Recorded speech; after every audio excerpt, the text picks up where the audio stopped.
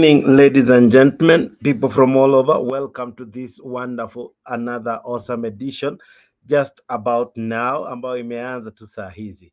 Karibu sana. Today I have another interesting one, another interesting show just about to happen right now. So this one is the one as well you don't want to miss. This one you don't want to miss. Well, I don't know about you, but the year is ending on a high, so next year I'm sure inaanza na bwembwe na mambo kibao. Zaidi ya yote, karibu sana. Happy New Year to you in advance. We are counting hours to the new year, so happy New Year to you in advance. Here at Africa, we wish you a very prosperous, wonderful, fantastic, glorious and well balanced year 2024. But as much as I wish you all that, 2024 inaanza na vituko, mambo na vishindo. So karibu sana kwa hii show. Tunayo show ingine fiti, show kali, show tamu. Hii show ni yako. Show umekuja kupenda, umekuja kulike, umekuja kuingojanga tu. Inapotimia hii masaa you tune in na unajikuta umeingia kwa hii show. Thank you very much, ladies and gentlemen. I'm looking at the other side of studio so as to have everything in order. But all the same, how are you, ladies and gentlemen? I hope you're well. Karibu sana kwa hii show. Your show has just begun. Your show ndio hiyo. Now I'm good, okay? Now it is you to come in. It is us to have this discussion, okay? I'll be telling you how to do that in just a while, but I need to make sure that you are all well. Nijuze hapo kwa comment section, uko vipi, uko aje Ushaanza shamra za kujiingisha kwa mwaka mpya? Uko wapi? Unatazama ukiwa wapi? Unapewa zako 2-3 mahali unakula kanyama choma mahali? Let me know, nijuze hapo kwa comment section. Lakini nina burudani kali, nina burudani safi, nina show moja fiti. Naona wengi tayari wamejaja, wengi wanatuma ujumbe in so many platforms that we are having. Asante sana our beautiful Kenyan people. Karibuni sana. Watu wa USA, karibuni sana. Watu wa UK, karibuni kwa hii show. Show yenyu ndio ishaanza. Watu wa Canada ni vipi? Karibuni sana. Australia mko? Karibuni. Wasee wa United Arabs, karibuni sana. Wasee wa wapi? Wa Dubai, wasee wa wapi?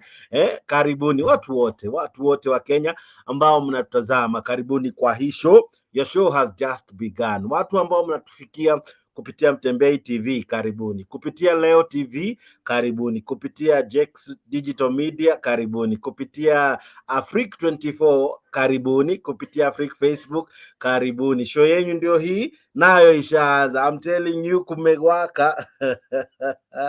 Tunamaliza moto na kuwasha, tunamaliza mwaka na kuwasha. So nakwambia 2024 itakuwa lit. I don't know if you remember how this year began, or rather the first few months of this year. We were here singing this song. I don't know if you were here. Now it began, now it began. Remember this?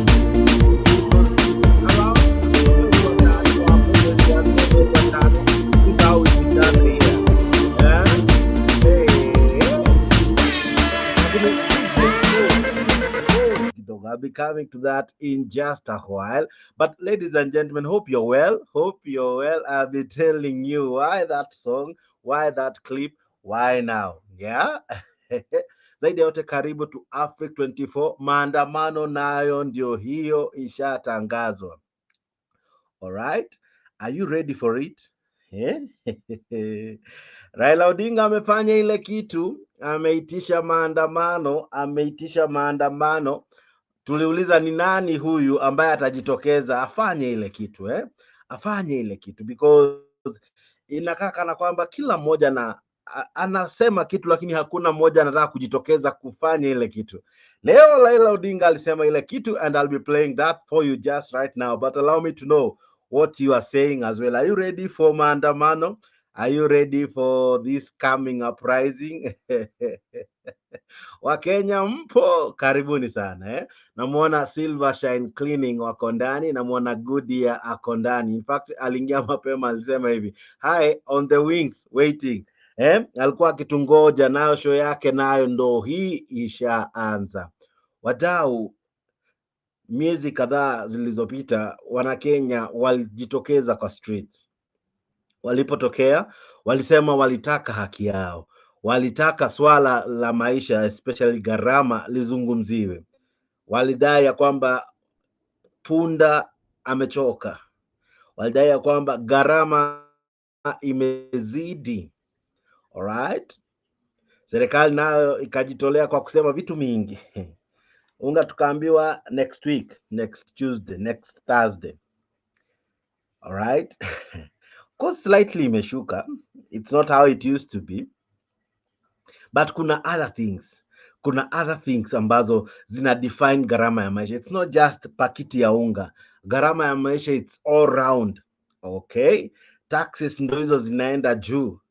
Okay. Levies zinaongezeka left, right and center. It will be expensive to get married here in Kenya. It will be expensive to own an ID here in Kenya. Owning a car will be kept for those who, to be a reserve for the haves. The have not, maybe mjaribu nchi ingine.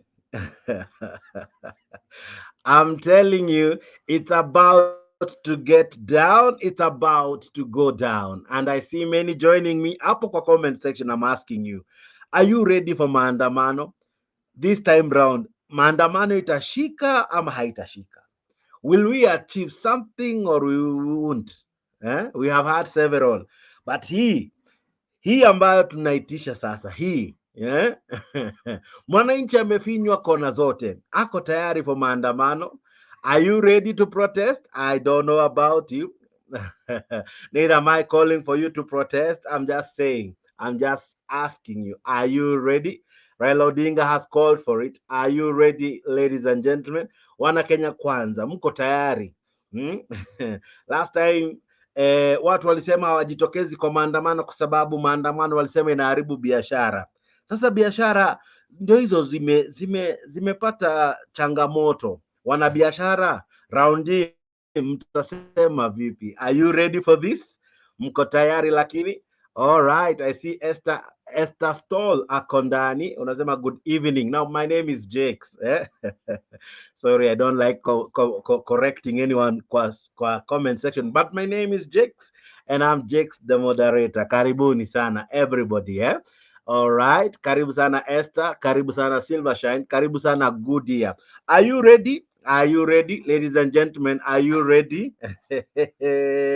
Kuna wimbo ambayo ilikuwa inanibamba hizo days. As much as I am not a pro-Azimio, neither am I a government spokesperson, but kuna song ya Azimio ilikuwa ni nice, especially those days. Do you remember this one, ladies and gentlemen?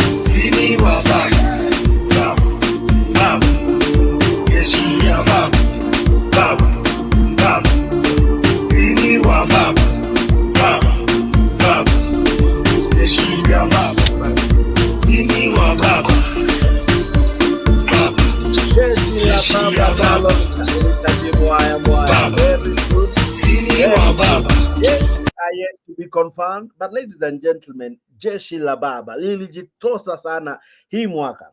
Next year mshapokea message nayo ndio imefika ya kwamba come next year wadau lazima tujitume kwa streets. Tunajituma kwa streets kwa nini? Tuna protest why? Kwa sababu tuko na issue na gharama ya maisha. We are protesting because kuko na hii swala moja ambalo limekuwa kizungumkuti. Swala la nini? Swala la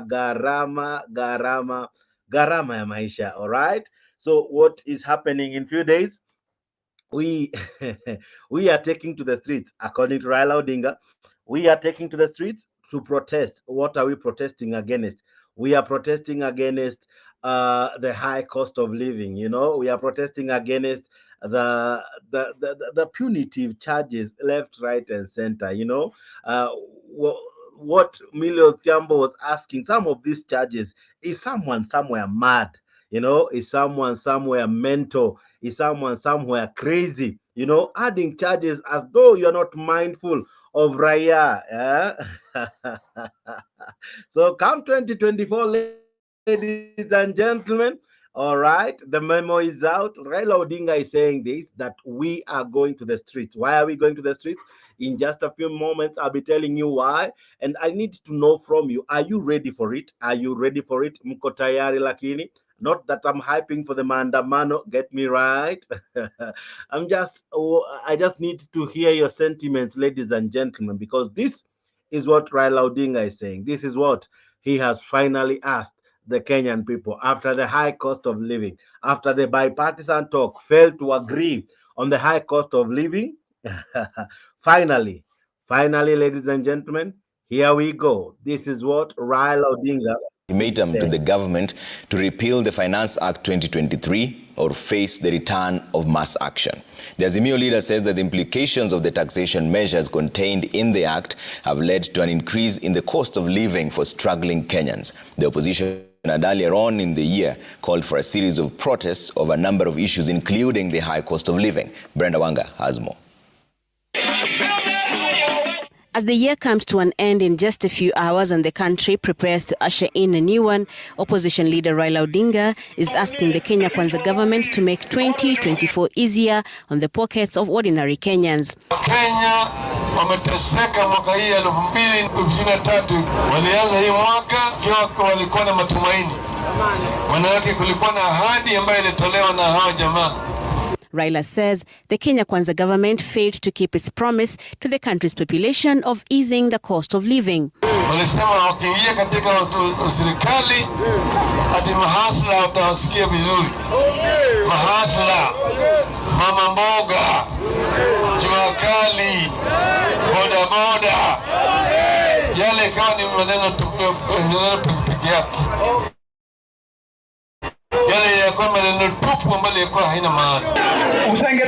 The opposition leader blames the rising cost of living on the tax regime instituted by the government through its First Finance Act that came into effect on the 1st of July this year. Now Raila says that law should not be alive in 2024. Tunasema mwaka mpya hii sheria ya kodi mpaka itolewe. Ile finance bill mpaka itolewe. Asipotoa hiyo finance bill tutarudi kwenye uwanja. Tutarudi uwanjani. Tufanye namna hiyo. The opposition had earlier in the year, between March and April, called for protests against the high cost of living, electoral reforms, amongst other issues. The protests saw tens of lives lost and properties destroyed and birthed the National Dialogue Committee that sought to address cross-cutting issues. The committee, in its report, recommended a raft of proposals aimed at reducing the cost of living, auditing the 2022 electoral process, and restructuring the Independent Electoral and Boundaries Commission. To return to mass action comes as sections of the Finance Act have been challenged in court and are awaiting determination. Brenda Wanga, Citizen TV. All right, ladies and gentlemen. Now, you have heard it from the horse's mouth. Of course, he didn't just stop there. He went on to tweet. I'll be showing you what he tweeted, but it is official. It is now official. 2024, it begins with a high. All right. Hapa Kenya, akukosi content. Akukosi content. Of course, you have to give it to a politician to create content day in, day out. All right. Are you ready? Are you ready? The cost of living. I'll be showing you what you should expect in 2024, what is bound to rise in 2024, what are the new charges you are expected to pay come 2024, especially for us who have children in school. Wewe nakwambia huku nje watu hawacheki bwana, watu chekeshi. The cost of living is an issue that many are grappling with. All right, I see Goodyear Kondano sema protest will only harm the poor. Okay, maoni yake Goodyear. Ezesh Mfinya anasema hivi, let the game begin, aka maandamano. Uraga Sports wanasema wako ndani. Okay, karibuni sana Esther, Silver Shine na everyone watching. Join me even as we have this great conversation. I'm about to be joined by panelists who will help me ngamua all this and many more. But ladies and gentlemen, we were here before. Yeah, I know you remember maandamano jinsi yalivyokuwa. I remember tear gas bwana hapa kule. Watu walikimbia huku kule, kimbi everywhere. Are you ready? I don't know. Are you ready? I remember one time jamaa alisema akona stock ya mawe. When maandamano ilisitishwa alifeel vibaya sana, alifeel vibaya sana. Now the good news for him is that uzuri mawe haina dead stock, so hii mawe probably atatumia somewhere, probably. Interesting conversation we are about to have. I see Laban Masiani anasema hi Jakes, tuko tayari. Wadau, are you ready? Mko tayari lakini? Mko tayari? If Raila says, you know what, it's time to go out. It's time for this financial bill to be abolished. But now we are almost preparing another one. So we are almost in another 6 months time thereabout. We are preparing another one. This one is already 6 months old. So even if we abolish it, the effects have already been made. Now, Raila Odinga didn't just stop there. I want you to listen in to some of the sentiments he's saying, because this is what he's saying, that Kenya is ripe for a revolution. And he is ready to take charge and lead us into a revolution. You, Mwananchi, are you ready for that? Are you ready? Listen to what equally he has been tweeting. Meanwhile, Azimio leader Raila Odinga has said the opposition will organize in the year 2024 to liberate Kenyans from what he calls oppression and exploitation. In a statement, Raila said the Kenya Kwanza government had failed Kenyans and hence the need for Kenyans to restore their dignity and well-being. Raila said he will build a coalition of citizens to plan, mobilize and organize effectively to reclaim the nation. On taxes and high cost of living, Raila said Kenyans continue to struggle with record high prices of consumer goods and petroleum, which had gone out of control as a result of taxes. The Azimio leader said the opposition will form a broad-based anti-tax campaign that will push for budget cuts to ensure Kenyans keep their hard-earned money. He also blasted the government over its education policies, saying learning was now in a mess. Raila claimed that under the Kenya Kwanza administration, support for free and compulsory education had stopped. He also faulted the government for allegedly delaying and reducing funds to support this sector. All right. Now, ladies and gentlemen, in a statement, Raila said that come 2024, a lot is bound to change. A lot. A lot. If you thought times were hard, you are in for a road shock. Times are about to be tougher. Why? Where do I even begin? Tuanze wapi? Kwa education. All right. Ladies and gentlemen, come next year, which is just a matter of hours from now, school fees will hike. This is not if or when, it will hike. Why? Parents and teachers have suffered, yes, correct. But now the teachers feel, you know what? Our schools can no longer struggle. We need to do something about that. The government is delaying capitation despite allocating over 650 billion in the budget for education. 650 billion. And of course, I say kwa sababu ya CBC and everything else. Despite all that, allocating 650 billion, kuna uwezekano education in Kenya itakuwa very expensive. You remember wali change stories of help, that it's now wanaangalia who to be given full scholarship, partial or whatever. It's no longer how you used to apply and get the scholarship. Now going to university, it will be difficult. You remember the other day you saw wanafunzi wakigoma kwa sababu ya help? Wait till January ifike. And if you think I'm lying, listen to this, ladies and gentlemen. Assembly. The petition by the Kenya Secondary Schools Heads Association, that is KESHA, seeks, among other things, to have school fees for all categories increased. As Shadrach Miti reports, principals want fees for extra county schools raised by at least 25,000 shillings, moving it from the current 40,535 shillings to 66,023 shillings per year. That my office has received a petition from one Mr. Indimuli. When the petition by the Kenya Secondary Schools Heads Association finally landed at the Speaker's desk a few weeks ago, it generated heated debate on the floor of the National Assembly, with members of Parliament castigating the Minister of Education for not allowing principals to increase fees, yet schools are not getting adequate funding from the government. The petitioner is concerned that despite the increase in capitation per learner, the government of Kenya subsidy for the free-day secondary program has consistently been lower than the actual enrollment. Whereas on one hand, head teachers are not allowed to charge extra fees. On the other hand, the government has consistently failed to remit the capitation money. So how then do you expect these heads to run their schools? There's always a financing gap of about 22 billion shillings in secondary school education funding. And therefore, that occasions the deficit. Mr. Speaker, if you get to know the figure that is given for exams, if you get to know the amount of money that is given for sports, it is so little, Mr. Speaker, that it cannot be able to run the education system. We've been asking the Ministry of Education why is it that we cannot get capitation in full?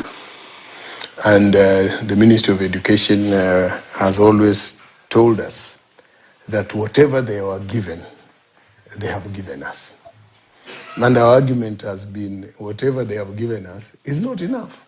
So where is the problem? If the ministry is saying they have given us everything, and we are saying we've not received, and therefore we need parents to come and chip in, and the ministry says no, parents cannot chip in because we are giving capitation.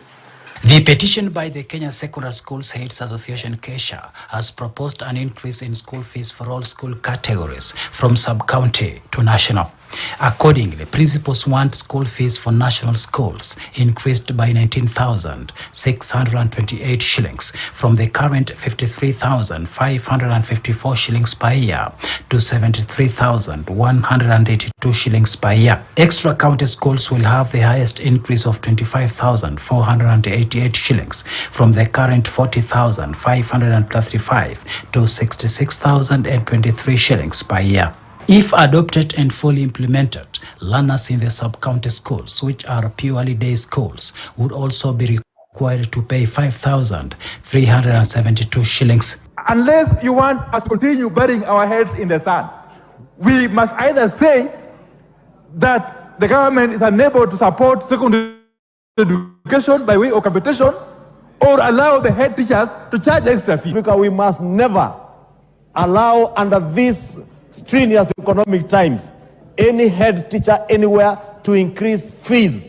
The government of Kenya should be able to pay school fees for all our children. The sub-county schools, where they are expected not to charge anything, and then this capitation does not come. You can imagine what my colleagues in those sub-county schools are going through when they are unable to have money to service whatever creditors they have. All secondary school learners are allocated 22,244 shillings per year. The government has been remitting less money to schools. Add this to the challenge of delayed capitation, and principals say their work is increasingly becoming difficult. The 2022-2023 financial year, 794,000 children were not being considered or were not being funded. Those that are on NEMIS. These numbers have been increasing from 2018 up to 2020, up to 2023. And as they increase, there are deficits in the funding. You have students in school whose funding has not come, but you have to take care of them. Shadrach Miti, KT News. All right, all right, all right. With me, of course, is Mr. G and many joining me as well. Now, also you can join us. It's not restricted. Someone asked me, kwani inakuanga restricted? It's not a restricted show. You can join us. Kutujoin kwa studio si ngumu. Kupitia link ambao ninakutumia hapo kupitia StreamYard. Hiyo link inaingia in so many channels. Inaingia kwa Mtembei TV, inaingia kwa Jakes Digital, inaingia kwa Africa 24, kwa Leo TV, kwa True TV, kwa Leo Facebook, kwa Africa 24 Facebook, kwa there's still another one, kwa George Facebook, all those channels. Ukiona hiyo link ukiguza inakutuma moja kwa moja hadi hapa kwa studio. We are asking ourselves, ladies and gentlemen, despite the challenges that we have been going through, the high cost of living, the fuel prices have refused to come down. Electricity prices are just crazy. And constant blackouts, just to mention but a few. Are you now ready for what Baba is calling a revolution? Yesterday we were asking, you need to watch yesterday's shows and other previous shows, that do we have someone who has the wherewithal and the ability to take Kenya from where it is and, marshal everyone and cause a revolution? All right. Raila Odinga seems to be answering that call, and he has now said, you know what, come 2024, hey, if the government fails to abide by removing the financial bill, and removing the housing levy and everything that has caused the cost of living to go up, they should prepare for Maandamano. They should prepare for a revolution. And that is why we have this show, ladies and gentlemen. I'll be playing more clips. I'll be playing more to explain this further.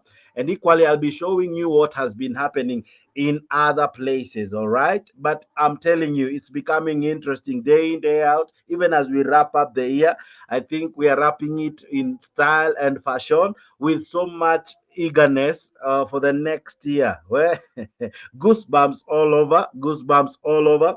Next year, kuna vitu kibao. The courts will be a busy place come next year. And Maandamano has been added to that list. Joining me just about now is Mr. G, helping me to discuss this among other panelists who are about to join us as well. All right, I see kwa comment section Penya Gaka ako ndani na ako ndani pamoja na jamaa anajiita Washington Ouma, karibu sana. Laban Masiani, I see you, karibu sana kwa show. Thank you very very very much bwana Laban. I see good year bado wako, namuona Labani wako pamoja na Nyagaka wanashirikiana hapo kwa comment section. Namwona Esh Mfinyi ako ndani, asante sana. Uragi, I see you. Uraga rather, na kuona. Stall, I see you. Silver Shine Cleaning, I see you. And many ambao mnatuma ujumbe hapo kwa comment section. Kindly remember to subscribe to Africa 24 so that this and many more can be what you get easily, because you will be able to access it once you are in the channel. So subscribe to Africa 24 and enjoy this and many other content. Bwana Mr. G, VP, hope you're well. I'm fine, sir. How are you? I'm fantastic. Karibu sana kwa show. Thank you, thank you. Sasa jana tuliuliza kama Kenya iko tayari kwa revolution, and leo baba amesema he will be the one to lead it. Kama kutakosekana, yeye ako tayari kuongoza watu kwa maandamano, kwa sababu sasa imefika shingo, imefika koo. Wakenya wamebanwa na swala hili la high cost of living, hiyo ni fees inaenda kuwa juu. Hata tujongelea NHIF ambayo sasa ni SHIF, ambayo sasa hata private hospitals wameanza kukataa kadi yetu ambayo tunalipia. Saizi ukigonjeka inabidi bro umejipanga. So let me ask you, is Kenya ready for maandamano? Are you ready? Wewe kama mwanaazimio, I know you are a diehard. Are you ready for maandamano? Okay, Jakes, before I answer the question, I think I'm happy with the mood. Your mood today is okay, and I'm very happy because naona umefurahia kabisa. Okay. Yeah, you're always happy, but today kuna vile umechangamuka sana, and I'm very happy for that. Okay, let me go straight to your question. You know, probably it is I my hope it is about Maandamano. I'm trying to figure out if it is Maandamano ama ni nini imeleta hiyo. Go ahead. Mori nashangaa Mori imetoka wapi Mori? Aya, sawa. Okay, now to go straight to the question about happy birthday, Mr. Jakes. Happy birthday. Yeah. Okay, now to go to our question today. The question is about revolution. This is something that I have been asking, and I said before I go to that question, there is a story that I wanted to share to you, and I think kuna ushaisikia story. I think it was about 2 to 3 2 to 3. Hello. Months ago, in a university, I'm having challenges. Nasikika. I'm having challenges with the bundles. Nasikika sahi. Uko sawa. Okay, sawa. There's a young man who was a university guy. Alijichoma. It was around 2 to 3 months ago in Mombasa. Sijui kama ulisikia. And that guy, I remember. Yeah, and that guy after kujichoma, nothing happened. The guy alichukuliwa akapeleka kwa hospitali pale Makadara na alikuja akakufa baadaye akazikwa. So I wanted to talk about this revolution. This is a revolution that we are talking about, and I wanted to compare it with that one of Jasmine.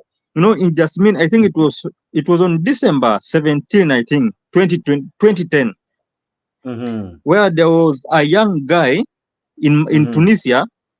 He was an age of around 26 years. That guy alikuwa ni jamaa anauza fruits and vegetable. He was just a vendor in the street in Tunisia. And while he was working, he was going around doing his business and everything. A policeman insulted her, and insulted him, not her. He was a man. Insulted him, and after insulting him, the guy was so disappointed with the way he was mistreated. Akaamua ku visit a local municipal office pale Tunisia. Wakati alienda pale akijaribu kureport because he wanted to speak out what amepitia because akufurahia. Those guys did not listen to him. Now because they did not listen to him, the guy akatoka tu nje ya hiyo ofisi tu nje tu hapo tu kwa municipal office, local office. Akaamua ku set fire on himself na akachomeka. Wakati alichomeka hapo a group of people masses zikaanza demonstration. Hapo zikaanza demonstration. Do you know demonstration ilianza that day, and from that day ilienda mpaka ikafika January. Nakumbuka wakati ilianza hivyo ikiendelea kuwa intense, ikiendelea kuwa intense on December 24th. On December 24th hiyo protest ikawa sasa imeenda kwa kila kona ya Tunisia sasa. All right. Every corner. Yeah. Na hapo ndo wakati sasa a policeman aliamua kushoot mtu. I think it was a direct kwa inaitwaje hiyo command from the president and the team. Wali command kwa jamaa sasa waamue kuuliwa. Na hapo ndo polisi aliua mtu wa kwanza aliuliwa on December 24th, ndo mtu wa kwanza kauliwa.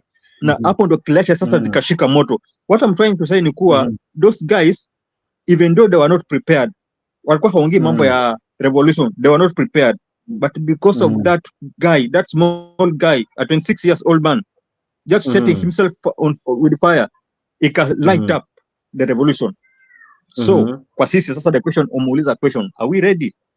I'm not sure if we are really ready, kwa sababu kuanzia kwa ule kijana ambaye alijua, unajua ule kijana alijichoma akiwa Mombasa na alikuwa anasema kuwa amekasirika kwa sababu watu wana mistreat Raila, watu wanatumia Raila vibaya, watu wanaongea kwa Raila vibaya, watu wana mistreat Raila. That's the cause of that guy who set himself fire hapa Mombasa, and nothing happened. Sahi maisha imekuwa juu, kila kitu iko juu. Baba is talking about the cost of living. Yeah, the cost of living itatufanya tuende kwa street. So this cost of living itatusukuma kwa street. Even me, I'm still asking myself, are we really ready for revolution? Because bado sioni. Huyu mtu wakati tutaanza kupiga watu marisasi, I don't know. Maybe let's wait and see. Let's wait and see, but for me at the moment bado sijaona kama tumefikia ile kiwango ya kufanya revolution kwa sahi. I'm still doubting. All right. Now, this is the statement from Raila Odinga. He says, "We will liberate ourselves from oppression and exploitation." Now, we have tried this, and actually, if you remember March 20th, these were some of the things we wanted to do. We wanted to liberate ourselves. All right, that's what I'm putting myself in that statement, because I have the statement here reads, we will liberate ourselves. So as a moderator ni tricky nijitoe kwa hiyo statement, maybe niseme wanaazimio maybe I think that will be better. Wanaazimio will liberate themselves from oppression and exploitation. Now, from oppression, they are talking about the taxes, they're talking about the levies. Exploitation, they're talking about how they have been raised to some levels that Millie Odhiambo asked the other day, is someone mental? Yeah, has someone gone berserk? Has someone lost his mind and just chosen to raise things bila hata kufikiria? You remember the levies we were talking about za magari owning a car will be very expensive. Now we are now talking about school fees come January. We are talking about hospitals, especially private, wameanza kukataa NHIF card. So mwananchi anapotelea wapi hapa katikati? Gharama ya maisha, mshahara yake haijaongezwa, taxes zimepanda, vitu zimepandishwa, na Nakumincha pia alisema kukatwa hiyo ada ya hospitali itakuwa 2.75 of gross of gross salary. Now, because of all that, Raila Odinga is calling for a liberation from all this, and he says we ourselves, sisi wenyewe ndio tutajikomboa.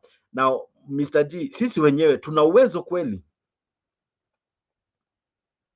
Uwezo huko Mr. Jex, uwezo huko. Wakenya, you know, this is something that we are given by our constitution. Protest, picket, this is something that we are given by our constitution.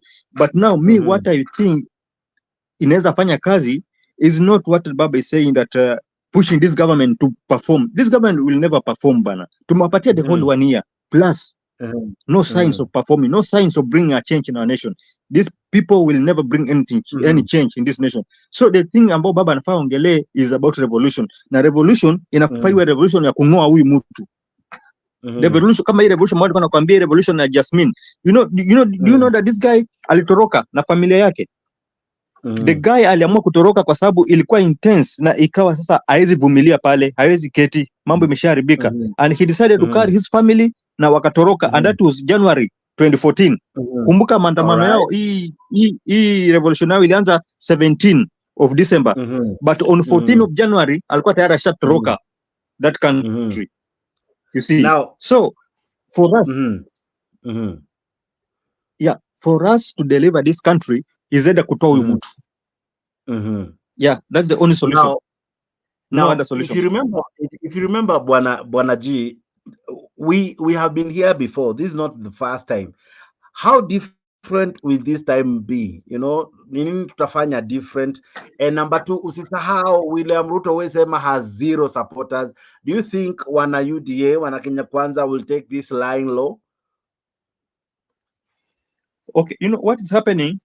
As much as tunaweza sema kuwa he has supporter. Yeah, he has a support base, sijakataa.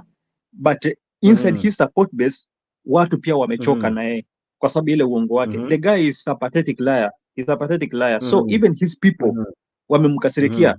Ile namba ambayo alikuwa nayo before 2022 election na ile namba ambayo iko sahi on his back ni tofauti kabisa. There are very few people. So what we are still asking ourselves ni kuwa the same question ambayo umeuliza, what will be the difference? The difference I think is when people will decide, waseme sisi tumechoka na huyu mtu hawezi kutusaidia kabisa, sisi hatumtaki sasa. It can happen kwa sababu uwezo huko. The problem ni kuwa wakiogopa kwa sababu simekwambia kwa ile revolution ya Jasmine watu waliuliwa. So on this again pia watu watauliwa kwa sababu Ruto hawezi kubali. Unaona? So people will be killed again.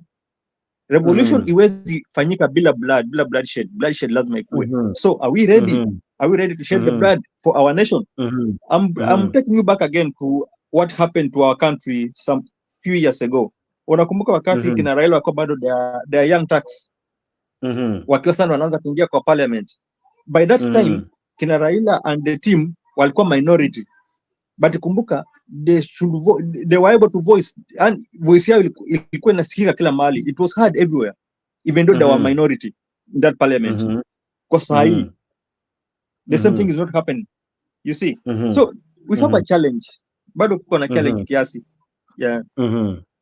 Now Tifo walisema parliament imefeli or parliament haina mnato ama sumaku ya kuvuta kutishia serikali. Wakasema pia opposition pia imefeli. Now with this, will this bring, is it like a wake up call to the opposition to wake up and pull up its socks in terms of how it has been doing its business? Nikana kwamba wamekuwa wakideal na hii gava with baby gloves. Is it time that they remove the baby gloves na wadeal nayo ana kwa ana? Sorry Jex. Na kuuliza aje yesterday we looked at a report where Tifa ilisema the opposition has not been performing, and wakasema pia parliament na senate equally has not been performing. Now with these calls for maandamano and liberation, is this a wake up call on the opposition side or on Azimio side, so as to, you know, because nikana kwamba wamekuwa wakihurumia hii serikali. Hii serikali ilisema imepewa muda, lakini badala ya kufanya vitu viwe bora, vitu zinazidi kuharibika. So from where you sit, is it a moment that the opposition is rising and it's taking its rightful role in putting the government in its place and of course removing the baby gloves? Exactly. In fact, that is a waking call. Kwa sababu hii nini opposition ama Azimio ilikuwa haisikiki. Wamekuwa quiet kabisa, walikuwa hawasikiki. Although wamekuwa create some issues, but still haikuwa that vocal sana when tulikuwa tuna expect iwe. But sasa kwa sasa hivi wanaanza kuongea, I think wanaanza kuamuka sasa, and that is a great move. Kwa sababu they need to voice up, they need to voice out. Na hii voice out ni lazima wasimame. Vile baba anasema kwa next year si mchezo, inafaa iwe hivyo. Si mambo kuwa cool, kuwa luku mpaka tunashindwa kuelewa kama baba ameingia government ama hajaingia government. Anafaa jitokeza aonyeshe kabisa hayuko kwa wale. Yeah, he's not supporting those people. Unaona kama we had, I think leo kumekuwa na mkutano kule Western Kenya na ile chama ya Wamalwa. Umeona mpaka Wabalua wameanza kusema Wamalwa anafaa awe kwa ballot. Wanataka Wamalwa awe kwa ballot. Kwa sababu gani? Kwa sababu Wamalwa ameonyesha kuwa he's with the people. Kwa sababu that showing that he's with the people, to me, I know Wamalwa cannot be a good president. Wamalwa hawezi kuwa a good president. Yeah, kwa sababu bado hajafikia that stage. Ana hajafikia hiyo stage ya kuwa good president. But those people, because of his move, endelea ni vizuri awe kwa ballot paper. Why? Kwa sababu ameonyesha. Yeah, tunafaa tuonekane kabisa, tuonyeshe kuwa sisi tuko na wananchi wa kawaida, tuko na watu wa chini, tuko na hawa hustlers, then tutafaulu. Alright. Fantastic. Anajiita jamaa Mr. G. Tayari nina wengine wamenijoin, napenya Gaka, najua yeye lazima atanipa sera zuku za UDA, lazima atanieleza why we shouldn't go for a liberation. He'll be telling me about that just now. And equally Leo Nyabaya, I'm almost certain atatilia mkazo what Raila Odinga has said, but hey, sijasema wataweza sema, maybe watu wanaweza kuwa wamechange mind. We have a way of people changing their mind left, right and center. You never know, but for you to find out, just stick around. But before even I bring them, allow me to appreciate many who are tuning in and joining us in this great conversation we are having. I see Goodyear Akondani anasema hivi, protests are a waste of time because it's like recycling what is unrecyclable. All right, Azimio needs to calm down and sort out the infighting first and be real. Oma Ochieng Washington anasema hivi ya kwamba maandamano is authentic because people are tired with Zakayo's fake promises. Maoni kali ya wajamaa hapa, na nashukuru sana. Naona wengi pia wana like hii video, lakini zaidi ya yote fanya hivi, usiruke mwaka kama hauja subscribe to Afrique 24. All right, thank you very much. Bwana Leo, let me come to you before I come to Penyagaka. What do you make of Raila's call for a revolution, for us to restore hope and faith in our country? He says that 2023 has been a year where many have lost hope in their own country. Many feel despaired, many feel hopeless. And he says it is now time for us to liberate ourselves from oppression and, of course, from exploitation. And, of course, he has now called out for nationwide Maandamano. He'll be calling out the dates very soon. He has cited the high cost of living and the financial bill. If they are not revoked, the ultimatum is this one, that we should be going to the streets anytime from when he says. What do you make of all that? I'm sure it's a mouthful, but you are able to pick the question therein. Thank you. Thank you so much, Jax, and good evening. I don't know if I'm clear. Yeah, you're very clear. All right, thank you so much. Thank you and good evening, Mr. G. And I've also seen my senior Pen Nyagaka, and to the viewers who are watching this show this wonderful night, just a day before we wind up the 2023 and get to 2024.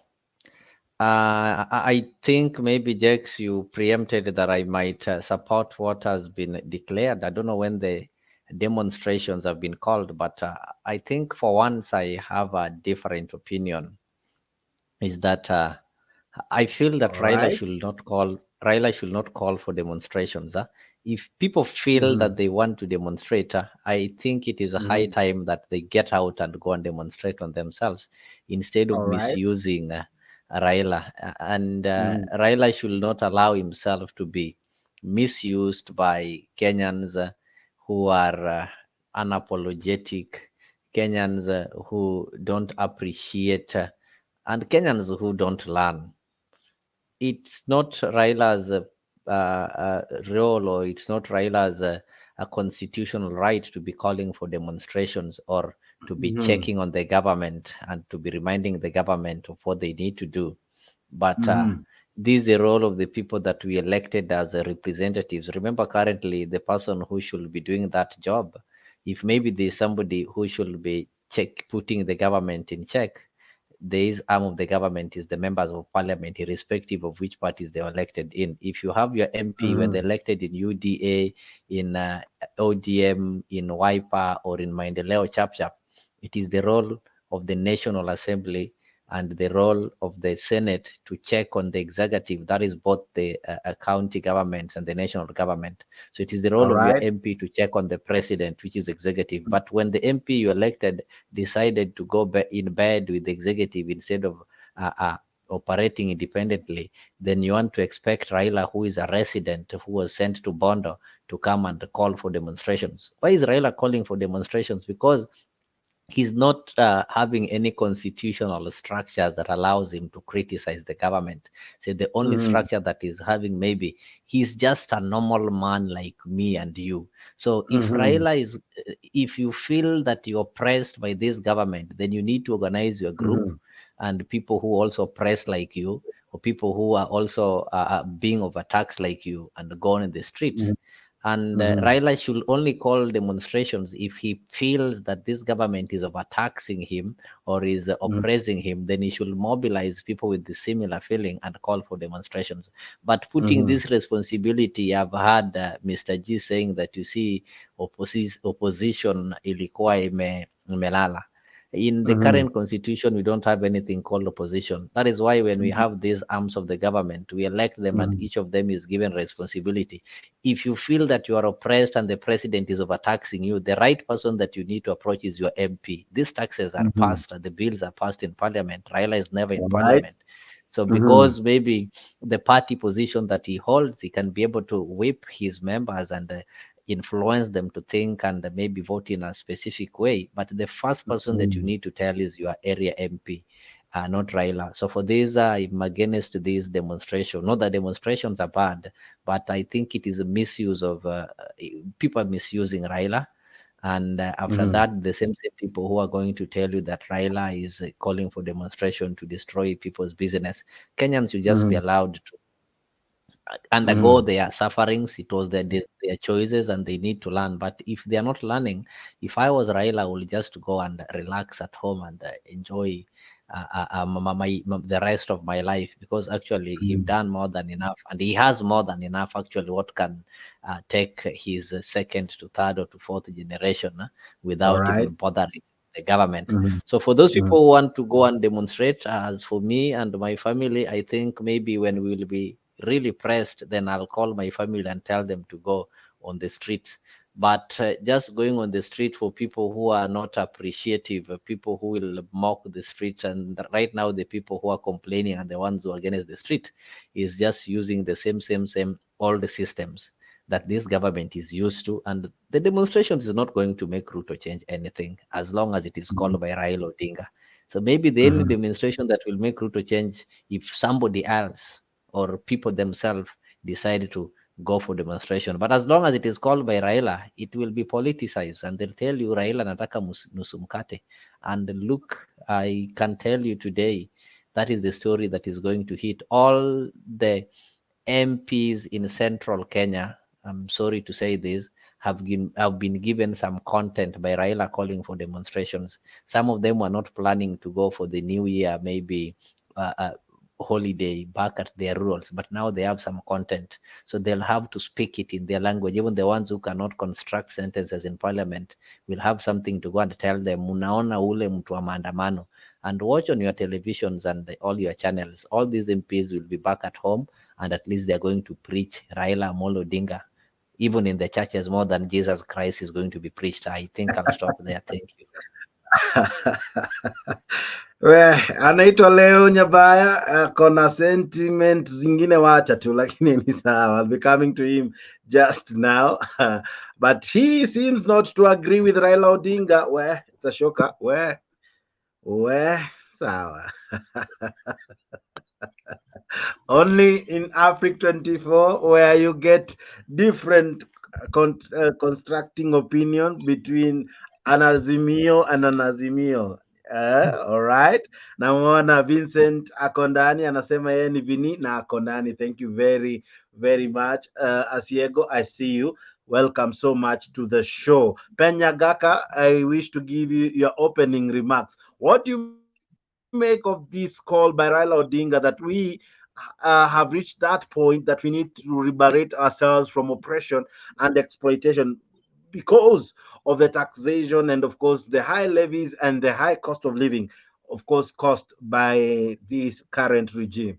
This is a regime you have really championed for, but what do you make of his cause right now, Bwana Nyagaka? Thank you very much, Leo. I'm in Jax, and very good show as usual. Thanks very much.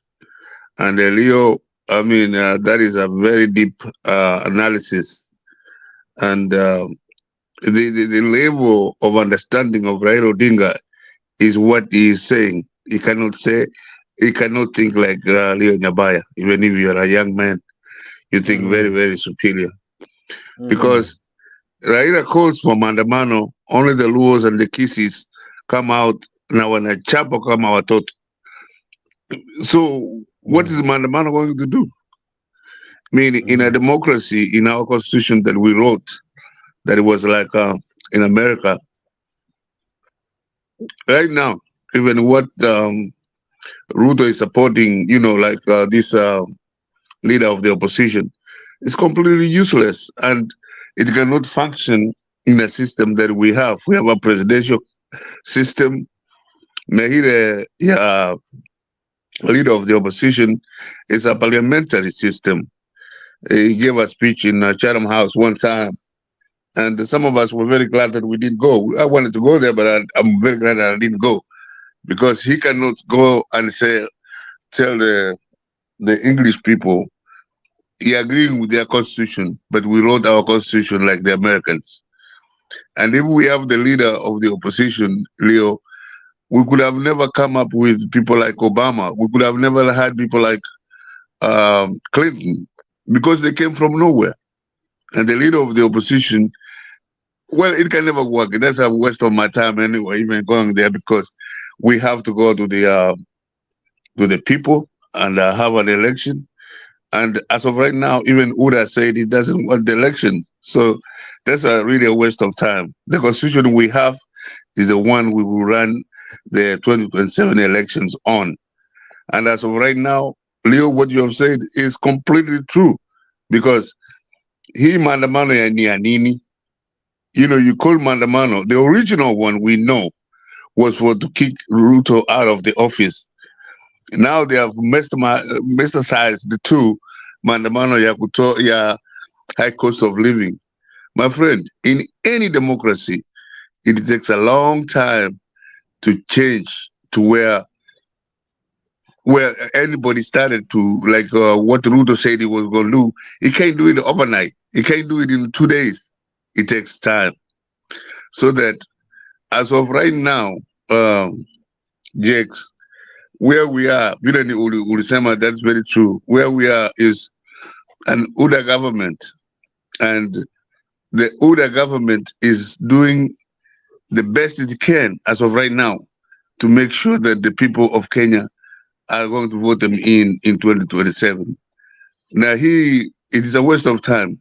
And what Raila is doing is a waste of time. He's not gaining any more people than what he got in 2022. If anything, he's losing from the coast, from the Luyaland, everywhere. And yes, Jakes, they have so many bloggers, ODM, about is feeding these people a bunch of lies. And that, my friend, will never, ever win Raila Odinga any elections, as much as they have those bloggers that tell them what they want to hear. So that, Mr. Checks, Mr. Jabaya, your show is very lovely. I like it. We like sharing with it. But yetu ni kusema kwamba where we are is a wonderful place, and it is a bottom-up economics. It is to sell people like the Kenya Pipeline. Those people who run the Kenya Pipeline are hired by the people from the Ministry of Energy. So they are sitting there at the pipeline and they're throwing all the kickbacks to the people that hired them in the ministry. But if we sell that company, it will make a lot of paper money for the Kenyan government. And in most institutions, in most countries, the government waste money.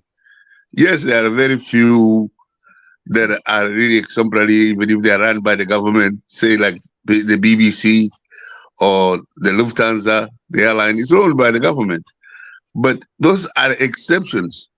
But 99% of those companies in most countries that are democracy are run by the people of those countries in a free and open society. The way Kenya Airways was sold, the way KBC, Kenya Commercial Bank was sold, the way the telecom was sold. And it is not only the foreigners that buy it. It is the Kenyan people who sell coffee over there in Kisii, people who sold tea over there in Kisii, so bought into these companies, and they are making money every month. So that let us pursue. Let us pursue what we have said. But if it is a long-term plan, they have to change serikali. Let us follow what Jakes said. Now, I don't think that Raila Odinga has the capability of understanding that this takes time, you have to plan this way, that way. No, he just, whatever he's fed with. I mean, Raila could have even won the election in 2022 if he did not have Kenyatta to cover for him, who had run all the people from the Kikuyus from Nairobi town, who had, was competing with them. Look at the Keroches, all of them. And Raila hired him. For what? And he lost the elections on and on and on and on. Even when, Jakes, even when you were not there last time, hii wanasema ifunguliwe, servers ifunguliwe. Jakes, you guys are in the media, you should look into that, because when the court was going on, the servers were open, and it was the ODM had a guy like named Joroge. I have a report. Jakes, I have a report. I'll give you Mr. G. Yeah, wacha nimalize kusema kwamba the servers were open, even if they were negotiated in limited form from UDA and from ODM. They were negotiated. And they had somebody like by the name of Njoroge, who was ahead of ICT in East Africa, that was in charge of ICT of ODM. So what servers do they want to be opened so that they can be free? They will not win these elections if they follow what Nyabaya is saying. They have a chance, but if they follow what Raila is saying, no chance at all. So you're starting next year by Maandamano. Maandamano, this time for what? Every Maandamano. Yeah, we have it in our constitution, but you have to have a reason why you have that Maandamano. Lakini hii Maandamano to lower the price of commodities and stuff like that, my friend, we cannot take those kind of dictation. Thank you very much, Jackson. Well, I'm sure Umerab so many guys up. Well, let me first give him an opportunity to rebuttal, and then I'll ask him questions as well. And now I'll come back to all of you guys and ask questions. But Mr. G, you seem not to agree with Penya Gaka. Yes, I don't agree with Nyagaka, even though some things ameongea ambazo unaweza kubaliana naye, but there's some things ambazo ameongea that I won't and I cannot agree with him. Kwanza, kitu ya kwanza ni kuwa Baba is losing. Ati Mombasa siji Baba is losing Mombasa, Baba is losing Western, Baba is losing siji where. Nyagaka, I don't know if you are in Kenya, because the way you're speaking, I'm sure you're not in Kenya. Right now, watu wengi sana wamekuja Azimio kutoka kwa UDA. Most of people ambao wamekuja kwa Azimio sahi wametoka kwa UDA, na wanatoka wakisema UDA imewafail, UDA imejaa na uongo.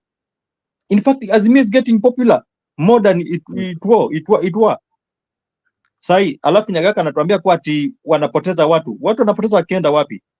Azimio imechukua watu wengi sana. The only thing ambao inatufanya tusikike sana ni hii mambo ambao ina mgogoro kidogo kwa Azimio. That's the only thing that is affecting Azimio, hiyo mgogoro kidogo. But UDA, in fact, naona kuna kitu make hapo, UDA has collapsed. It's true. A lot of people are running away from UDA. Those people, they don't even believe in this guy. Wamemkataa kabisa kwa sababu uongo imezidi. So Nyagaka, I have to correct you. Azimio is not losing. It is gaining. Another thing, umeongea kuhusu maandamano. Maandamano is not a bad thing. Maandamano is not a bad thing. In fact, the only thing that can deliver Kenya sahi is maandamano. If you want to have a change in Kenya sahi, is only maandamano. When we talk about ballot, with the current situation about tuko sahi, still huyu mtu atabaki, hata 2027 still atabaki. So when we talk about maandamano, we should talk about maandamano and talk about revolution. And revolution ni ya kumtoa. That's why I was talking about that revolution of Jasmine revolution. We talk about even tunaweza mngoa huyu mtu aende, but about maandamano is something that it is in constitution. So tuseme kuwa Raila ameongea kitu ambacho haitatusaidia. Another thing Nyabaya ameongea kuhusu, okay, I see leo ameinua mkono leo, maybe no, but finish up. All right, let him finish come up immediately after you. Okay, watch Leo, but I'm still around. Donate nafasi yake. Jax is okay. He donated this time.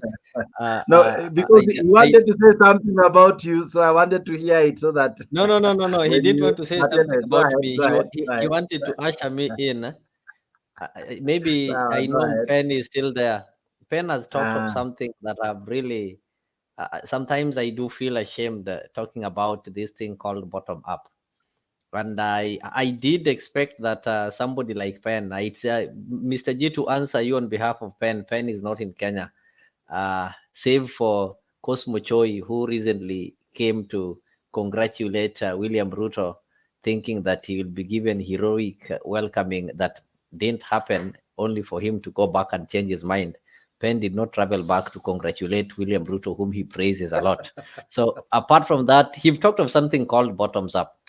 This bottoms up, I think, is a narrative that even the people who are selling it did not understand. And the people who bought the bottom up are the most illiterate in the society, or the most vulnerable, who were just excited by the term bottoms up, because those are some two English words that when somebody uses, it tries to make sense to you, when basically you just take them literally, like you are getting from bottom and going up. So if Pen, what UDA is doing currently, or Kenya Kwanza, is not the bottom up a model that they campaigned for, which bottom up allows you to reduce the fuel of jet fuel, like fuel ya ndege unapunguza, which is a fact. I think you'll refer to your information. Alafu unaongeza diesel. So then you come and ask yourself, nani anatumia ndege? Ni mtu wa bottom ama ni mtu wa up? Mtu wa bottom anatumia diesel, umeongeza fuel, bei ya diesel, alafu umepunguza bei ya fuel ya ndege. Nani umesaidia? You reduce or remove some taxes in importing the spare parts za ndege, hizo choppers hizo unaona kina Raila, Orengo na Ruto na Murkomen wanatumia. That is why most of them are using them currently. Alafu naongeza tax kwa spare part ya pikipiki na spare part ya mkokoteni. So is that one bottom up? So this thing called, this kind of nonsense called bottoms up, I listened to one Professor Nyong'o called it a cliche. So a cliche are those terms that people just use. Nizile matamshi. Yeah. So the best bottoms up that we had was this thing called devolution. It was the real bottom up that removed money from the national treasury, whereby corruption was left for the few and they devolved it. Now at least even the people at the county can participate and share the proceeds of corruption. Yes, there is corruption, but initially this corruption that you see was being decided at the national table, whereby if you are not close to the president, you will not be able to get these tenders and whatever. But now it has been devolved. Even though we say, yes, there's corruption, but this corruption has been devolved to the county level, so the proceeds can be felt by the people at the bottom.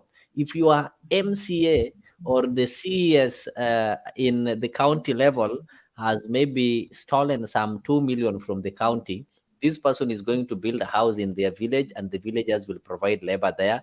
This person is going to buy alcohol in the village bar there, and the waiters and everybody who is there is going to enjoy a Devon Mama Boga there. Unlike the other days whereby this money will be stolen at the national level and being spent in Nairobi, ama waende Dubai. So we appreciate the bottoms up that was introduced by the drafters of the 2010 constitution. That is the bottoms up that I understand that if strengthened, we should listen. Jex, you will remind us when William Ruto was in Busia and was pleading with Okiya Omtata not to take him to court. He knew very well. I'll do all that because the only thing that can save Kenyans right now is not even the demonstrations. The only thing that can save Kenyans now is the courts. And if the courts, the day the courts will fail us, then I'm telling you, Kenyans are going to be doomed. I know William Ruto, if you follow William Ruto very well, he's not that man who will listen to demonstrations. He's not that man who will listen to you making a lot of noise. He's that man who will use force. This is a man who used force, who corrupted people, who even, I don't want to say, but you know the obvious, some people even got disappeared for his case to be dropped at the international level. So what do you think he's going to do at the national level when he is the commander-in-chief of the armed forces with a sword, which he tells you was not meant ya kukata nyama na kukata sukuma wiki? So we need to think beyond that. So the only demonstration is a demonstration, not demonstration, but something that we fear talking of called revolution. But Kenya is not ready for revolution at this level because our politics is still tribal. Our politics is still based on tribes. That is why even if today Nyagaka is not feeling well at home, I know he's having a lot of calls. People want school fees back at home because they know he's abroad. But he will not point a finger at William Ruto and tell him that, these schools should be funded, simply because his very own is the cabinet secretary of education. Hata kama msaidie, lakini kusikia tu machogo ako pale is enough for him to suffer. as things get worse. So that is why we are not yet ready for revolution. But the day Kenyans will be ready for revolution, that is the time that Kenya itakombolewa. Lakini politicians hawatakomboa. All right. That's a mouthful. Just a moment, Nyaga. Mimi nataka munisaidie mahali moja. Munizungumzie huyu seneta wetu tafadhali. Bwana Omutata. Wewe sasa unataka kunipeleka kotini. Na ile kazi mimi nafanya ni kupangia watu hawa ajira. Kwani sasa utaki hawa watu wapateko kazi, please. Hokia, tafadhali. Ama namna gani jameni watu wa Busia? Nisaidieni jameni, mumuongeleshe huyu jamaa apunguze mambo ya kotini. Yeye amesema ni rafiki yangu na ni kweli ni rafiki yangu. Ama namna gani? Tunaelewana? Na unajua uzuri ya huyo Kia, hata akinipeleka kotini si mbaya. Kwa sababu yeye hajapanga kuharibu biashara ya mtu. Si ndio? At least hajapanga maandamano. Unajua kuna wengine wananitisha ati usipofanya hii tutapeleka maandamano. Sasa hawa wengine ndio wabaya zaidi. Eri huyu okay?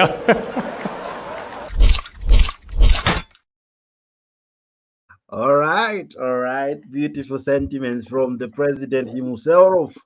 All right. Now, Bwana, Mr. G, I want to come to you now. Let's come back to the conversation before you guys went to bottom up and all that. That is not what we had prepared for.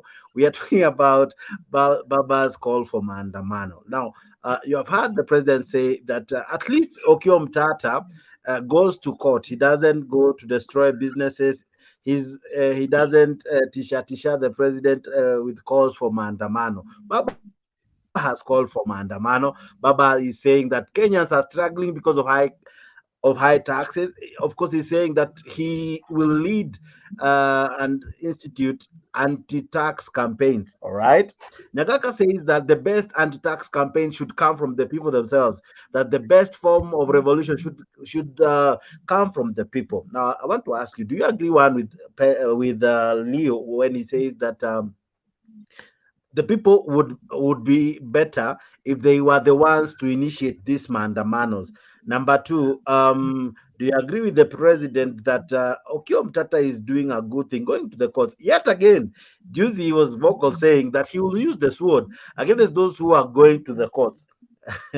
So this is a president who speaks from both sides of his mouth, but then again, him saying that Maandamano ni mbaya, but going to court is okay. But then when you go to the court, he will use his sword. So as Mwananchi, where do we stand? Do we go with Baba's calls for anti-tax campaigns? Do we charge ourselves and do it as Leo is saying? What can Mwananchi do? Okay, Jex, I will agree with Leo on what he said about mwananchi mwenyewe ajitokeze. That one I will agree with Leo. But on the issue ambao Leo amesema kuwa is better we use courts. I can tell you courts will never deliver us. Kwanza, listen to what jamaa amesema. Jamaa amesema afadhali Mtata because Mtata takes him to court. Lakini wale wengine ndio wabaya sana, wale ambao wanatisha maandamano. Do you know that maandamano always paralyze everything? In fact, in the city of Nairobi, shut up even economy and everything. It shut up. So Maandamano, it is a threat to this guy. Na anayogopa sana hiyo Maandamano. It is a threat. That's why he always use like bullet to kill our people. But the only thing that can bring change in this country is that tool called Maandamano and that thing called revolution. So Maandamano and courts. Courts, mtu anapenda kununua court, anapenda kununua watu wa court sana au majudges. Juzi wakati aliongea kuna our petition ambao tulipeleka kotini, hii mambo ya house levies and everything. Do you know that even though courts ilisema kwa hiyo kitu is unconstitutional, but ikatuambia tuendelee kulipa, asi napatia hawa jamaa time, iliwapatia sijui how many days till is it January ama February? So January courts 11. will never deliver us. Yeah, so these courts will never deliver us. Hii ni kitu iko kwa mfuko ya Ruto. You see, hao watu wote wako kwa upande wa Ruto watatudanganya, lakini ikifika town itapita tu vene nini ilipita vene hiyo nini hii inaitwangaje financial bill vene ilipita, tutazungusha lakini mwishowe itaruhusu. So courts in Kenya cannot deliver us at the moment. Courts hiyo tutoe kwa akili yetu. The only threat ambao mtu anaogopa, ambao Ruto anaogopa ni maandamano, and that's why he always use live bullet kutuua. Bwana Nanyagaka, Yes. does Ruto fear maandamano, and now has he taken captive with the other source, or rather with the other solas that Kenyans have, that is the courts, as Bwana G is saying? Bwana G accused me earlier, and you didn't give me a minute to rebuttal. Now I'm Mr. giving G, you the minute. yangu Mr. G ni kusema yangu Mr. G ni kusema kwamba I know we are very unpopular right now. UDA is very unpopular. Even the call for a referendum, UDA refused because bila Nyabaya amekwambia siko nyumbani, lakini mimi nazungumzanga na Machogu na Mudavadi. Those are personal friends. Lakini that's beside the point. The real point is that Maandamano, Jakes, Atuyogopi, that's why Kindiki is there. That's why Kome is there, the IG. That is their job. The Maandamano that you are calling for, the original one vile nilisema ilikuwa ya kutoa Ruto kwa ofisi.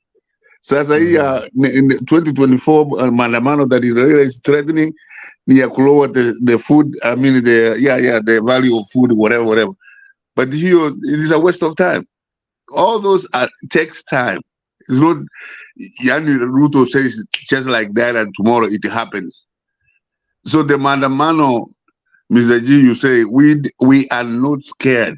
And in 2027, some of us pray to heaven that we get Raila in front of us, and that we will beat him the same way.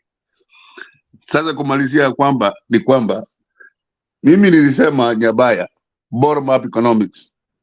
I went to college for that in the 70s. The guy who started the World Bank, IMF, Keynes, he predicted Second World War because you cannot tax people so that you can raise funds for the government.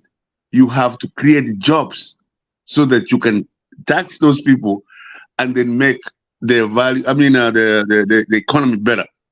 That's exactly what we're doing. He best about the money that Sorry, it's always not my character to interrupt. You've said a good thing that I have to agree. You cannot tax people, and the book you're saying, no country has ever grown by taxing citizens. What they do, you create or you widen the tax base. But you have to agree that is what is supposed to be done. But in Kenya, they are not doing that.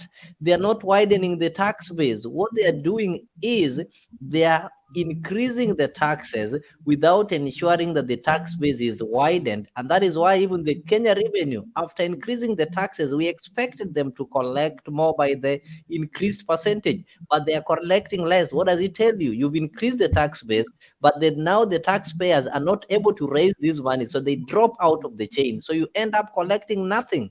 So that is what UDA is doing. They're having an idea, good in paper, but what they're practicing practically is different. In papers, in their manifesto, it is really clearly written, we are going to create jobs, we are going to raise the tax base so that we can be able to collect more. But instead, what are they doing? They are saying that you now have to pay 1.5%. Your employer is paying 1.5% so that we can be able to build affordable houses. Uhuru Kenyatta and William Ruto did the same houses with the HFC, the Housing Corporation, the HFC Bank, and I think they're almost done. Some were done in Pangani. I saw some in Komarok. Those ones I saw physically, and I even interacted with the banks that were giving them at a similar price that the hustler is promising. But nobody was taxed. Uhuru was able to build the private city. Let me call it private city because that is what UDAs and Kimani Chungwa have made Kenyans to believe. He built a private city. Yes, if it was a private city that was built by private investors and they built affordable houses that is going to charge equally the same amount if you take their mortgage, the same amount with the UDA one. They didn't even collect a single cent. So why do you want to take a Kenyan, the public land, give to a private investor, take money from people, then build houses?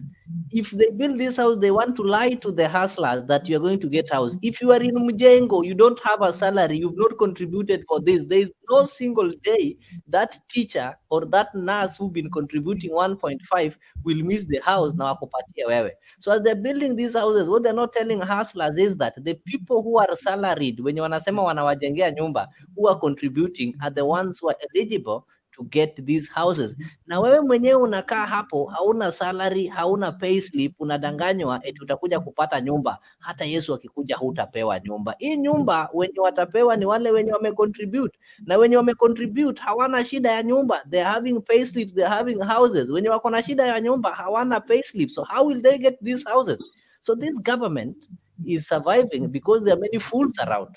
If you reduce the number of ignorant people in Kenya, I'm telling you, UDA will not even finish a week in the office. Thank you. Just to add something before Penny. Can I add something before Penny rebut? Go ahead. Go ahead. You know, Penny talked about giving this government time. We have given it time more than 1 year plus, and I wanted to disqualify his statement kwa sababu when we go back kwa time ya Kibaki in his manifesto he talked about free school education, the primary school education, and it only took I think 1 month or 2 months and he was implementing it. So when Nambaya is talking about not Nyagaka, when Nyagaka is talking about sijatu tuipatie time, tutapata time mpaka lini? The guys wamefail kabisa. In fact, they don't show even a sign kuonyesha kwa they can revive this economy. Kila siku the rates of dollars inaendelea kupanda kila siku, economy inaendelea kuwa mbaya. So there's no way this government can deliver his people, the hustler. Haitawasaidia. If it's about implementation, they have no policies. They don't know how to govern. They don't know even how to run the government. Wamefail because people kama kina Kibaki, it took only 1 month, 2 months they started implementing ile ambayo kama kwa manifesto yao. So this issue ya time hiyo tuitoe kwa akili yetu. Hii government hata tupatie miaka 20, there's nothing it will do. Hiyo ilisha fail. Right. Another thing I wanted to talk about Nyagaka leo. Okay, go ahead, Mr. G. Yeah, there's something that Nyagaka talked about. Yeah, the other point that Nyagaka talked about, I'm going to disapprove. There's a saying that goes, if you want to know somebody, look at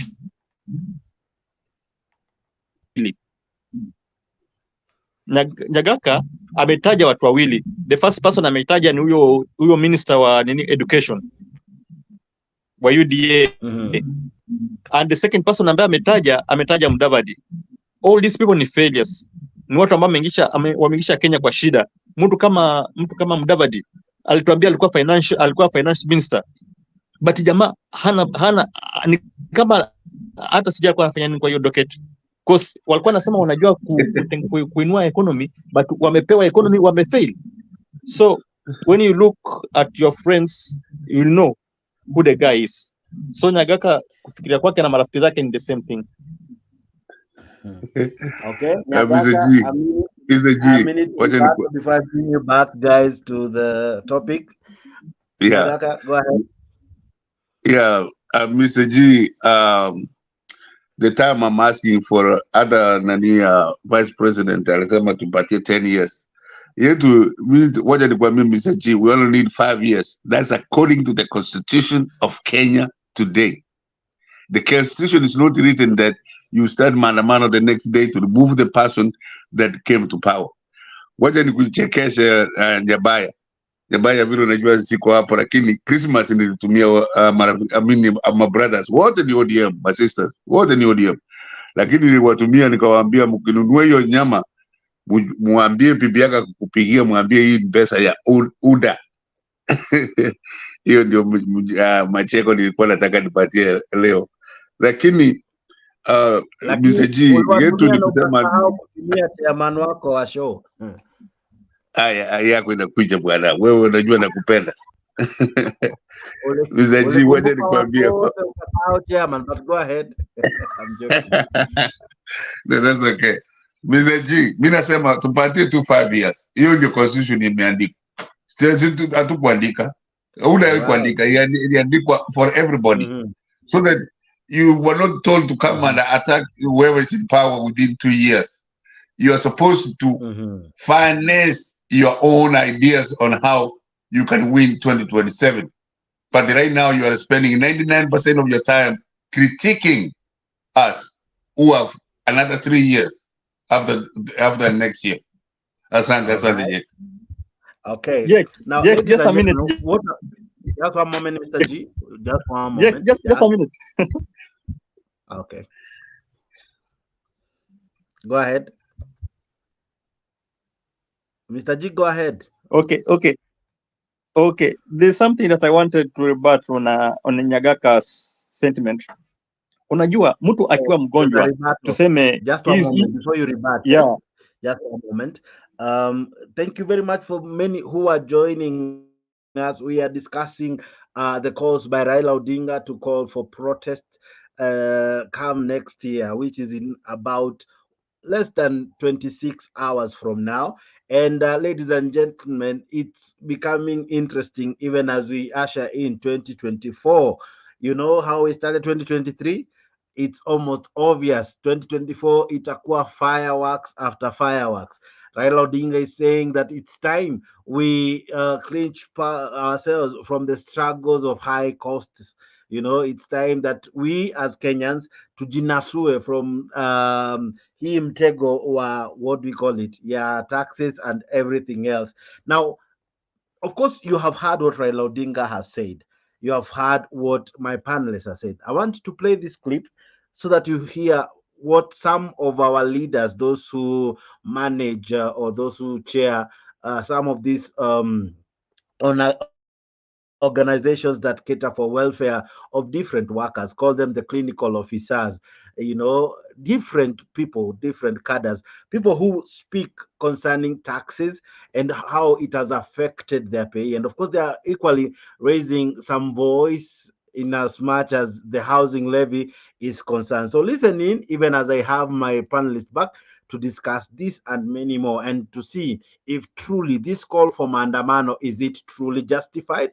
Listen in, even as we continue. Regime with salaried Kenyans particularly hard hit. From increased pay as you earn tax bans to the housing levy, Kenyans have had to find alternative ways to make ends meet. Victoria Rubadiri takes a look at the painful hit to pay slips in 2023. After its tabling in the National Assembly back in May this year, the Finance Bill 2023 was the first indication that things were going to get tougher for Kenyans in the formal labor sector. The bill was subjected to intensive public participation, with the Parliamentary Committee on Finance proposing several changes to the original draft. One of the major changes was the adjustment to the pay-as-you-earn tax bands that targeted high-income earners, with those earning more than 500,000 shillings a month hit with a 32.5% deduction. Persons earning above 800,000 shillings now part with a 35% tax deduction.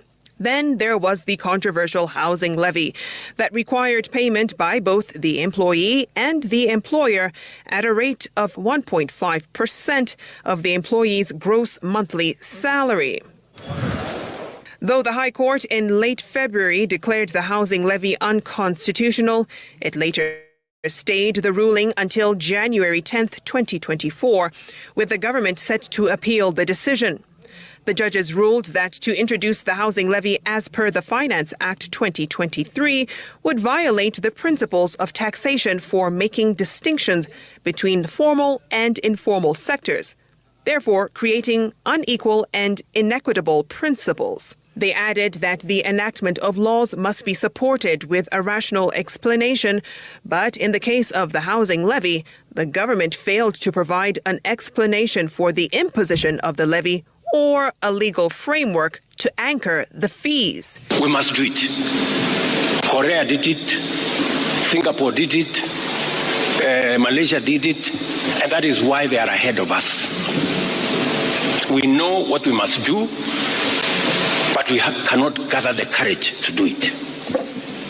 But this time round, whatever it takes, we are going to implement it. The levy, however, continues to be deducted, and Kenyans have been feeling the pinch, namely in the August payslip that jolted Kenyans into the reality of the new tax regime.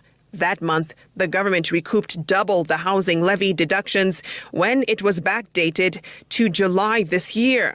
This was compounded by the fact that Kenyans were parting with more for their National Social Security Fund contributions since February this year. The mandatory retirement deduction went from a flat rate of 200 shillings to a maximum of 1,080 shillings, and as many other salaried Kenyans, Festus, not his real name, felt the pinch almost immediately. The civil servant says despite a 6,000 shilling increase in his basic salary, the new deductions ate up all the gains from the raise. So they increased. So when I was calculating, I realized that it was just a margin of around 1,200 on the gross increase. Beyond union dues, loan repayment deductions, and pension scheme deductions for civil servants, we took a look at the impact of the deductions on Festus's most recent payslip compared to last year. Festus, whose basic salary was slightly above 55,000 shillings, reached 82,000 shillings after allowances in January last year. His take-home at the time was just above 29,000 shillings. Despite the pay rise, his take-home for November this year was lower at slightly above 28,000 shillings. As I use like 2,000 as my fare, that 2,000 has been taken to tax. So definitely I mean that I have to walk to school. According to the Employment Act, deductions, whether statutory or voluntary, should not exceed 2/3 of total salary. It's not actually a fair deal. So, and you see there we are also expecting some more taxation. Because every now unasikia taxation ingine. It's like almost, kama na NHF pia we are expecting labda itapanda. So when we are being taxed, it is a painful thing. The newly created Social Health Insurance Fund could see every household pay 2.75% of their monthly income. For now, however, a conservatory order is in place, halting the rollout of the social Top implementation of the housing levy before the 10th January 2024 deadline, as directed by a 3-judge bench of the High Court. Both state and non-state actors are warning of serious negative ramifications if the government does not review its taxation agenda through the Finance Act 2023. Still, the country's CEO, President William Ruto, remains defiant, publicly stating that the housing levy will be implemented at whatever cost, even as both respondents and applicants move to the Court of Appeal, setting the stage for yet another round of legal battles between the state and the human rights activists. Seth Olale engaged key sector players, including the Commission on Revenue Allocation, trade unions and Federation of Kenya Employers and Association of Electricity Consumers on this subject. A damning survey by the Federation of Kenyan Employers, which revealed that 70,000 Kenyans have lost jobs over the last 1 year and more are at risk of losing their employment as employers consider more job cuts, was directly linked to the implementation of the Finance Act 2023. It is an attempt by businesses to cope with the realities of the cost of employment, the cost of doing business, the cost of inputs.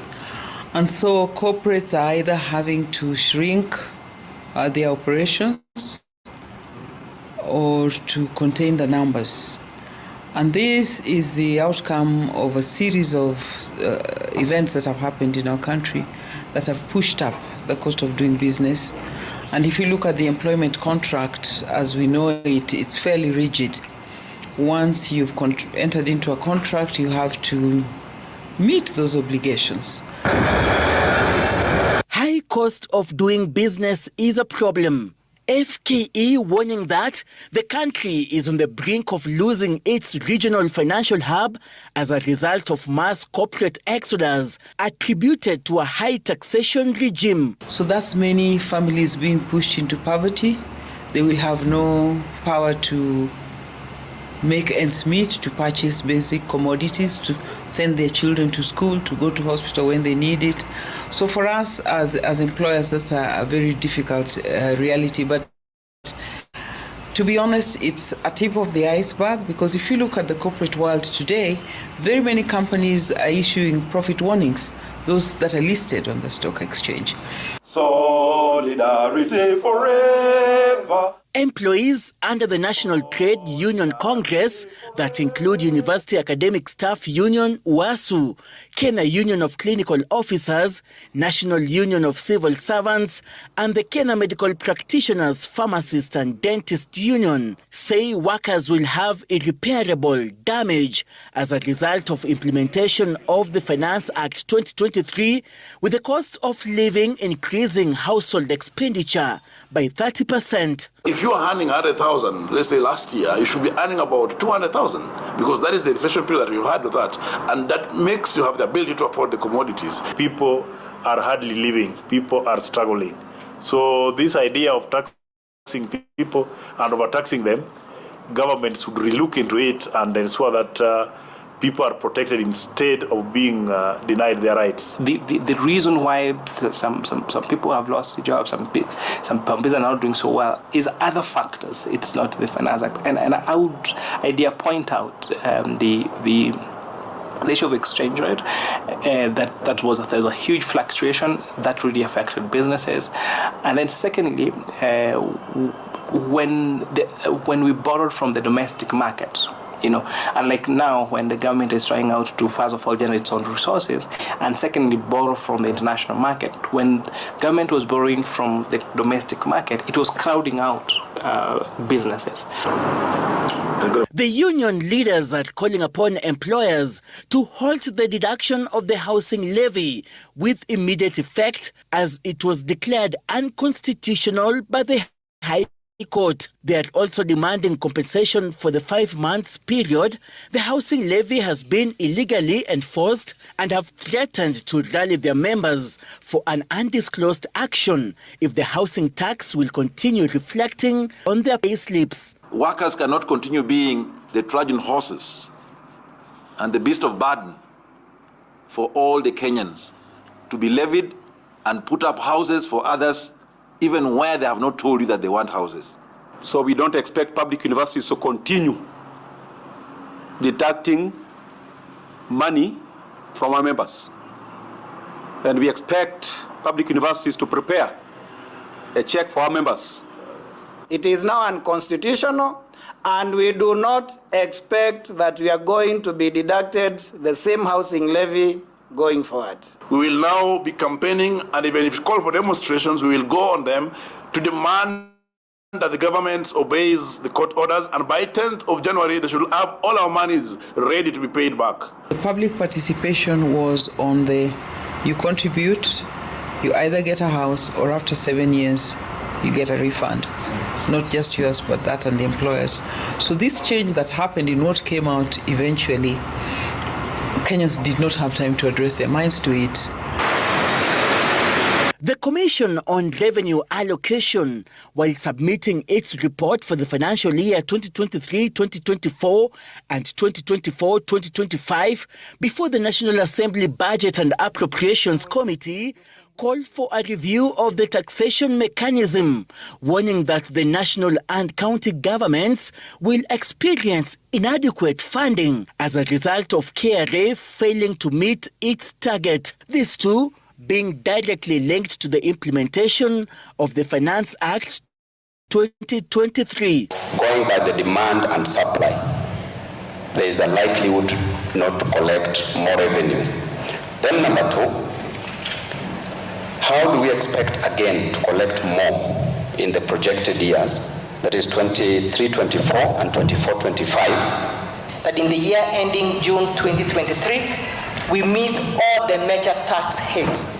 Income tax went down, VAT went down, excise duty went down, import.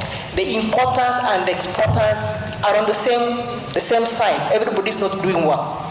The investors are not doing well, and even us as the citizens who are supposed to pay through our purchase, because if you don't have purchasing power, you want to try and see how you survive. That's why you see all the tax heads going down.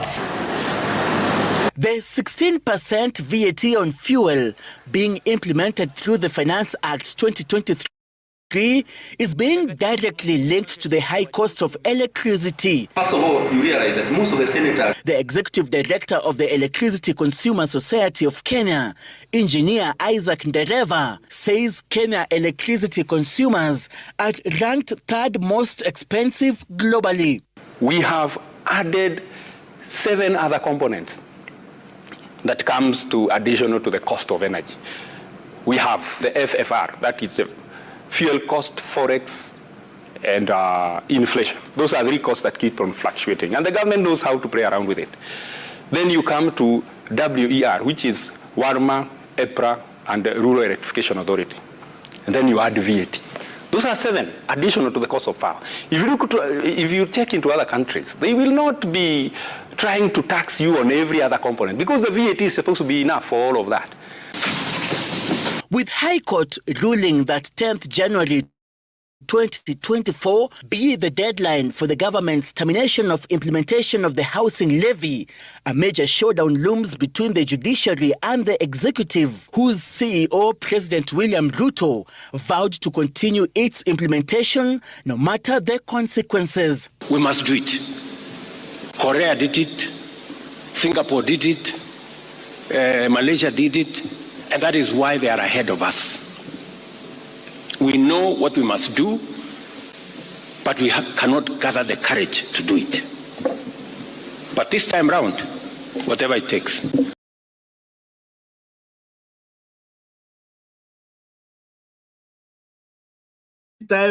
This time round, whatever it takes. Sorry for that, my mic was mute. Sorry, I have played a very lengthy clip, but I really wanted to get a feel of what people are saying. Different people, different cadres. Now, Mr. G, I'm sure you have listened to the clips, and equally you have listened to what these people are saying. We have the medics saying no to all these taxations, including especially this housing levy. The courts have already declared it unconstitutional. What do you make of what the KMPDU is saying, what the clinical officers are saying, what the workers' unions are saying?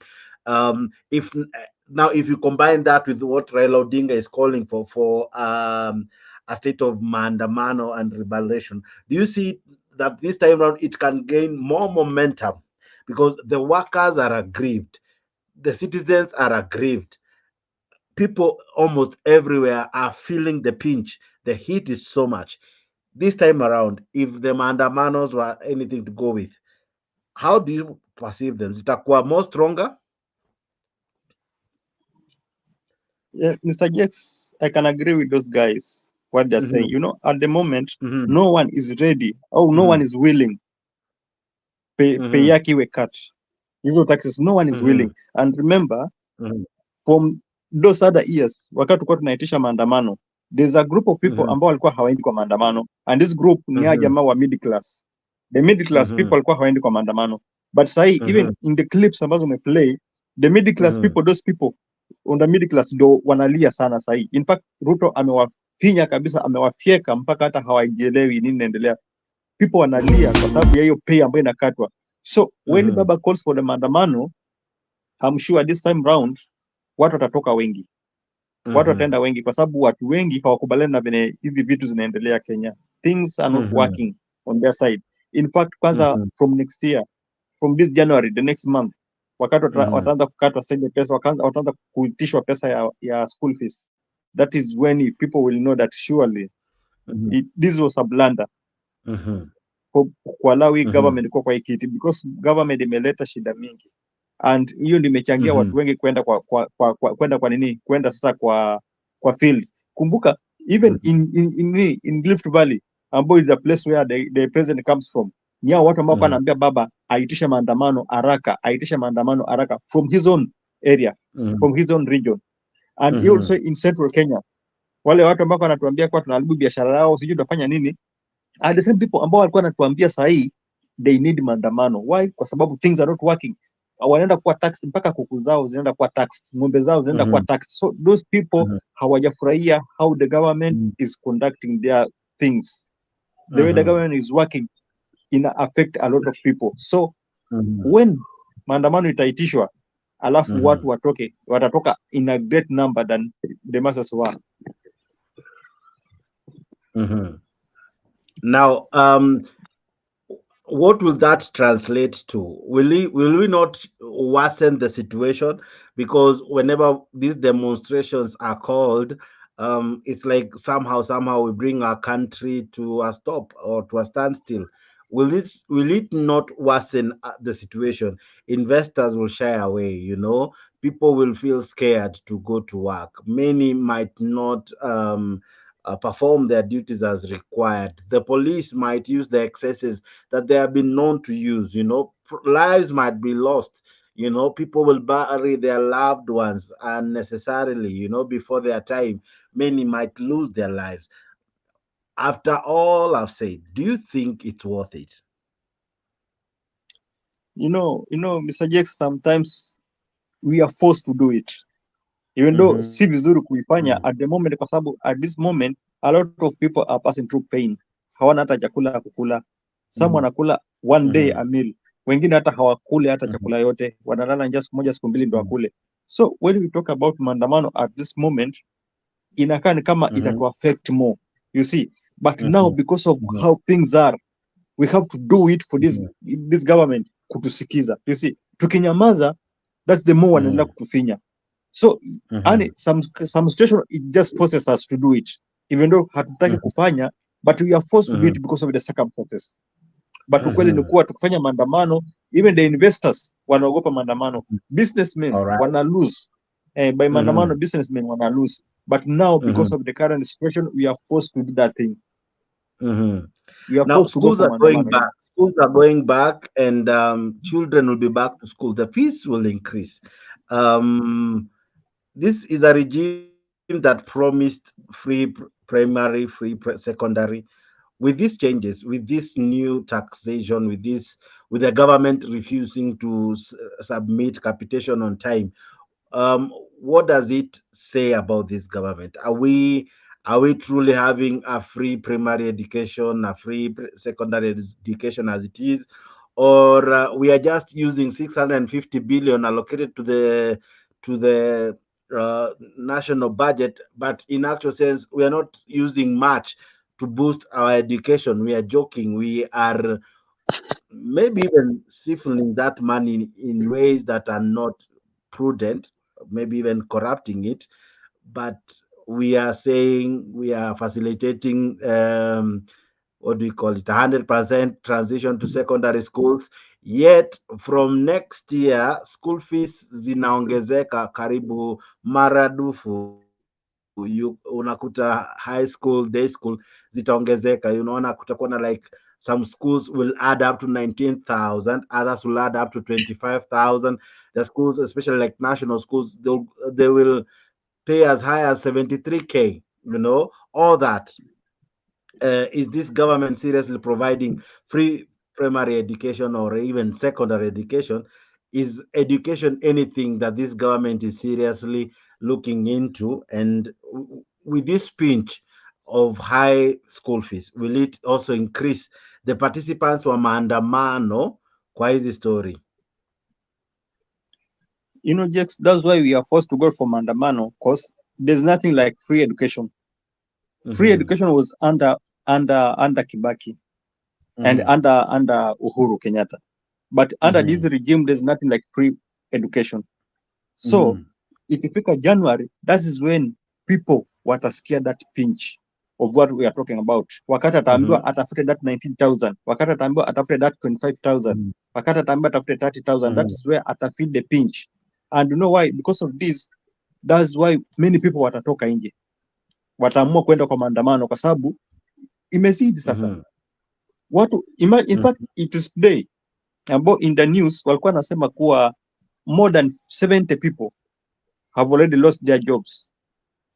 Tangu hii mambo ya nini iwe implement, hii financial bill iwe 70 implemented, people or more than 70,000? 70 people, 70 or 70,000, 70,000? 70,000, 70,000, more than 70,000 people have already lost the job. So unajua there's a lot of things ambazo zinachangia kuona kuwa wakati baba ataitisha maandamano, watu wengi watatoka kwa hiyo maandamano, because a lot of people hawana kazi, and what they can do is just to come out kuandamana, asking this government to style up. Yeah, but there's nothing like free education. These are just loopholes ambao wame create to loot. These people, they came to loot, nothing else. Yeah. Now, Bwana Pen, you have said that CS Machogu is your friend. Why don't you talk to him that at least come January school fees iwe rahisi, you know, so that mwananchi despite yeye kunyonywa pesa zote through taxation abakishiwe hata ya karo, or at least shule iwe jinsi ataweza kumanage. Why don't you talk to Machogu, your friend? Yeah, Machogu anataka nirudi Kenya nipatiwe pesa kazi, lakini namwambia mimi nimeretire kutoka kazi nimefanya hapa America, sitaki kazi ya mtu sasa. Lakini hapo ni kweli, we have to do something about the tuition funding, kwa sababu vile wamesema that the fee will come back in January. We don't know how much and all the details. Vile Mr. G anasema ni kweli, tunajua we are very unpopular nowadays in Kenya, and in any society in the world, for that matter, when you are changing the economic conditions, especially following and having high taxes to engineer the economy, it has to be unpopular. So we understand that. But like I told you earlier, we have 5 years so that we can do anything. If we don't, Mr. Jackson, all the time, we can go home. You figure out how you can convince more people to vote for you so that they knock the order out. And we will laugh going home.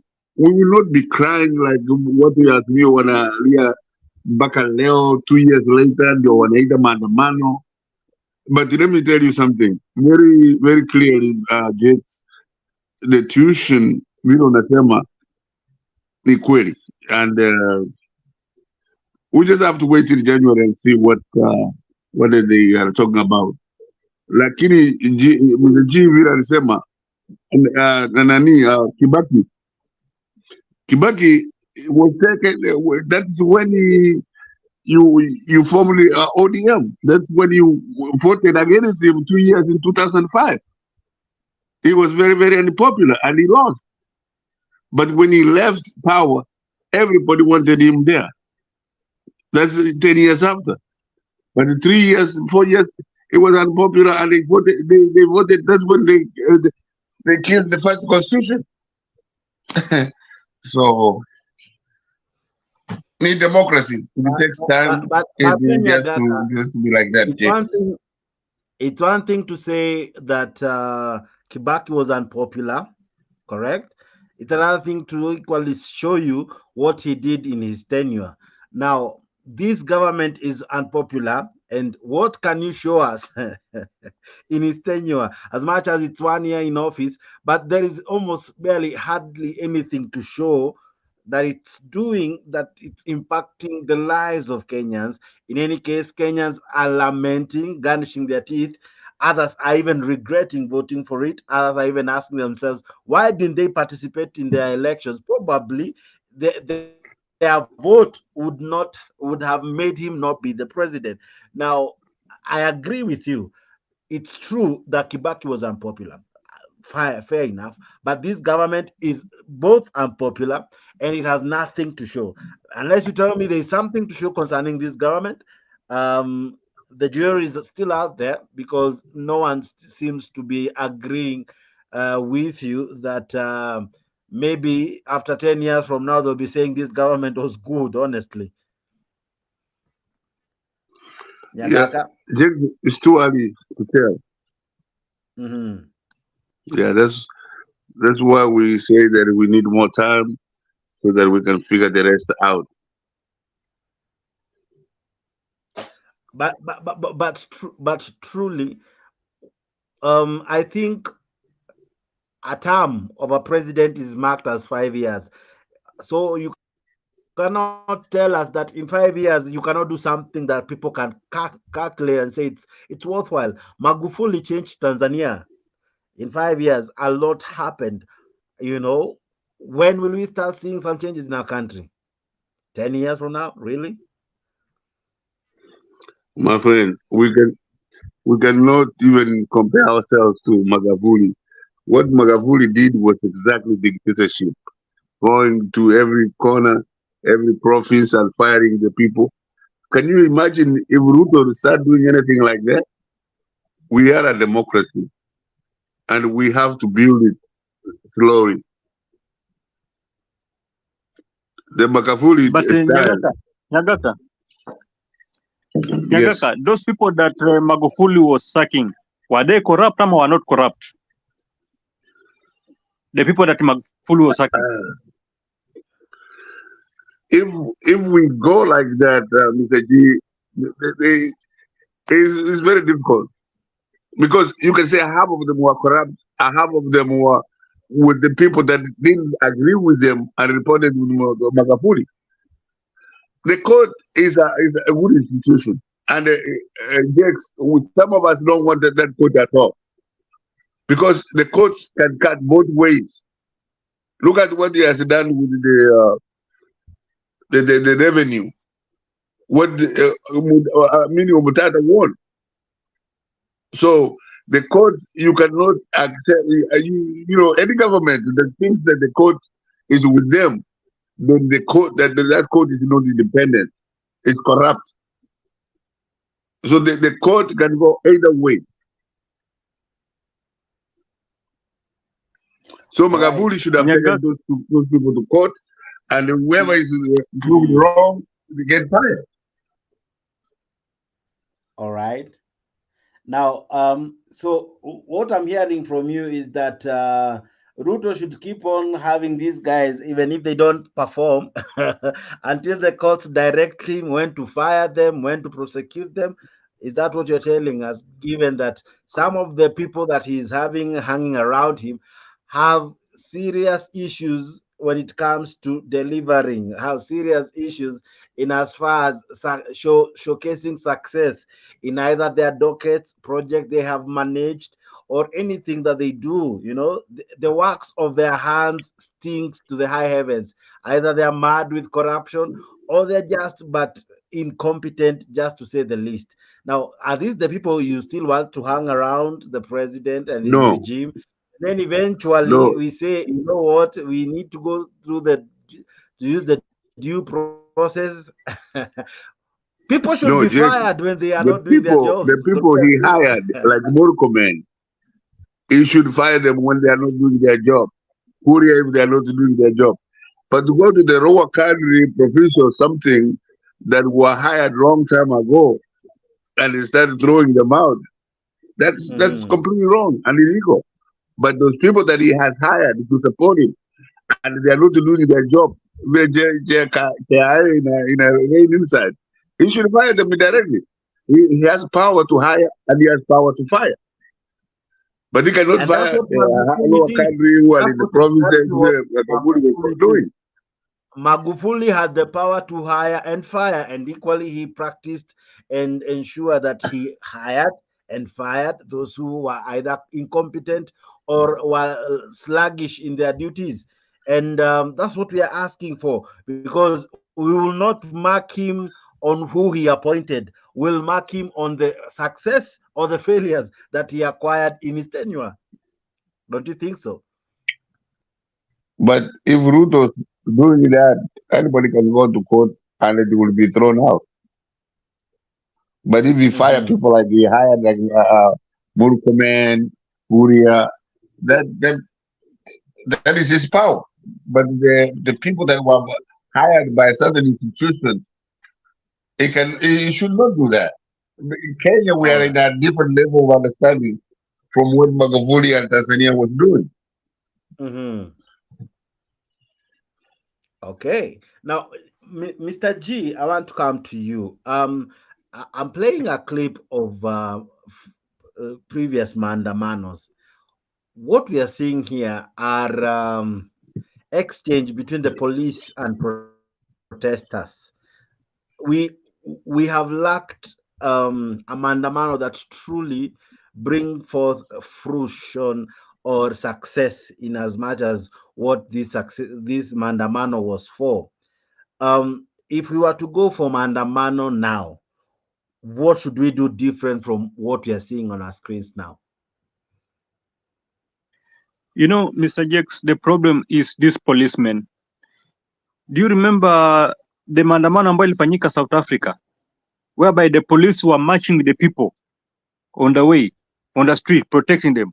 That is how maandamano should be done. But in Kenya, when we try to do this maandamano peacefully, you'll see these people, hawa mambuzi ambao wamesimama hapa sasa, unaona hawa mambuzi hawa. These are the people who always disrupt our maandamano. They come alafu wanaanza kutupa tear gas without any reason ama any cause. They come wanaanza kupiga watu, wanaanza kuwamwagia maji without any these people are just peaceful, marching as they sing, protesting, but in mapolisi kwa analeta hii fujo yote. So we have a problem with this team, this police, hawa mambuzibuzi ambao wanaonekana sahi hapa hawa. These are the people ambao wanaleta chaos in Kenya, and these are the people who are affecting our maandamano. Ndo wanafanya mpaka maandamano yetu yanaonekana kuwa mbaya, yet maandamano is not bad. Maandamano is a tool that iko mpaka kwa our constitution, but these guys who wanapenda kuinterrupt. But the police are there to maintain law and order. When you throw stones at them, what do you expect them to throw back at you? No, about stones, Mr. Jakes, they are being provoked. Watu wanakuwa provoked by police. That's why they go for stones. You know, these people, this police ambao wako hapa kwa kuangalia mambo ya rioting, they are always trained. That's why you see wako na rungu. That's why you see wako na cape kuprotect themselves, wako na shield to protect themselves from the stones. Kwa sababu gani? Mawe huwa inatokea, na mawe inatokea wakati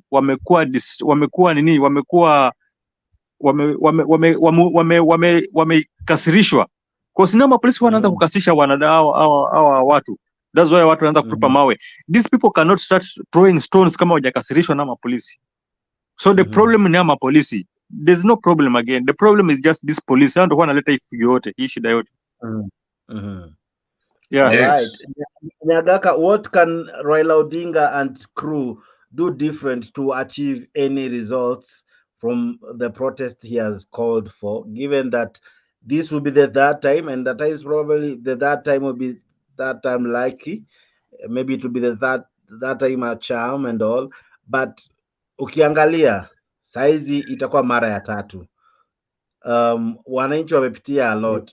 Hii mara ya tatu, maybe could we see a serious revolution? Could we see a possibility of finally hii maandamano ikuzaa chochote? Yes, yangu ni kusema kwamba vile G amesema maandamano is alright, but even the one in South Africa was very clear. Even Marema was in it. But I was in Kenya. Vile G amesema they get provoked. Even the leader, Raila Odinga, if he gets interviewed about Maandamano being peaceful, he has never ever said that Maandamano yake lazima awe peaceful. Jakes, fundamentally, hii maandamano ni ya nini? Kwanza ilikuwa maandamano ya remove Ruto. Maandamano ya remove Ruto, and you just voted me in, is a lack of what I can call that. But the maandamano that Raila is calling right now on maisha, cost of living, is, I don't even know how I can explain it. Because in a democracy, you have to take time to lower the standard of living or raise the standard of living according to what you promised the people on your manifesto before you won the elections. But this gentleman, and honor, when I've said that we are very unpopular, and Raila is using that so that he can advance his cause. But we have 2027, that's when the elections will come up. Between now and then, that cost of living will have to come down. Will have to come down. Then we go from there. But Penny, you are accusing Baba for no reason.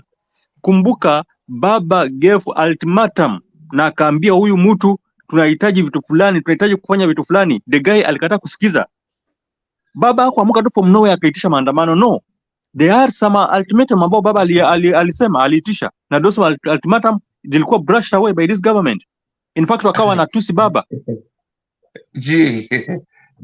Hatukuamka tu from nowhere kucheza maandamano. That's why I'm telling you that when Raila came, the ultimatums of Maandamano and all that, he was specifically saying that Ruto must go. My friend, you just won the elections and you must go. That's the foundation of the Maandamano. And the Maandamano is calling right now is the repetition of the same Maandamano. That's why I told you, G, we have Kindiki, Kome to handle that Maandamano. But Maandamano is in the constitution and it is true. But be very clear as to what that Maandamano is all about. Mr. G, Kome and Kindiki and and everyone else, they are ready for you. This time round, how will you prepare for them? You know, Mr. Jakes, at times comes whereby you'll put fear behind you. Now you put even death behind you. You know, like that time ambao kina Raila wakiwa bado young Turks, wakati wakuwa napigana wakipigania hii inchi, kwa sababu tulikuwa hatuna hata freedom of speech, tulikuwa hatuna freedom of anything, tulikuwa tunaishi kama watumwa kwa inchi yetu. By that time they were fighting, these guys, they feared nothing. And you know, at times comes that we need that spirit again. Raila was not in there. His daddy was there, but he was in parliament. The young Turks were in Orengo, in Abuya, my uncle, people like that. Mr. Nyagaka. Wamushomba.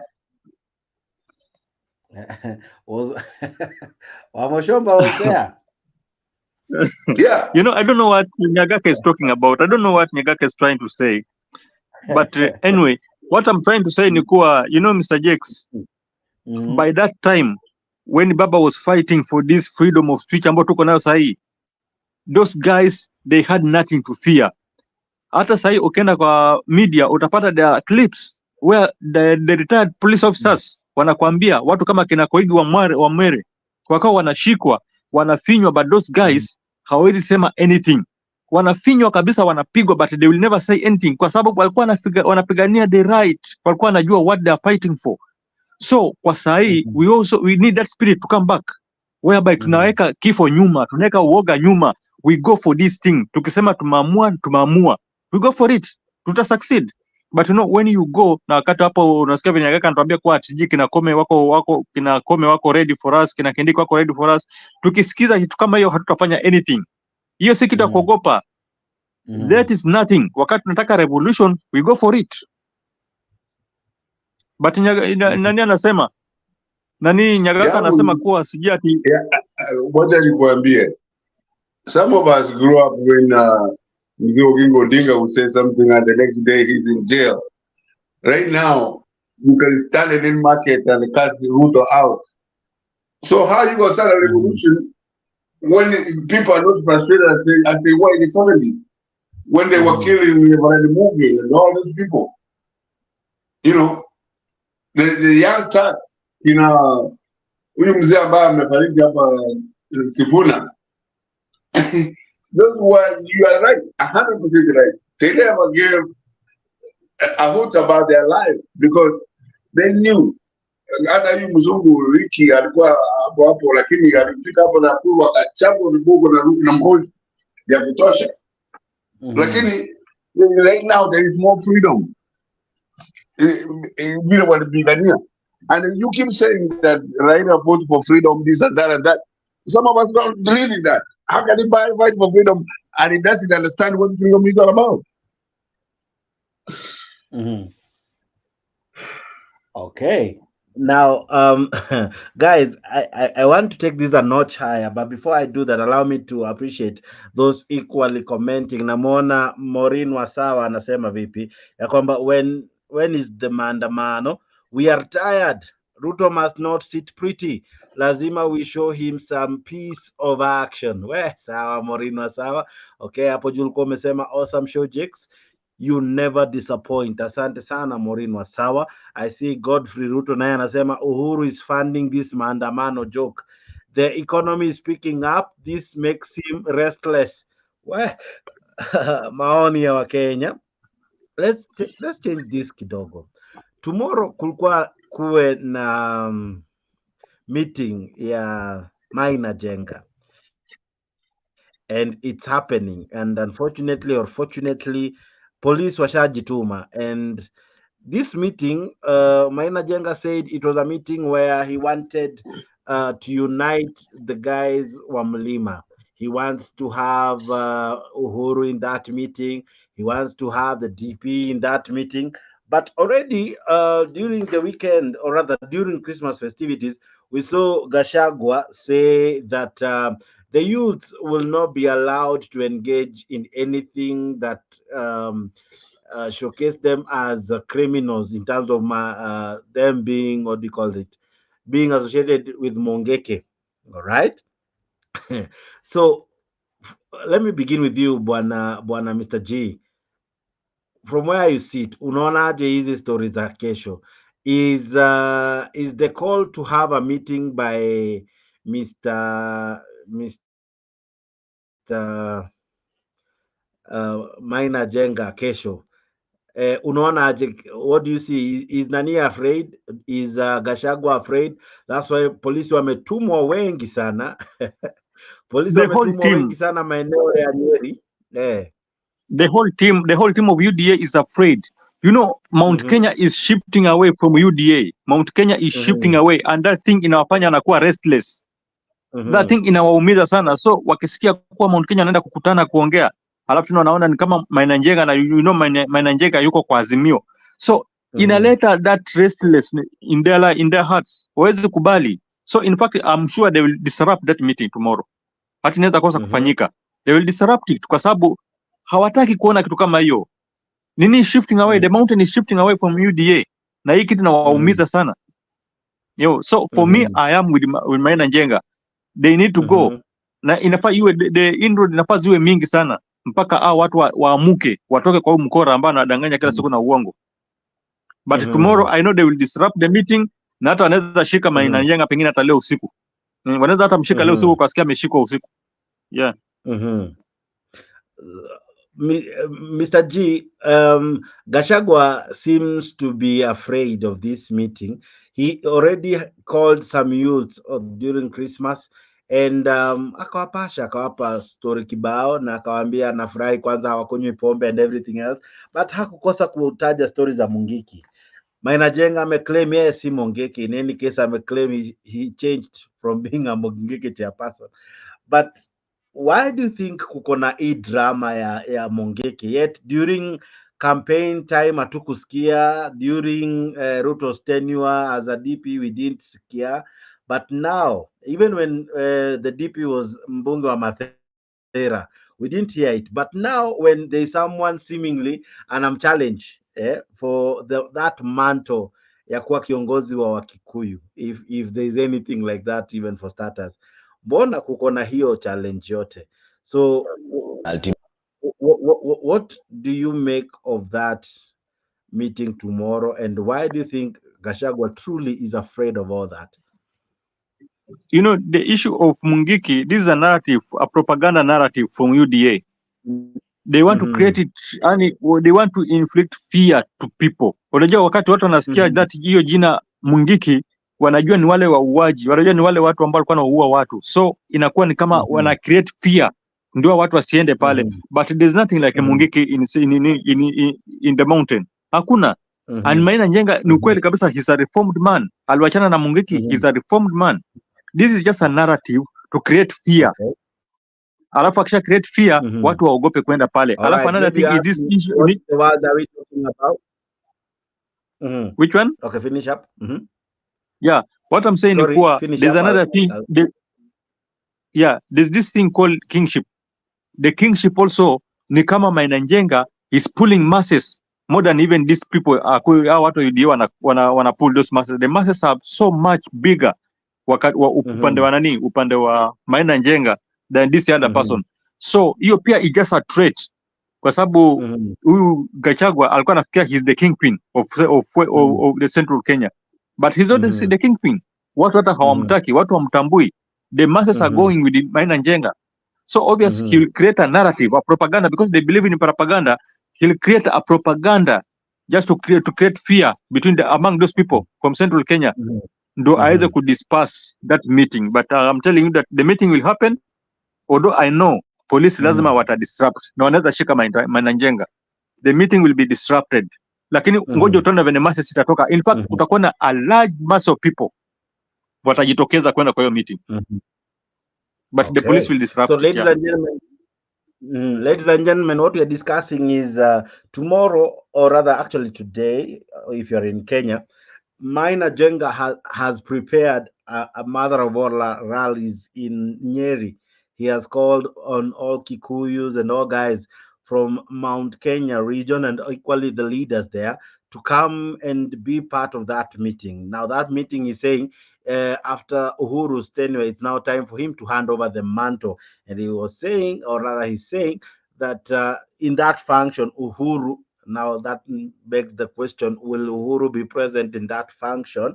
Will hand over the mantle to the person who will be the Kikuyu spokesperson. I don't know if we have such a thing in the mountain. We need to find out from the guys from the mountain.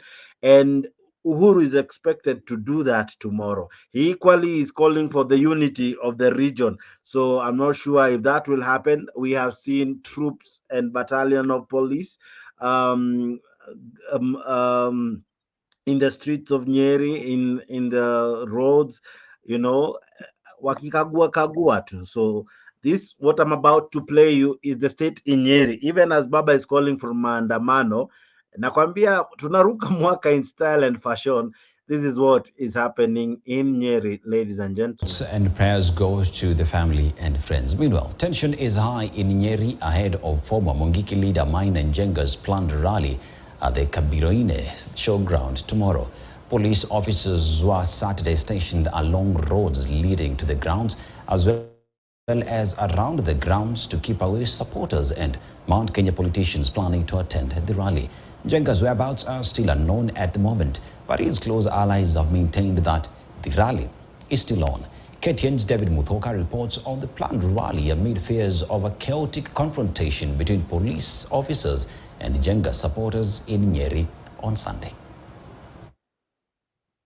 Saturday midday in Nyeri, motorists were subjected to unexpected checks by police officers deployed at several parts of the county to prevent former Mungiki leader Maina Njenga's rally from being held this Sunday.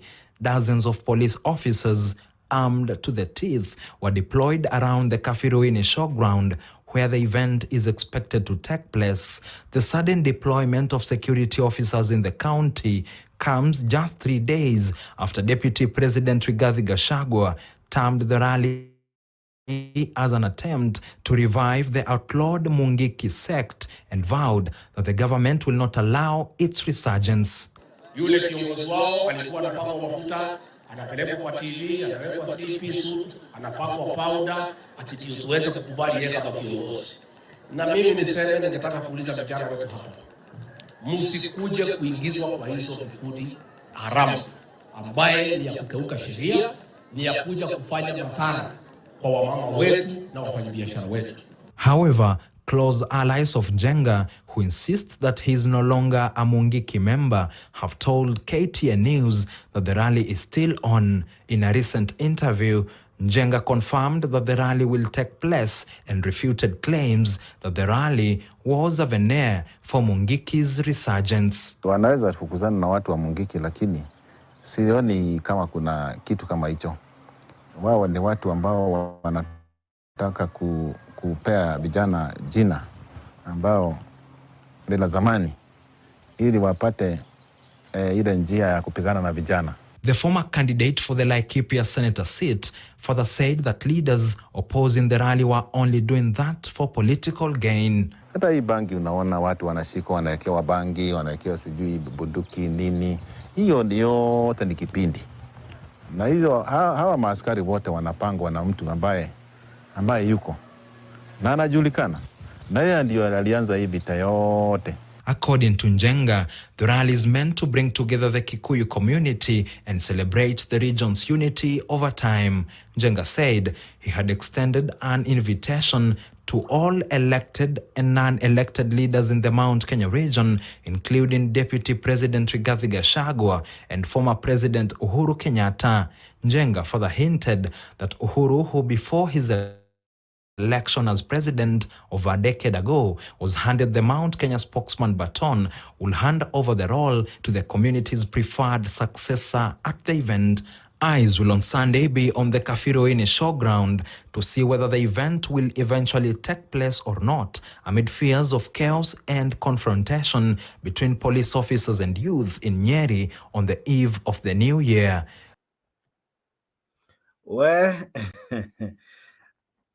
even before the day, police, a huge convoy of police, a huge battalion of the same, wametumwa already in Nyeri. Of course, we have seen Maina Njenga in Kiambu and other places holding mega rallies. You know, it has been epic. He has had very grand receptions in those places. He has had his meetings. Now, tomorrow he's in Nyeri, the hometown of none other than the deputy president. There is where he claims to be bred and born, and everything else that appertains to Nyeri.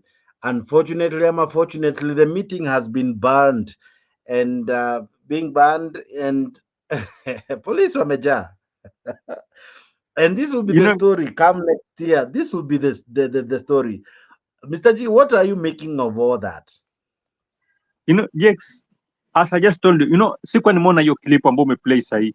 Hata sikuwa najua wa polisi wametumwa kule kuzuia hiyo meeting. Sikuwa nimeona kabisa hiyo clip. But this is what I have been telling you. These people will disrupt that meeting. Na tusipojiunga wanaweza shika hata Maina Njenga. Wanaweza mshika. Although what I know ni kuwa story about Uhuru attending the meeting, I'm not sure if Uhuru will attend the meeting. Because of how the environment veniko na vene hiyo things ziko, I'm not sure if Uhuru will attend the meeting. But I know the police will disrupt that meeting. Although I know the masses will come out, because that masses love Maina Njenga. They love him. Sasa kwa sababu that much love, huyu jamaa hapendi, huyu Gachagua hapendi. But for me, I wish wangeacha tu jamaa akakuwa na meeting, kwa sababu that meeting is not in any way connected with the wrong group ambao wanataja hiyo ya Mungiki. It is not connected with Mungiki. In fact, there is no Mungiki. This is just a corrupt, how do you call it? It's just a propaganda, a propaganda thing that they're trying to bring in.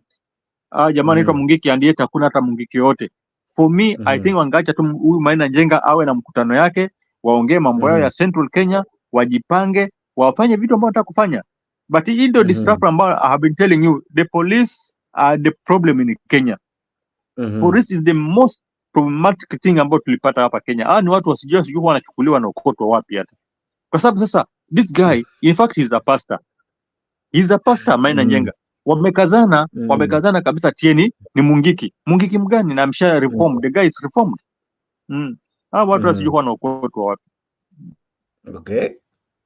Interesting sentiments from Bwana G. But I would wish as well to hear from you up on comment section. What do you think will happen tomorrow between the police, Maina Jenga, and the crowd? Uh-huh. Now, if anything was to happen in Mount Kenya tomorrow, even people losing lives, anyone, how do you think it will settle with the people of Mount Kenya? Because by the end of the day, it's one thing to call people Mungiki, it's another thing to kill and maim others because you have called them that. Do you think it might dent the relationship between the deputy president and the Mount Kenya people? Whatever happens tomorrow, because by the end of the day, it will be interpreted differently in all cadres. If anything happens to anyone tomorrow, if someone is lynched, if someone is killed, if someone is shot dead, all in the guise of, oh, we are shooting the Mongekes. What do you think will happen tomorrow? Will it change and dent the relationship between Gachagua and the mountain? In fact, Gachagua asha lose ground. Gachagua amepoteza ground kabisa. He doesn't have ground with the common mananchi pale chini. The hustler wameshamwacha. But in case anything happens, although I know they may not kill, but they will use tear gas. I'm sure they will use tear gas. They may not shoot somebody to kill. But in case they kill somebody, hiyo damu itaangukia Gachagua. Because these people wameita mkutano yao. In fact, they told them mapema sana kuwa this is a peaceful mkutano ya watu wa Central Kenya. They are meeting to discuss their own issues. Lakini it is Gachagua and the government ambao wameleta that narrative of Mungiki. And yet Mungiki hakuna. But they are talking wakisema kuwa anataka ku-revive. He's calling that meeting to revive to revive the Mungiki team. And yet it's not. Hata is not in that plan. Is not the purpose of that meeting. The purpose of that meeting is to find the kingship, the kingpin, and to find the leader wa Mount Kenya, because kwa sahi nani anataka kujitoa. Kwa sahi Uhuru Kenyatta anataka kuenda kurelax. Na kwa sababu ya kurelax, lazima patane mantle to somebody who will lead these people. They need somebody to lead them.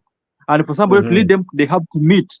They meet, they discuss, and they find who is fit to lead them. But now wakitaka kukutana, alafu Gachagua analeta hii shida ya kudisrupt na kuwasumbua. Obviously, the blame will be to him. Na hajui kama yeye ndo anapoteza mileage. He's the one losing, not the Central Kenya people. And in fact, calling these people Mungiki, and yet they are the people who voted for them. Hiyo pia inawakasirisha. Yeah. Now, at what point did they become Mongeke? Was it at the point that Maina Jenga emerged? Was it at the point, because in any case, this is a guy who vied for like Laikipia senatorial position. Unfortunately, he didn't really clench that seat, but he tried. This is a guy who has been on the limelight for quite some time. This is a person people have been seeing. So why now is this issue of Mongeke coming in? Are there activities that the government is not telling us that Mongeke have been doing? Have we had meetings happening? Or is it just fear, supremacy battles between Gachagua and Maina Jenga of who eventually inherits Uhuru Kenyatta? As much as tunaweza ongea kuhusu supremacy and everything, the problem started whereby Central Kenya, a part of Central Kenya waliingia Azimio. Sasa wakati waliingia Azimio, and yet wanaleta ile picha kuwa Azimio with the leadership of Raila ni watu ambao wanapenda kuandamana, so wanaleta that chaos. Is a narrative just to create some, kuna some message ambao wanajaribu kupaint a wrong picture to Azimio.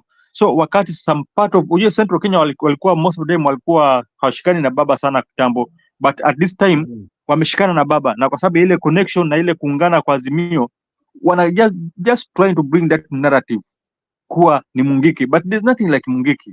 There's nothing like Mungiki. But this issue ya Mungiki kukuja is just because of Maina Njenga pia ameanza kujitokeza. Umeona wakati alishikwa juu ile the other time, I think it's 3 months ago, 3 months or 4 months ago, wakati alishikwa, kuna vijana walijitokeza wengi sana, wakakuja wakamfuata mpaka pale alikuwa amepelekwa. So kwa hiyo emerge, jamaa alishtuka kwa sababu hawaku expect, the government did not expect kwa kitu kama inaweza fanyika, but vijana walijitokeza wakasema wanataka Maina Njenga.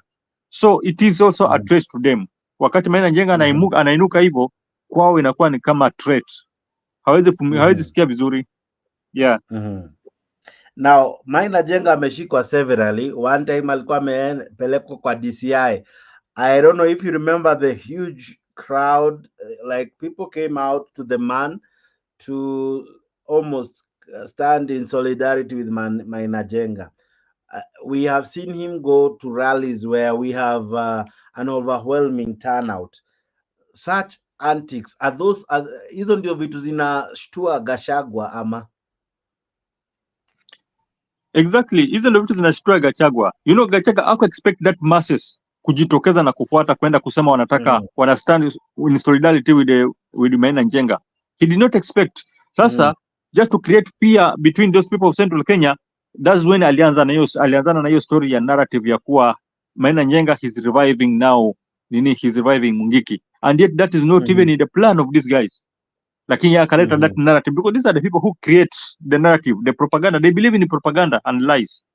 So they will always create something just to bring confusion among the people ambao wako peaceful. And this is a threat kwa sababu the masses sahi wanafuata sana Maina Njenga kuliko vile wanafuata kina Gachagua. Now, I'm sure tomorrow will be an interesting day, and actually even as we usher in 2024, it will be interesting. Now, let's take in point something happens tomorrow, whether good or bad, and especially innocent people. Let's imagine a child, a woman, you know, or a business is destroyed tomorrow because of exchange between the police and the protesters tomorrow. Will this still encourage many to join up with Raila Odinga when he finally calls for Maandamano? Because anger might be generated tomorrow, because how do you go ahead and kill innocent people simply because you feel rattled by someone who is seemingly stronger than you? Unaona kama hii ita increase the number of supporters wa maandamano in Mount Kenya? Tomorrow's event, Mr. Jakes, tomorrow's event ni event ile ambayo ina test waters. That is what will determine wakati baba ataitisha maandamano kama Central Kenya watatoka ama hawatatoka. You just wait and see what will happen tomorrow. That will give you a way forward of what will, and it will give you a picture of what will happen wakati baba ataitisha maandamano. But there's another thing that I want to tell you, Mr. Jakes. You have to know that this group ya UDA, these are the people ambao wanapenda kununua vijana, wanawapatia pesa, wanawalipa waende wa create chaos, alafu ndio sasa hiyo picha iletwe kwa Azimio, waseme kwa Azimio ni watu wa fujo. So tomorrow some guys, some youths wanaweza kulinunuliwa na this government, watalipwa alafu wakuje walete chaos, alafu sasa wakuje ndio Gachagua amuke aanze kusema unaona wote kitu nilikuwa nawaambia, Mungiki wameharibu vitu, Mungiki sio wamebomoa maduka, wamebomoa biashara za watu. Those are things about that happen kesho, you see. But what I know is kwa kesho, the meeting of tomorrow, it will give you the picture of what will happen baba akitisha maandamano. My final question before I go to Nyagaka, the DP had a meeting, so many youths attended. Why was his clean and that for Maina Njenga be stained and mad and labeled a Mungeke faction? Yet yeye alita vijana wengi, we saw them dancing, we saw them make merry. Maybe atasema ilikuwa krisi, but what is the difference between his meeting and what will happen tomorrow? There's no difference. It's just a narrative, a propaganda. He believes in propaganda. He's trying to paint a picture whereby anataka kuonyesha kuwa watu wa Maina Njenga ni watu wabaya. It's just a picture being created, and it's a deliberate thing about he's doing, just to create a picture kuwa Maina Njenga is associated with people ambao si watu wazuri. So look at the meeting ambao alikuwa naye mwenyewe. Those are the young guys ambao pia kesho watakuja kwa Maina Njenga, lakini yeye kwa sababu ya ile narrative ya propaganda na nini, he's trying to divide akili ya watu na how people think, ndio watu wafikirie kuwa okay, Maina Njenga is associated with people with a wrong group, a group ambao si mzuri. That's why I told you I told you Jax, that tomorrow there are some youths ambao watanunuliwa to bring chaos, to cause chaos hapo mahali ndio sasa DP atokezee aseme si nilikuwa nawaambia kuwa huyu mtu wa nini wa Mungiki. There are people ambao watanunuliwa wawekwe pale ku bring destruction. Na hiyo si plani ya Maina Njenga. Maina Njenga hajanunua mtu yote kuleta destruction. Maina Njenga is for peace na anataka the unity of Mount Kenya, and Mount Kenya ni watu ambao wanataka a leader who will lead them. So there's nothing like destruction on the side of Maina Njenga, but destruction will be brought out by huyu jamaa Gachagua kwa sababu that fear anaogopa Maina Njenga. All right. Penya Gaka, I'm sure you might not agree. I'll be coming back to you, Mr. G, with another form of questioning. But let me come to you, Mr. Penya Gaka. What do you make of tomorrow's Nyeri's meeting called for by none other than Maina Njenga? And we have seen a whole troop of police already barricading roads, barricading the stadium for the venue for which the meeting will take place. We have seen police heavily armed to the tooth, ready for any form of protestation or any form of gathering. What do you make of such a meeting? And is it a sign that probably none other than the DP is afraid of any contestation or any form of tussle in his region that may sink his popularity or even his grip as the Mount Kenya kingpin, if there is anything like that in Mount Kenya? Yeah, Jix, it is a very sad time. And to tell you the truth and to look at the larger picture, the Kikuyus are the only reason why nobody from a small tribe will rule Kenya. Because what they are yearning for is the unity that Mr. Kenyatta had, and to his son being given the unity of the mountain. And then Gachagua united them again to vote for Ruto. If some of us, I'm from Kisii, if some of us have a chance, we have to divide the Kikuyu vote so that like the Luyas are divided, the Luos don't have to be divided out of the Kalenjin because they have their leaders from those areas. But the Kikuyus, since the independence days, have been all united and voting for one group, and that group always wins the elections. So that to come to tomorrow, that is a very hard question to define. Now, Maina Njenga and Gachagua are facing each other.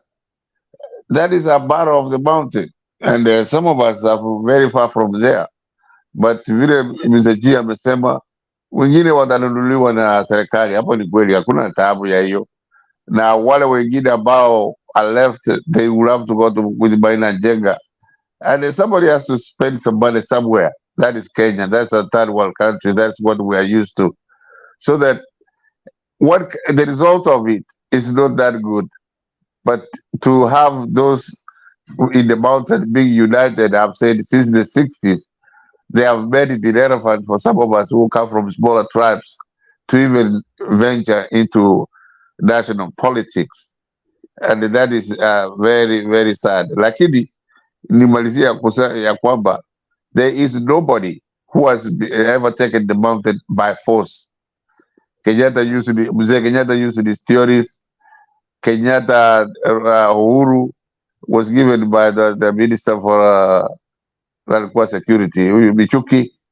And even when all the time Moi was in power for 24 years, the mountain was united. They never read Kamoto, who was right-hand man, Moi. Even Moi divided the place, the constituency, so that Nani can win Kamoto. He never won. He was defeated still because they were united against Moi, against somebody who did not talk their language or was not like them.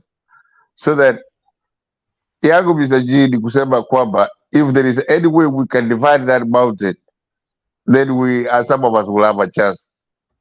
Thank you, Jax.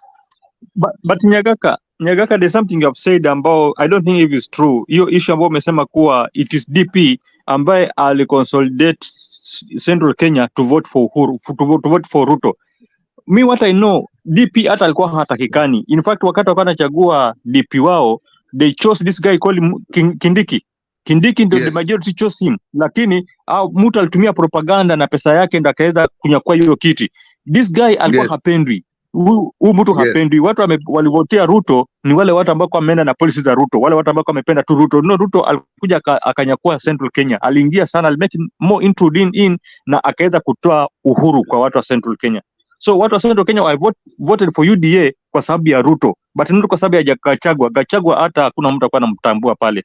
That's why unapata wakati kulikuwa na division, wakati wanachagua deputy president, some people waliamua kutoka kakuja Azimio.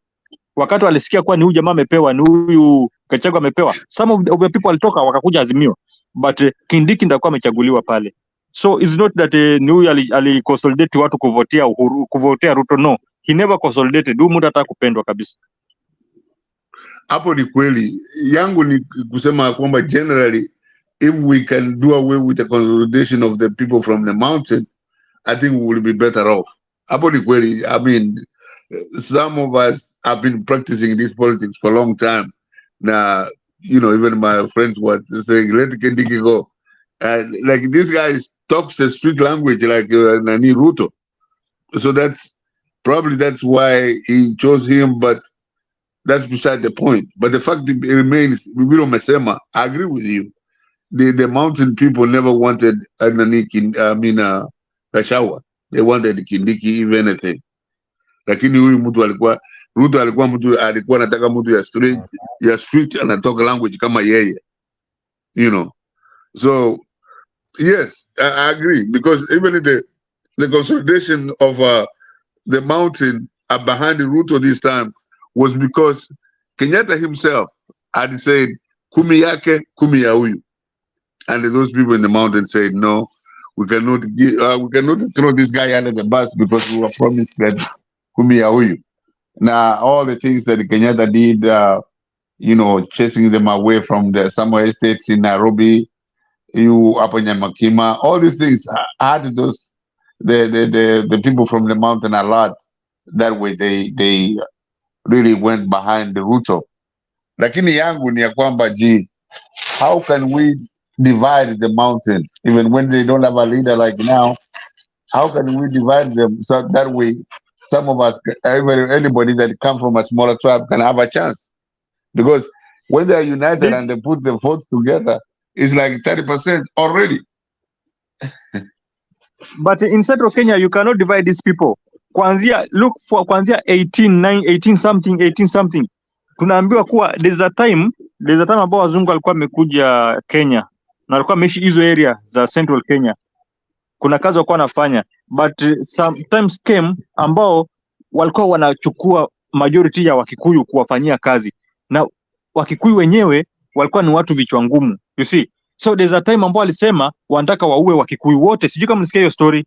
There's a time in 18 something they wanted to clear all Kikuyus. That was the narrative.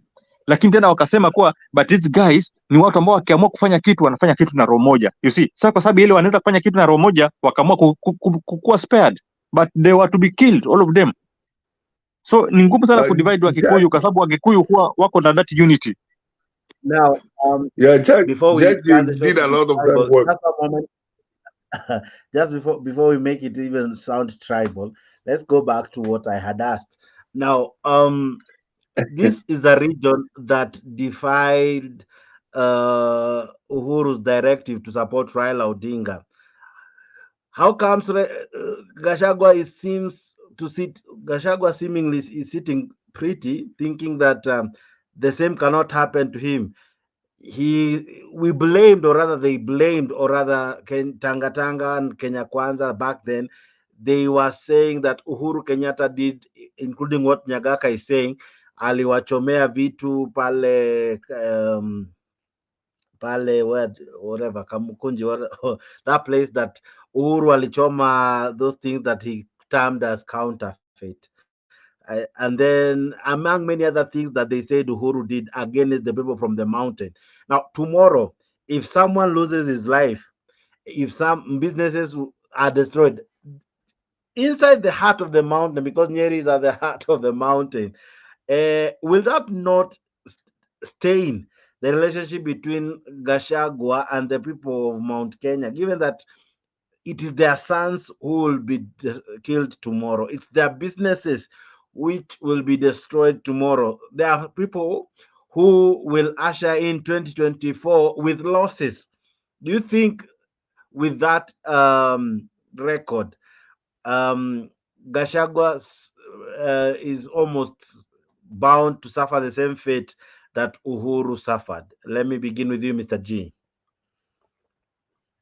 He'll suffer the same fate kwa sababu at the moment sahi mambo yakiwa bado yanaendelea kuchamuka polepole, we have some Kikuyus, some people from Central Kenya ambao wanasema huyu mtu hata si Mkikuyu.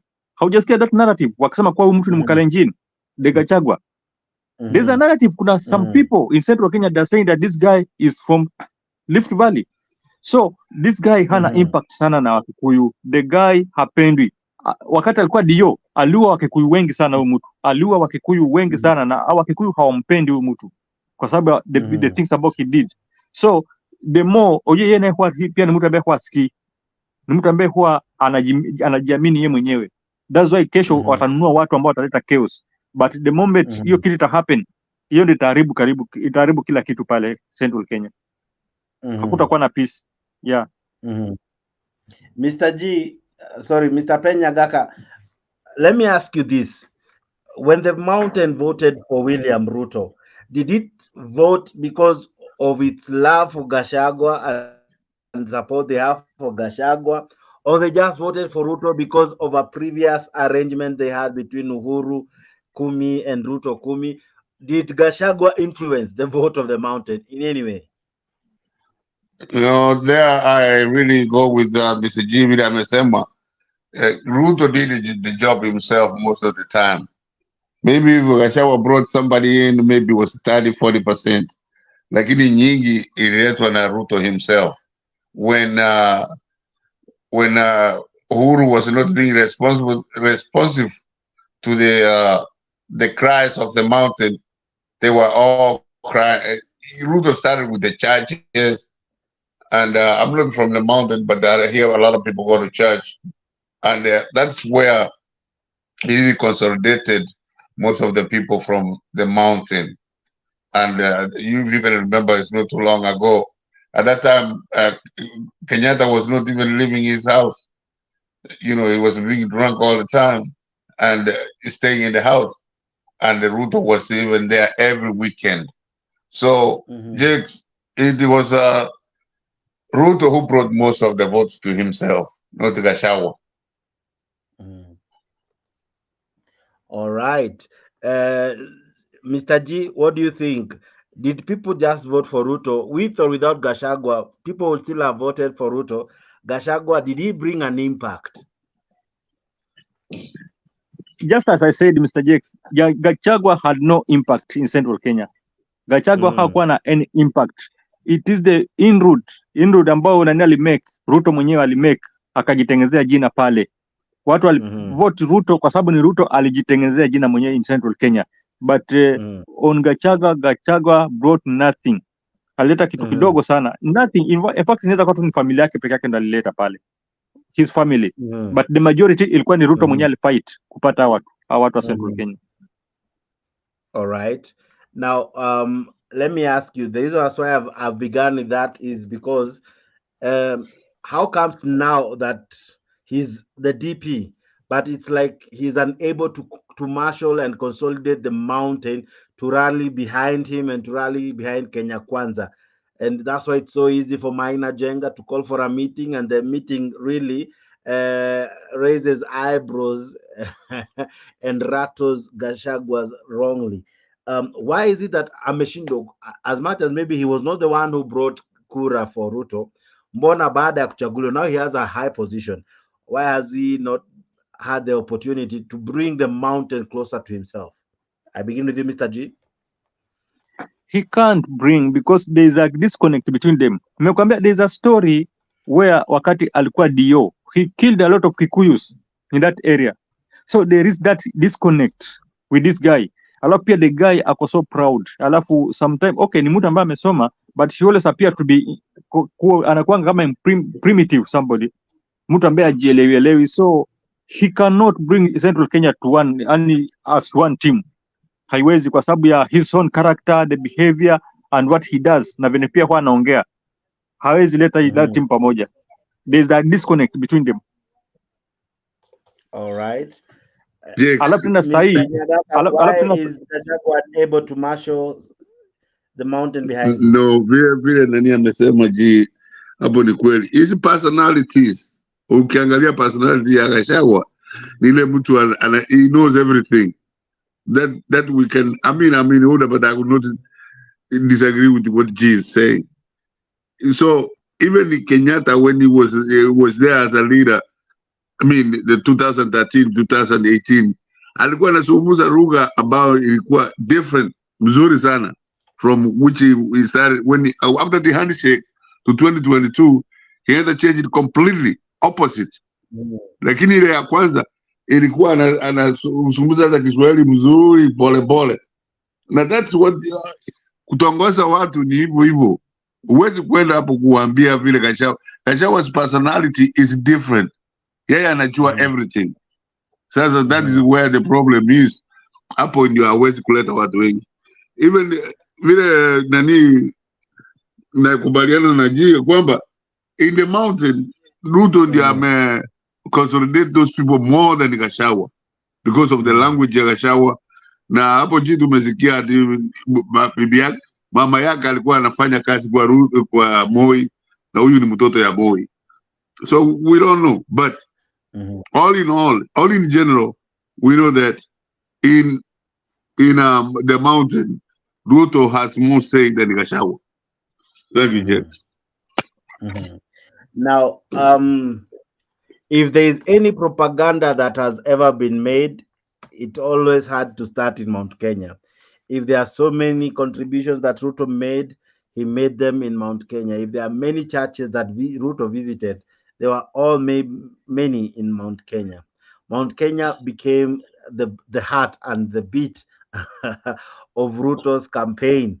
And whenever there was any sign or indication of Baba going there, Ruto would go there before and after. We saw Gachagua begin the same trend by having the youths visiting him on Christmas. And they had that funky, it was all over the news. Now again, we are made to understand that we will have a meeting of Mainajenga tomorrow. I want to begin with you, Mr. G. Is it almost obvious the president will be in Mount Kenya no sooner than tomorrow or next week, or ataanzia mwaka Mount Kenya just to cool the fire if anything or if any challenge will happen tomorrow? Can we predict the president will be in Mount Kenya come next week? President Ruto can be in Mount Kenya. Yeah, Ruto kwa sababu anapenda kwenda huko sana. He may be. Akiona kuna that disruption ataenda, lakini kumbuka kwa sahi what he did in Central Kenya is what he's trying to do in Nyanza. Sasa mostly amerely sana kwa Nyanza kuliko in Central Kenya. But in case anything happens tomorrow, yeye atakuwa mtu wa kwanza kukimbia pale, because he still believes that he's the kingpin wa Central Kenya. Hajui kuwa kingpin ni Uhuru Kenyatta. Yeah, because Uhuru Kenyatta kwa sahi amekuwa vindicated on what he was saying. That's why UDA haijakuwa popular sana sahi. Watu wengi wameikataa kwa sababu ya those lies. So sahi ni kama Uhuru anaenda kugain again that popularity ambayo alikuwa nayo kitambo. Na that's why itamchukua time. Uhuru hata siku hiyo meeting ya kesho Uhuru hatakuja. Kwa sababu ni kama anaendelea kurudi, anataka kurudi, anaendelea kurudi. So kesho hata pia hata hiyo mambo ya kingship, kingpin hata patiana bado. Anataka kungongoja kiasi. Okay, Mr. Nyagaka, what do you perceive after tomorrow's meeting? Do you see Ruto headed to the mountain to try marshal up some numbers? In case of anything happening in Nyeri tomorrow? Jakes, if he's not there tomorrow, if he's in the country next week, I guarantee you he will go there. The 2 weekends he will go. He will be in the mountain. That's very clear. Lakini wacha niseme hivi, Mr. G, hiyo Nyasa unasema every time, hata we Jakes na watu wote wa magazeti wanasema when they say Nyasa they mean Luo Nyasa. Wakisi Wakuria tuko Nyasa. Lakini when they are reporting the news from Nyamira or Kisii wanasema Nyamira or Kisii. When they say Mire Jakes amesema hapo Ruto anaenda Nyasa, hiyo ni Luo Nyasa. So we were moved from Nyasa or what? That's what I really want to talk to a lot of people in the media. What I was enjoying kwamba when they say Nyasa, they mean Kisii and the Kuria places. But most of the time, whenever they are saying Nyasa, they say they mean Luo Nyasa, and that is completely wrong. Lakini to answer your question, vile nimesema kwanza, Ruto likes going to the mountain every weekend. This one will give him even a good reason to go there, and he will go there and talk better than Gachagua. Real nice. Yeah. Interesting. I see my good friend Mzalendo has joined us, and I would want to have him over as well to have his sentiments. And ladies and gentlemen, wacha nimwambie kitu Jakes. Mzalendo, nilifanya hiyo research ulinituma, hiyo watoto ya mama samaki waine wako hapa America, California, na mmoja kijana ameoa hapa daraja 2 na ana nyumba huko na watoto wakubwa. So Mzalendo, nimefanya your homework. Thank you. Thank you, Jake. Now that's the unfortunate bit ya kutojua mnaongelelea nini, but I will not even give you the courtesy ya kuuliza what in the world you're talking about, but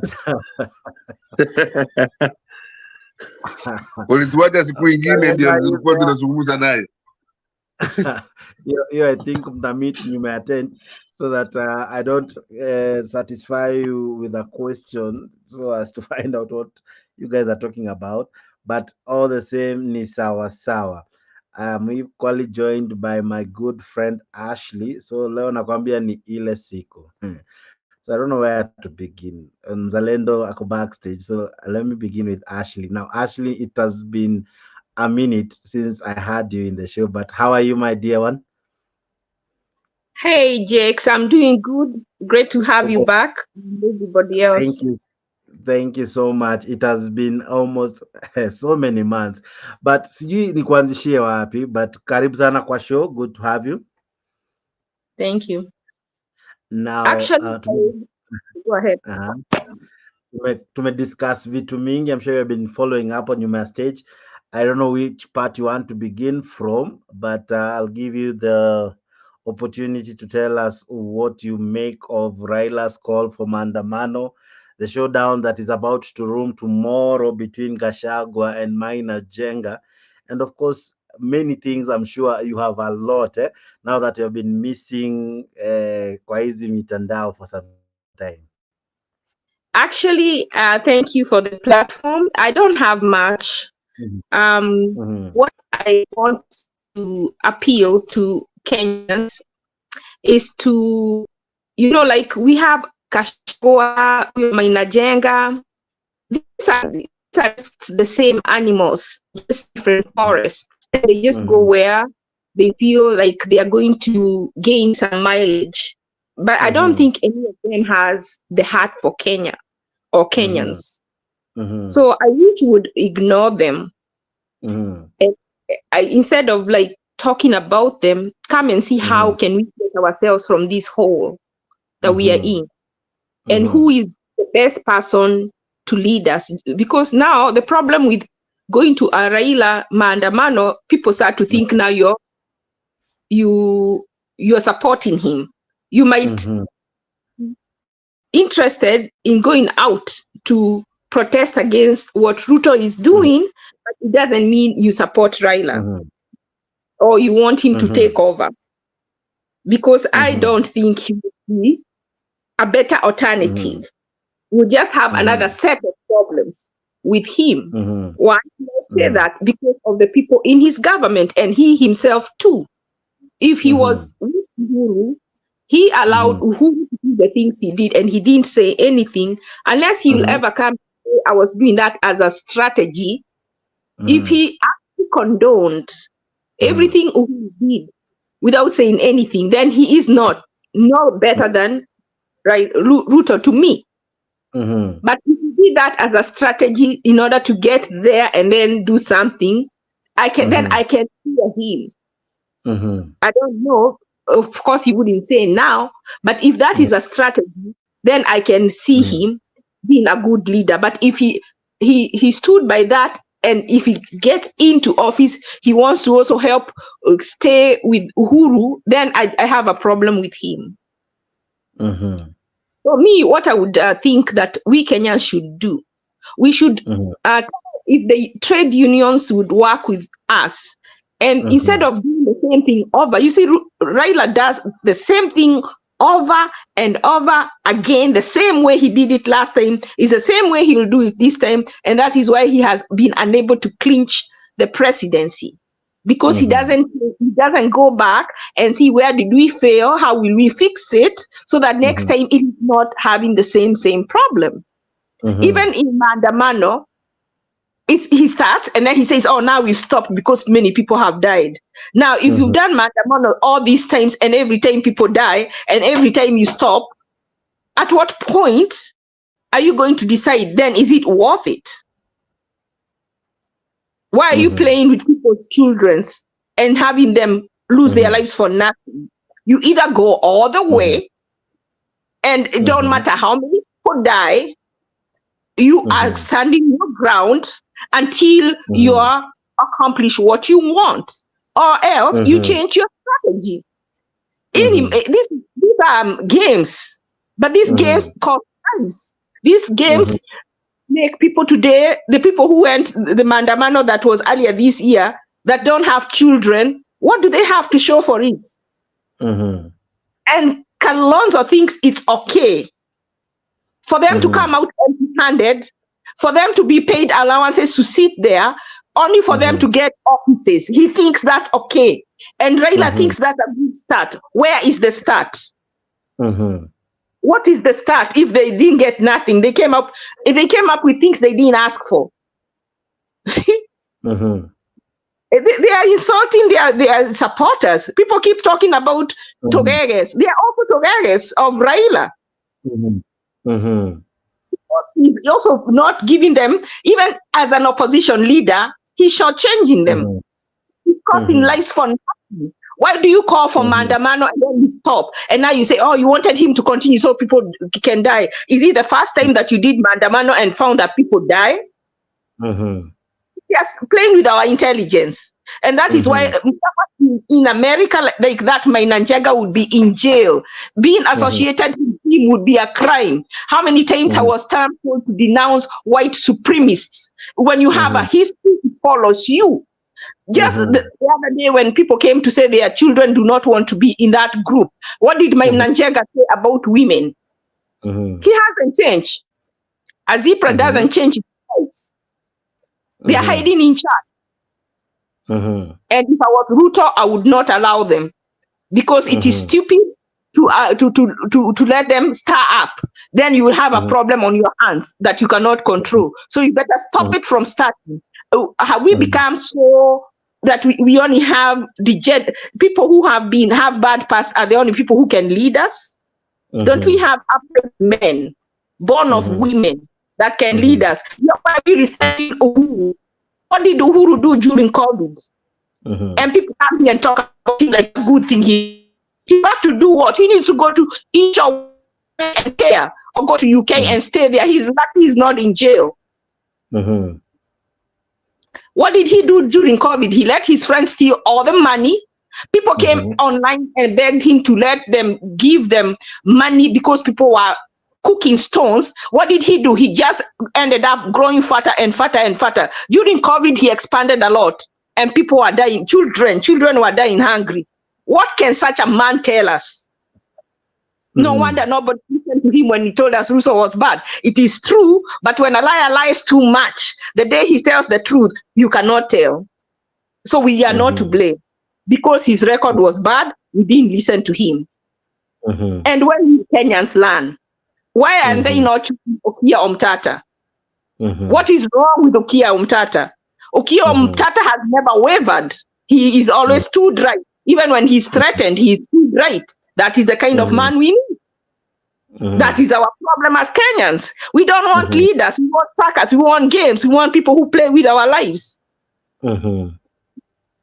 Now, on the housing bill, Ruto's plan, this is to the judges. It's not tenable because if let's say he goes for 5 years, even if he's re-elected, and those 10 years we have a house and we build houses and people go into those houses, wouldn't it be unfair that some people attack, some people got houses, and then the next president who comes does not continue with this program? During that time you were taxed and people got houses. That is unfair. It is not tenable.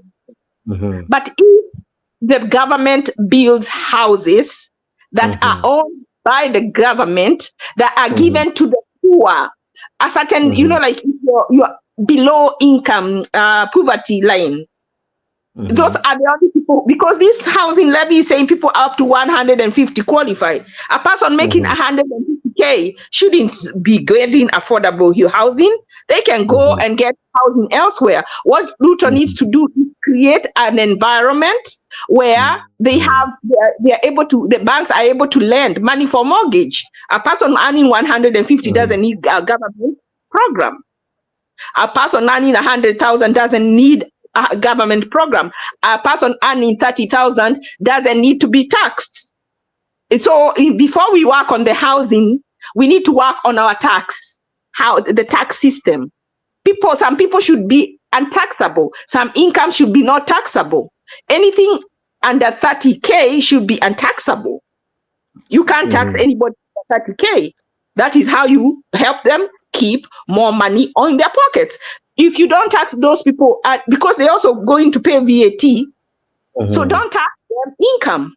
Don't tax their income. And then the people making higher, you might increase that amount. And the people in leadership, they should reduce that income, because those are the people who are taking tenders, those who are stealing the money, and they are still the ones who are getting a high income. So you see, there is income disparity. So we need to first build the structures before we can go to the. And let me tell you, if they build houses, if they have a program where even if let's say it's the 5 years that Ruto is going to be there and he doesn't get a second term, and he takes money from people earning like 30,000 and above, and those earning 30,000 and above, but these houses are for people earning below 30,000. So people come out from the slums, actually come out from the slums, not take them to demonstrate, and then when it's time to give the houses, you are giving to the middle income and the high level, you know, like the lower high level income people. So if we get people earning more than 30,000 to contribute to a tax or whatever you call it, even if it is just 5 years, you build those houses. But those are government houses where people transition, that when your income increases, then you don't qualify. It becomes a yearly qualification to get this house, so that you come with your income, and depending on if you're poor, then you get housing, even free. What they should be building is housing for old people, housing for people living in the slum. Now that is something that even though he gets out, those houses are always for the government. And then they have secured housing for people who are poor. Then we can go, and then you get a good environment for jobs. And then those people who are not poor, or who are just, they're working paycheck to paycheck, get and put money in their pockets, then they will decide if they want to buy or to rent or what to do with their money. Because we are adults, we are not children. So you have to not insult intelligence of an adult and think that they cannot plan for themselves. Most people don't have houses because the money is too little. So give them the money and let them decide what is important to them, what kind of house they want to build, whether they want a duplex, whether they want to build one with rentals and then they can stay in one, whether they want a mansion, or what kind of the house they want.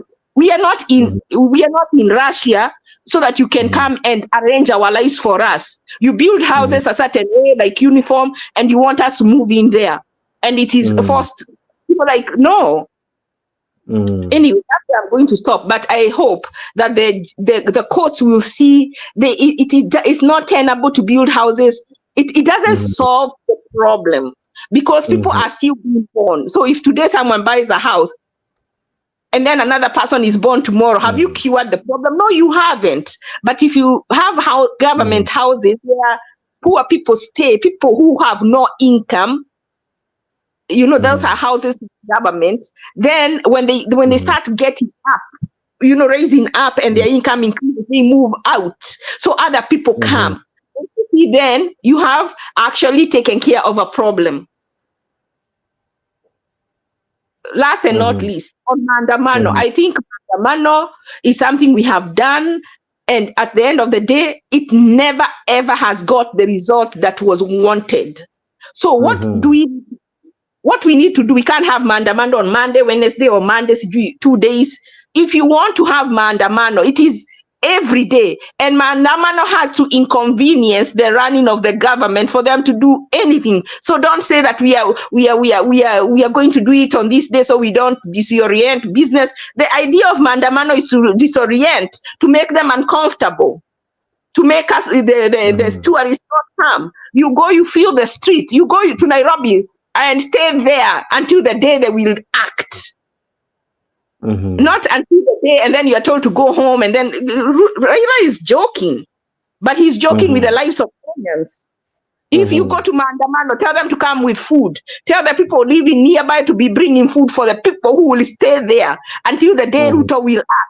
If it takes a month, you stay a month. Because already if you're being taxed too much, you can say that we are not going to kill us, we are going to kill ourselves. Guess what? We are going to stop eating. We are going to come to Maandamano, or what? You can say, he said, everybody who supports me, everybody who voted for Azimio, everybody who has defected from Azimio.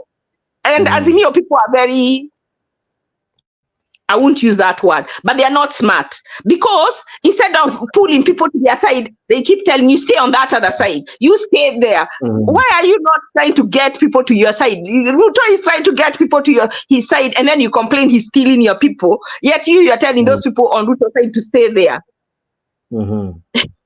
You should be trying to convert more people. So you say everybody who supports, who supported and still supports Azimio. Everybody who is tired of Ruto and wants to defect, I want you not to go to work. If you don't want to pay the housing levy, don't go to work until the day it will be taken out. You stay home. If you die, you die. I would rather die at home than die on the streets. There are so many ways of practicing. Stay home, go on vacation. Are they going to come and beat you because you didn't go to work? No. And then don't take your children to school. Don't take them in January until they reduce the fee. That is how it's gonna work. And I tell you, if every parent or more than 50% of the people did not take their children to school, first time wacha ipotee, wacha tukae bila food. Watu wale wana food wanapatia wale hawana food, lakini hatuendi job, hatupandi matatu. I'm telling you, they would act. Remember in Niger, when French say they are not leaving, you don't have to always shed blood. What did they do? They didn't fight them, but French thought they are going to come and force them out and ignite a war. You have to be cunning. You have to be. What did the Niger juntas do? They just surrounded the place and said no more food. Like if you have a growth in your body and you cut off the oxygen and the blood supply, the thing will die on its own. So even Ruto wants to tax. People say, we are not coming to Kenya. You want to tax us at the airport? We've stopped coming. that is a boycott, not going to Kenya. And then people in Kenya say we're not working. And then you think he'll go on his streets, atatoa wapi hizo pesa anaenda nazo? Why come and keep telling, oh, he's going. Just stop it. Just cut the blood supply. He's getting. Let us see him 700 people. He won't. Where is the money going to come from? Stay home. He collects, you stay home. The thing Raila comes on TV and says, we will come back after you recede that finance in totality. Nobody go anywhere. Give your neighbor food. That is, be serious. Be serious. That is what I find not seriousness in Raila and his movement and his demonstrations. I think what deal they were given is not good enough, and they are trying to get themselves a better deal. But they have no seriousness in tackling the problems that Kenyans have. That's how I'm going to end. Wow. We, na uko umesema una kibao we. But I welcome you back. I think sikutaka kukukazia so that I give you all the time. Okay. Naona kuna jamaa amebambika hapa anaitwa Goodyear na amekukaribisha sana. Karibu sana Ashley. It was a while since we heard from you. Okay, before I even ask you anything, because I have a lot from what you have said, allow me to have Mzalendo, good. Nanyi wadau umeamua kunifichia kamera nyote, but anyway. Yes, Mzalendo. Na kwani leo hujalipia token bwana, uko kwa giza? I'm watching a movie. Hey, blessed are thou amongst many, but anyway, go ahead. Yes, Jakes. The reason I even came in is when earlier on is when I had the way we are confused about these tribal movements, and we are really giving them a lot of airtime, which is unnecessary. You have to know what tribe has caused this country. What this tribe is, when people come just stamping that we are Kikuyu kingpins, we are Luo kingpins, that's absolute nonsense in the modern society.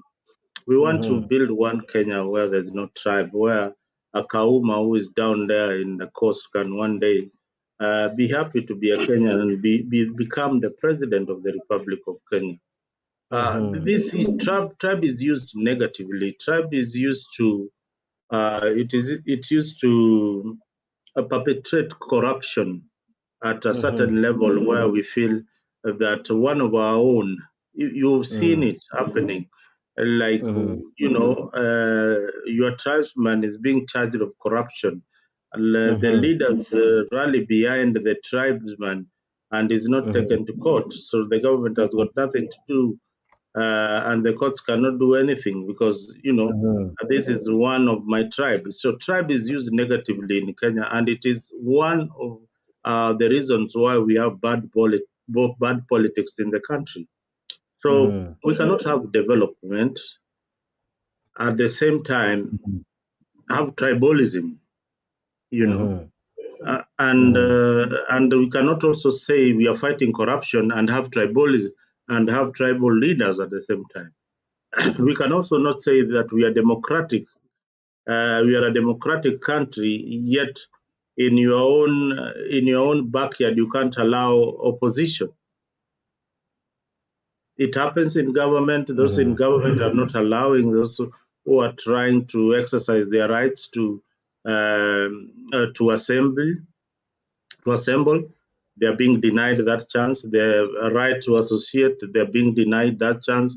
So, I mean, it's total nonsense because we Kenyans need to start thinking as one country, and that is the reason why Nyerere said that Kenya is a good country, but the only problem that country has is tribalism, ukabila. So hii ukabila tutaimaliza na mangani? How are we going to fight tribalism? Ruto is trying to fight tribalism, although his appointments in government says otherwise. But largely, he has tried to include almost everybody, every other tribe in government. But the problem in our So that I country know how is to ask you this question. Did you say Ruto is fighting tribalism? I said Ruto is fighting tribalism, but again, when you look at his appointment, it says another thing altogether. Although largely he has tried to include almost everybody in his government. So right, so that's what I'm saying. So tribalism is something that we should fight with every opportunity that you get on air. For Mainanjenga to have a meeting in Nyeri. Remember Mainanjenga, I heard Mr. G saying Mainanjenga is a pastor. I don't know which church he is in, but this thing of theology is being taken overboard. So let the bishops and the pastors, the theologians who practice theology, go to the pulpit. That is where they belong. Theology cannot improve the economy. All right, the economy is improved through industrialization. Theology cannot sanitize you to be a good person. We have seen the pastors and bishops who are. We have just a few months ago, the case of Shakahola. So once you say that, oh, mimi ni pastor, ama mimi ni priest, then everybody should say that this guy is holy or this guy has changed his ways. We have seen criminals coming out and saying that, we have changed, we are now rehabilitated, but they have not gone through the whole program. So has Mainanjenga gone through counseling? Yeah, has he gone through counseling? Has he gone public and said, my fellow Kikuyus or fellow Kenyans, forgive me for what I did with my Mungiki sect? Has he apologized to anybody? No, he hasn't. He has not. So some of these things, we should not take them lightly. We should not take them lightly. We have passed Mungiki and we have passed tribalism. So if Maina Njenga wants to be a national leader, I think his rally should be in Kisumu, or his rally should be somewhere in Machakos. But why do you have to galvanize your tribe? You are trying to create what we fear most. You are trying to create a sect that will follow you religiously, follow you if you are corrupt, if you are being charged for criminal activities. You'll not be charged because that sect will say that this guy is innocent. Anyway, that's my take on that particular issue. That is what really brought me here this evening. Now, I don't know who to begin with. I have questions for almost. Oh my. I'm having serious echo from Mzalendo's end.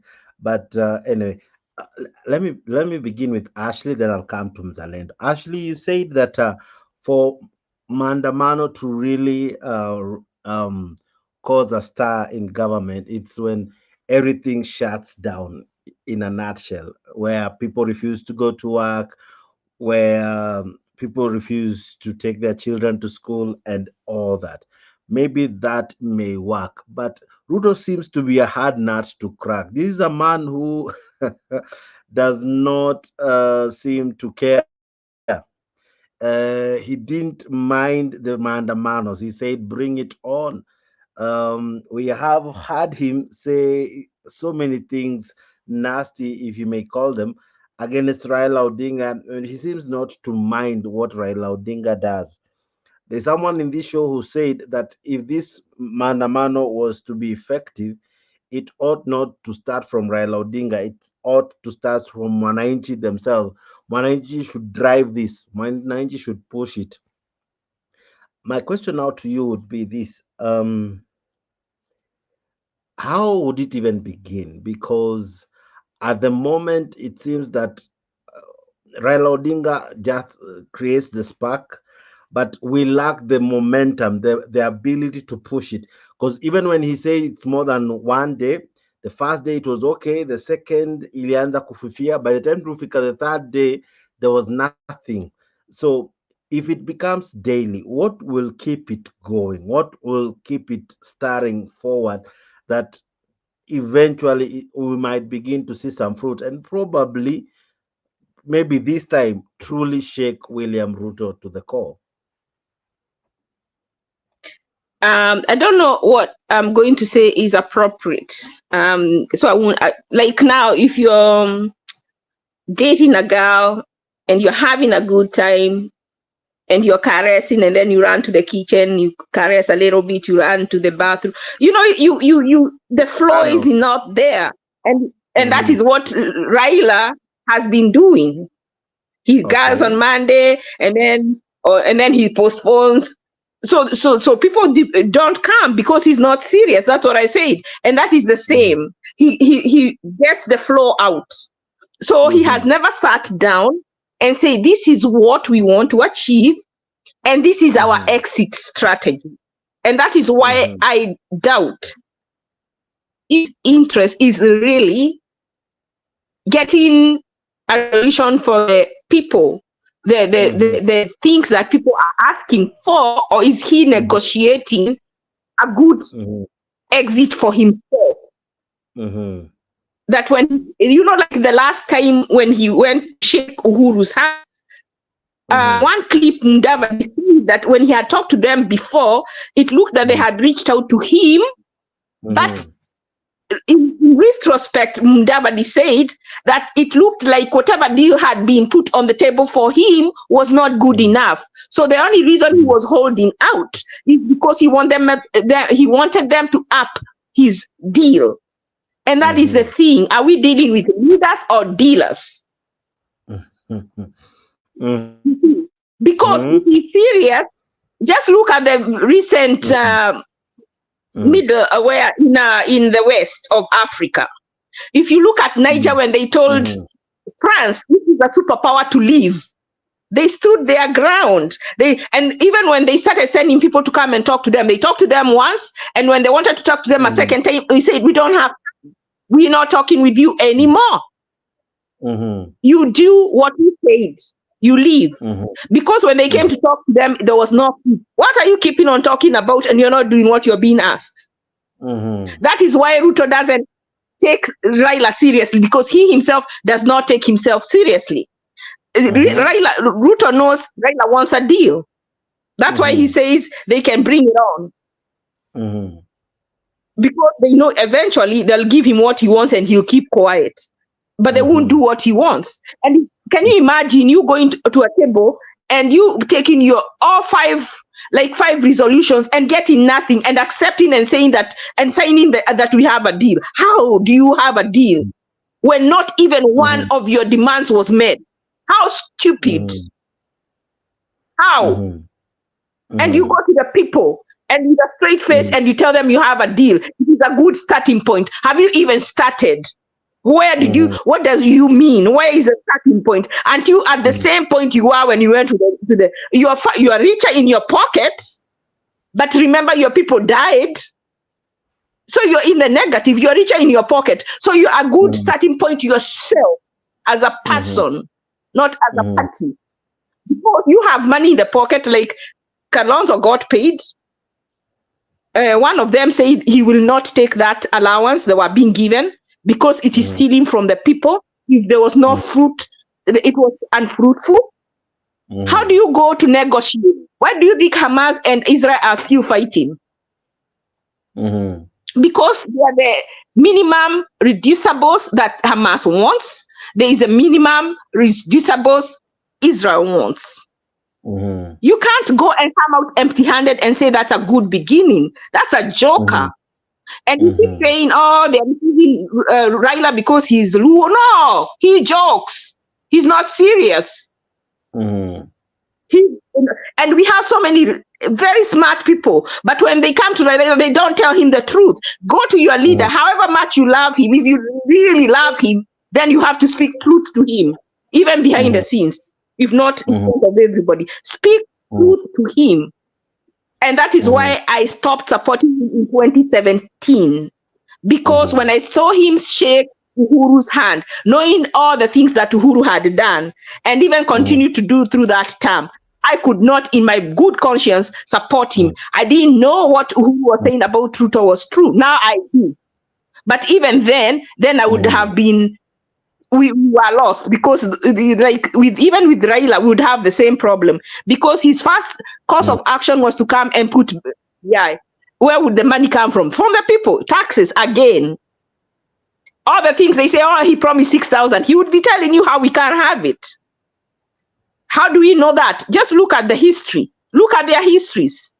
He used to be good then, a long time ago, but people changed and he changed. It's just like a way someone gets married by a good man and then they kill them. They get married by a good man and then they divorce. They don't take care of the children. People change. Raila changed. But we are still using that anointing that was there, even when the vessel has become Ichabod, which means the glory has departed. He has to revisit himself, the first love of his country. He has to revisit. He has lost it. And how do I know he has lost it? By the way he has been acting, the steps that he has been taking. How can, if his child died, would he tell people, let us postpone, let us eat Christmas, and then he's somebody not serious? Why is Christmas? What Christmas? In fact, to know that, when you fast the thing you like. He would have said, because of the urgency of this matter, we are not even eating Christmas. Where is the money? Let us go to the street. Christmas here tutakuwa kwa street. That is someone who is serious. Not someone telling you what to celebrate. That is not someone serious. And all these people are following someone who is not serious.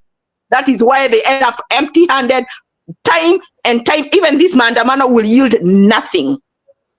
Let me be telling them, and I'm not a prophet. I am just following history. Yeah. Well, I'll be coming to you with another set of questions. But Mzalendo, I come to you now. Now I'll ask what Ashley has responded to, and equally ask you a question as well to what you said earlier. Number one, Ashley says that Baba Nimtu Anaguza, he begins but fails to follow through. So eventually what he starts doesn't really pick up and it doesn't yield the results required. So his touch and go form of tactic at times doesn't yield much. And she seems to say that Baba has lost the mojo, the ability to lead as he used to. In fact, given what he did with Uhuru Kenyatta in 2017, it made him lose some credibility. Now, he has called for fresh Maandamanos, and actually seems to say that there's no clarity in what he's saying, given that he ought to have even begun with this Christmas. Many didn't even celebrate it. Many didn't go home. Many in Kenya chose to stay where they are. They only went to a few places so as to reduce spending. Many had to cut their expenditure because there's no money. One of the reasons he's calling for protest is because of the cost of living. Now, what would have been the signs that he's a serious person calling for this nationwide Maandamano? What should he do to really, now, if he's calling it, to really have an impact, to really shake Ruto? Because as Ashley is rightfully saying, is that this far, Ruto has not been shaken by any of the two previous Maandamanos. Even the third one, I don't know if it will be the third time, charm, luck, and all. What do you make of Raila this far? Has he lost it? And is he trying all cards, the old cards, new cards, and trying to see which one will stick? I anyway,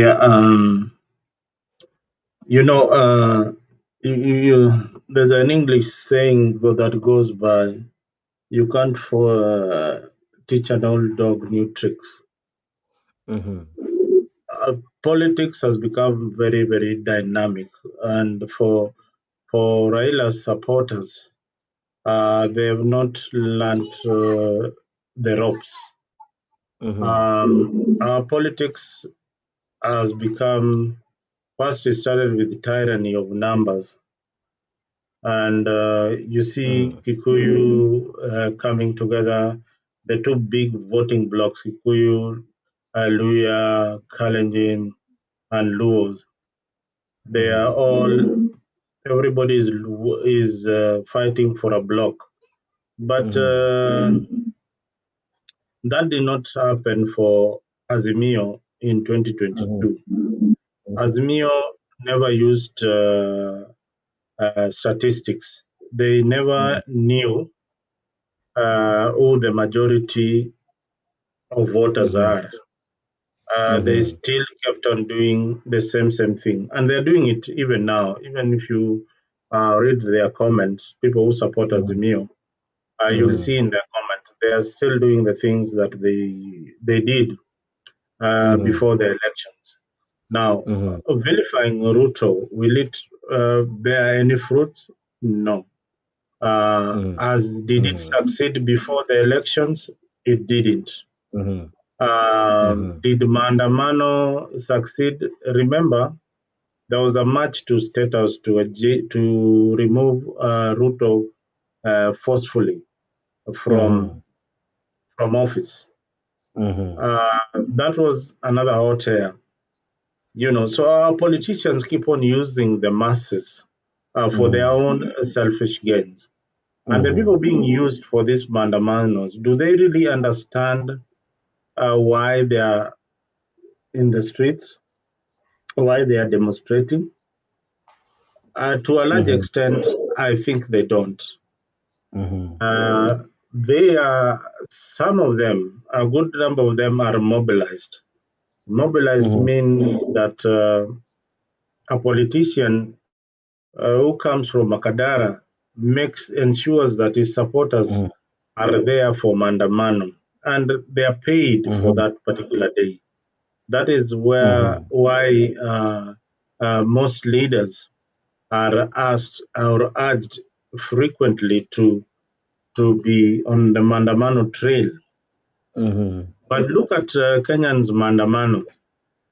People are demonstrating inside VX vehicles, inside Range Rovers, inside Volkswagen Touaregs, and they are running the streets, and they are in bulletproof jackets, vests, and everything else. That is not really a demonstration. That is just showing that we have the masses. And if you look carefully, they are playing with the psychology of the poor. This movement starts in slum areas. These movements are never in Karen. They're never in Lavington. They're never in the suburbs. They are normally in slum areas. They're normally in very densely populated areas where they tend to gather the people so that they can have a conversation. So that has largely played against Baba, because the middle class are not involved in his politics. They would rather talk about his politics in bars, and it ends there. They're not actively involved in the politics, and because politics has become a game of membership.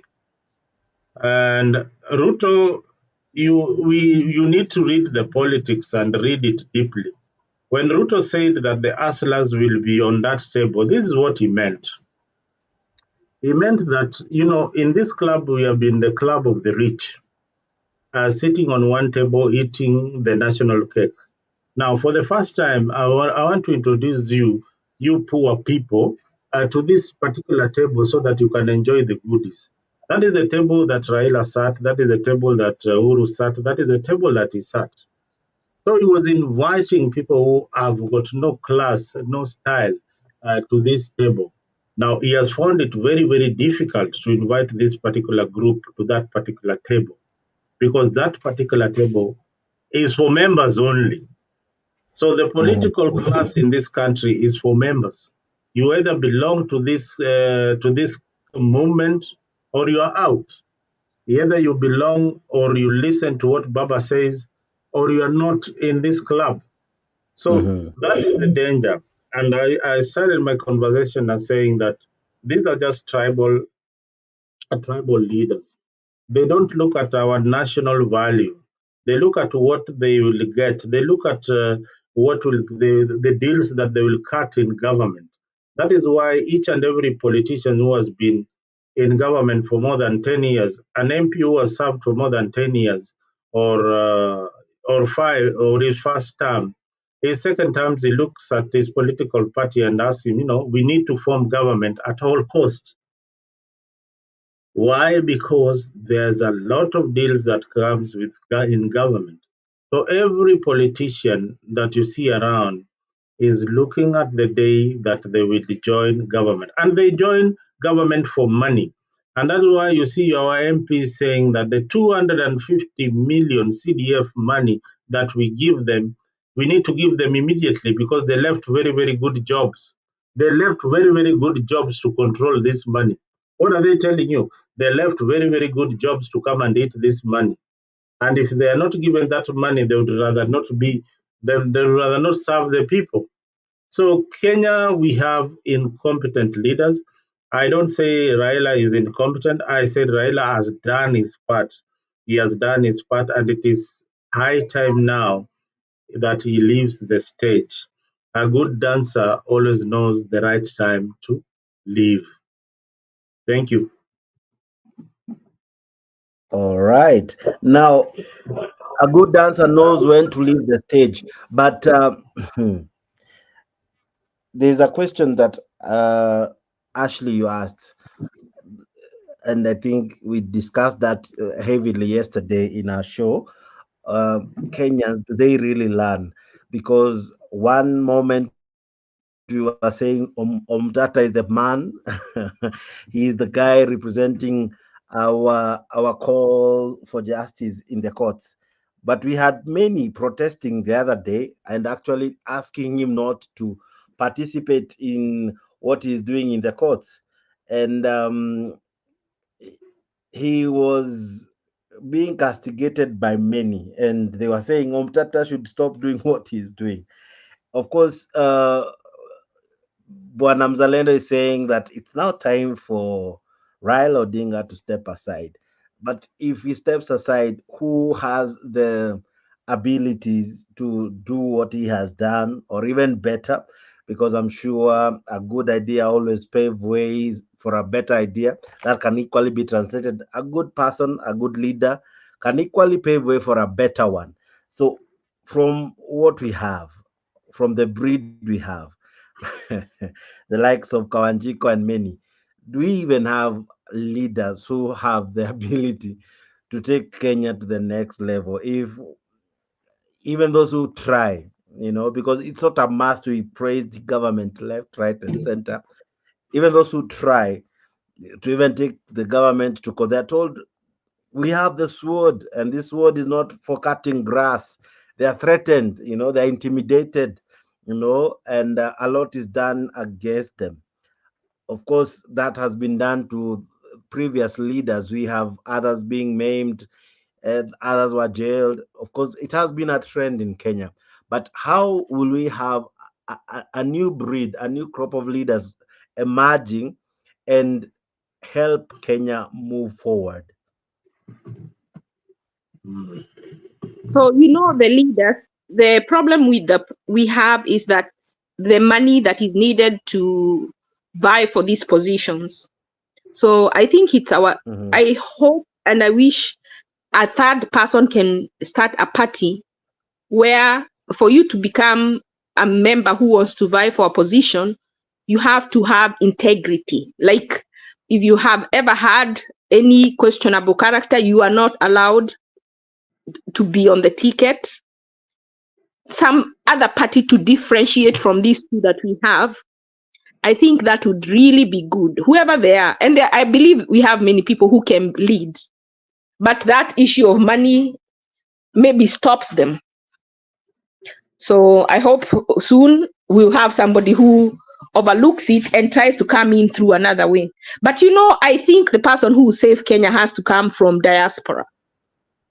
Because Ruto plays such a low game, by the way, and he's only defeating Raila because maybe of age. And personally, I don't think Raila should, if you are, that's his life. Politics is his life. Even though he's a hand and he's a good mentor, sound mind. Why do you keep telling him to leave? That is a personal disease. The queen died at the throne. So it is so unfair that we are talking about democracy, yet we want to derive him of what he loves, politics. People who have been here, Raila says, he just glows immediately he sees people. Even though, even on his last breath, if he wants to still be a leader and he has followers, it's okay. That is his personal choice. You make yours. When you are 80, you can leave politics. He doesn't want to. Give him that right too. I don't think anybody has, unless he's disoriented, unless he's mentally incapacitated, I think we need to let him be. If he wants to lead, and there are people who are following him, nobody is forced, nobody is holding a gun on their heads. So who are we to tell him it is time to leave? Are you his doctor? No. He's mentally able to comprehend what's going on. Anyway. And people are buying his politics. But he has a very big responsibility. He has a big responsibility because a lot of people listen to him. That is why I would really urge him to not agree to be bought, not agree to be cowed. I don't see how during the elections he was followed by the two men whose fathers really punished him just because he was a patriot, because he was a nationalist. When you start listening to your abuser, then you need to see a psychologist. I don't know whether he's ever seen a psychologist for all the things that he went through in his younger years, and maybe they contribute to the decisions he makes now. Because you can't keep doing the same thing. I don't see how they are so good friends with Uhuru now that Uhuru needs him. But Uhuru is the same person who stole his election, as he says, in 2013 and 2017. Abner died a fool. Because Abner refused to recognize when the brother of the woman he had raped befriended him. If Uhuru was sincere, why didn't he step down in 2017 and give it to Raila when they shook hands? Because Raila won. Why did Raila not ask him? A friendship has to be honest and transparent. How can you steal from me and then I come and laugh with you? What does that make me? A fool. I'm sorry to say, and I'm not abusing him. How can you steal or you come and rape? Like I come and rape your daughter Jakes, and then you forgive me, and then we start dining and whining with you there. You steal 2 times. I help you the second time. And then you tell me you'll give me after you leave. How? And you're running on my time. The decent thing Uhuru should have done is step down and say, you know what? Raila won. He would have a legacy up today, more than the 2 terms he had. He would have left a big name. He was looking for a legacy, but selfishly. He would have got it by being selfless. Yeah. So I have a problem that Raila is entertaining Uhuru after stealing from him 2 years, 2 terms, and now he's trying to fight for his jubilee. At what point do you stop the madness? Well, I need to ask that question to Mzalendo, and I need to take it even a notch higher. Mzalendo Ashley is asking this. This is someone who was tortured and jailed and denied the opportunity to be with his family for years. And then after some time, before even Moi retired, he dissolves his party and joins Moi.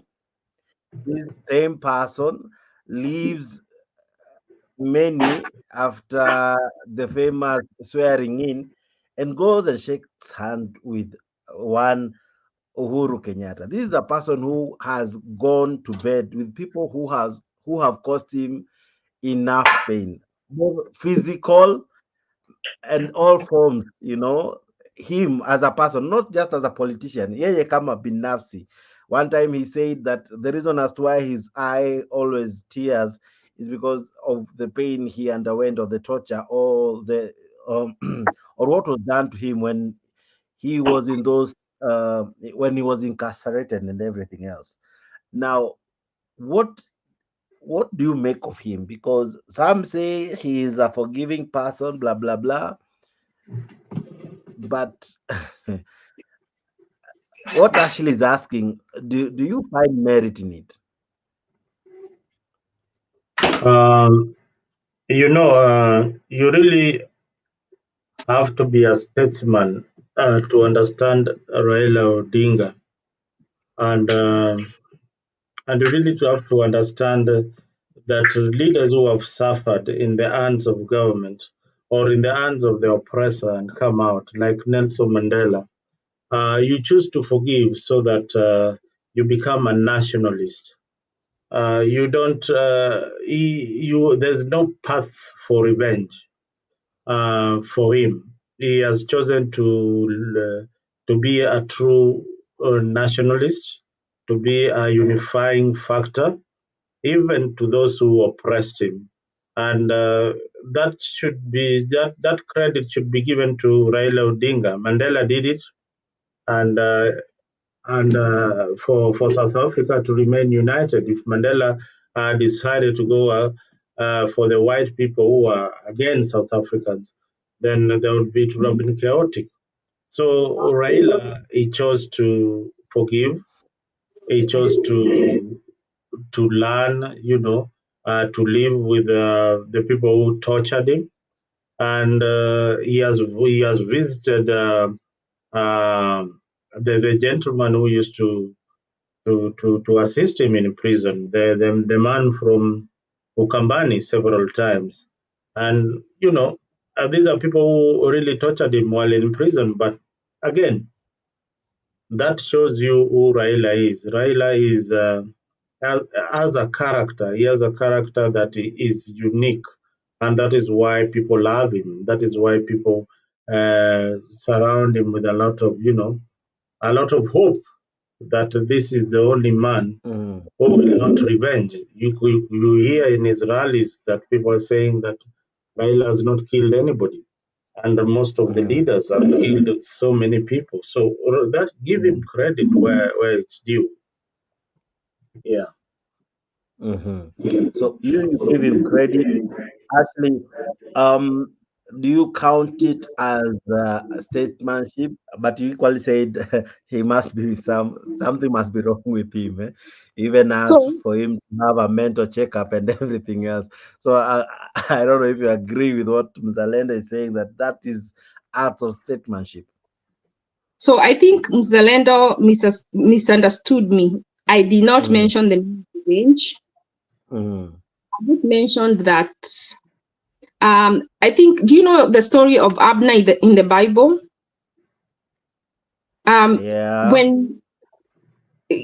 Yeah. So I'm not talking that he shouldn't forgive them, but to forgive to the point that you forgive somebody who has stolen from you 2 times. And I'm not talking that he should revenge. Yes, he forgives, and I'm not asking him. I didn't mention revenge. The problem I have, and it's even biblical, this story of Abner, if you could get and read it, is that there are some things someone does to you and crosses a red line. You can forgive them. Even I'm reminded of another book in the Bible. I don't remember which one, where Timothy and somebody, and I think Paul, they disagreed, and they agreed to part ways. The fact that you've forgiven somebody doesn't mean you have to follow each other. because you are clean-hearted, but is the other person clean-hearted? You don't know.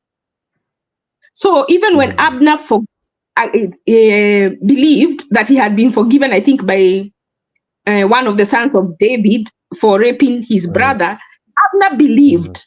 And this brother invited him to a party, but the brother wanted to kill Abner. But in Israel, it's Abner. Amnon invited Abner to a party, Yes. but Amnon's intention was to kill Abner. So, and he could kill an Israelite within the city. So he invited them outside the city. And he believed he had been forgiven. So he went to the party and he was killed. My pastor said, I have never forgotten. Abner, you died a fool for going to dine with your enemy. Yes, he forgave you, but that is where it should end. You shouldn't be buddies. You should, because you are clean-hearted, but is that other person clean-hearted? You don't know.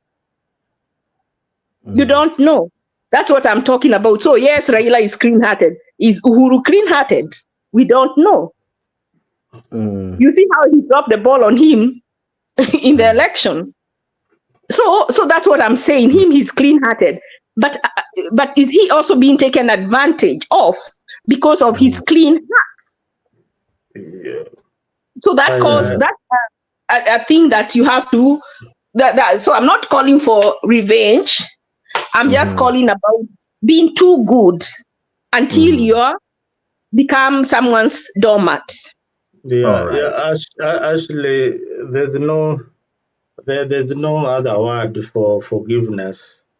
There's no, the opposite of forgiveness is revenge. So to forgive, you either forgive or revenge. Okay, so let me. So where are you at? So you land somewhere. You cannot land in between. You either you revenge or, okay. because so let you me can explain. forgive and don't forget. You understand. You can forgive and not forget. But you can That's forgive where so I that am. we can move ahead. Yeah. So you have still forgiven. So we Yes. agree that it is good to forgive. That is the Yes. most important part. Yeah. Yeah. Thank you. That one I agree. The part that I don't agree is keeping that. You see, someone who has denied you, he doesn't have any ill towards them. But at the same time, I don't think if I was him, but he's much wiser than me, much wiser.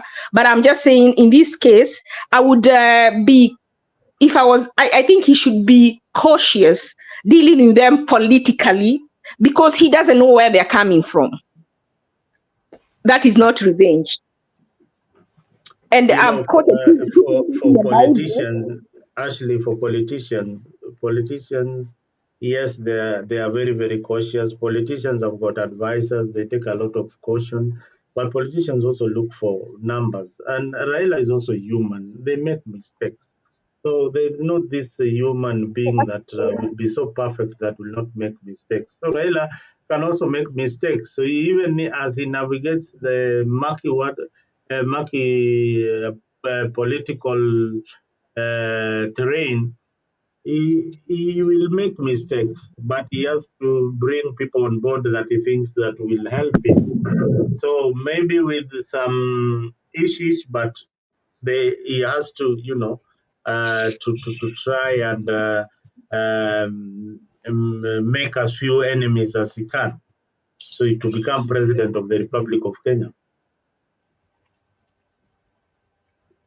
All right, guys. I love it when you leave it to agree to disagree.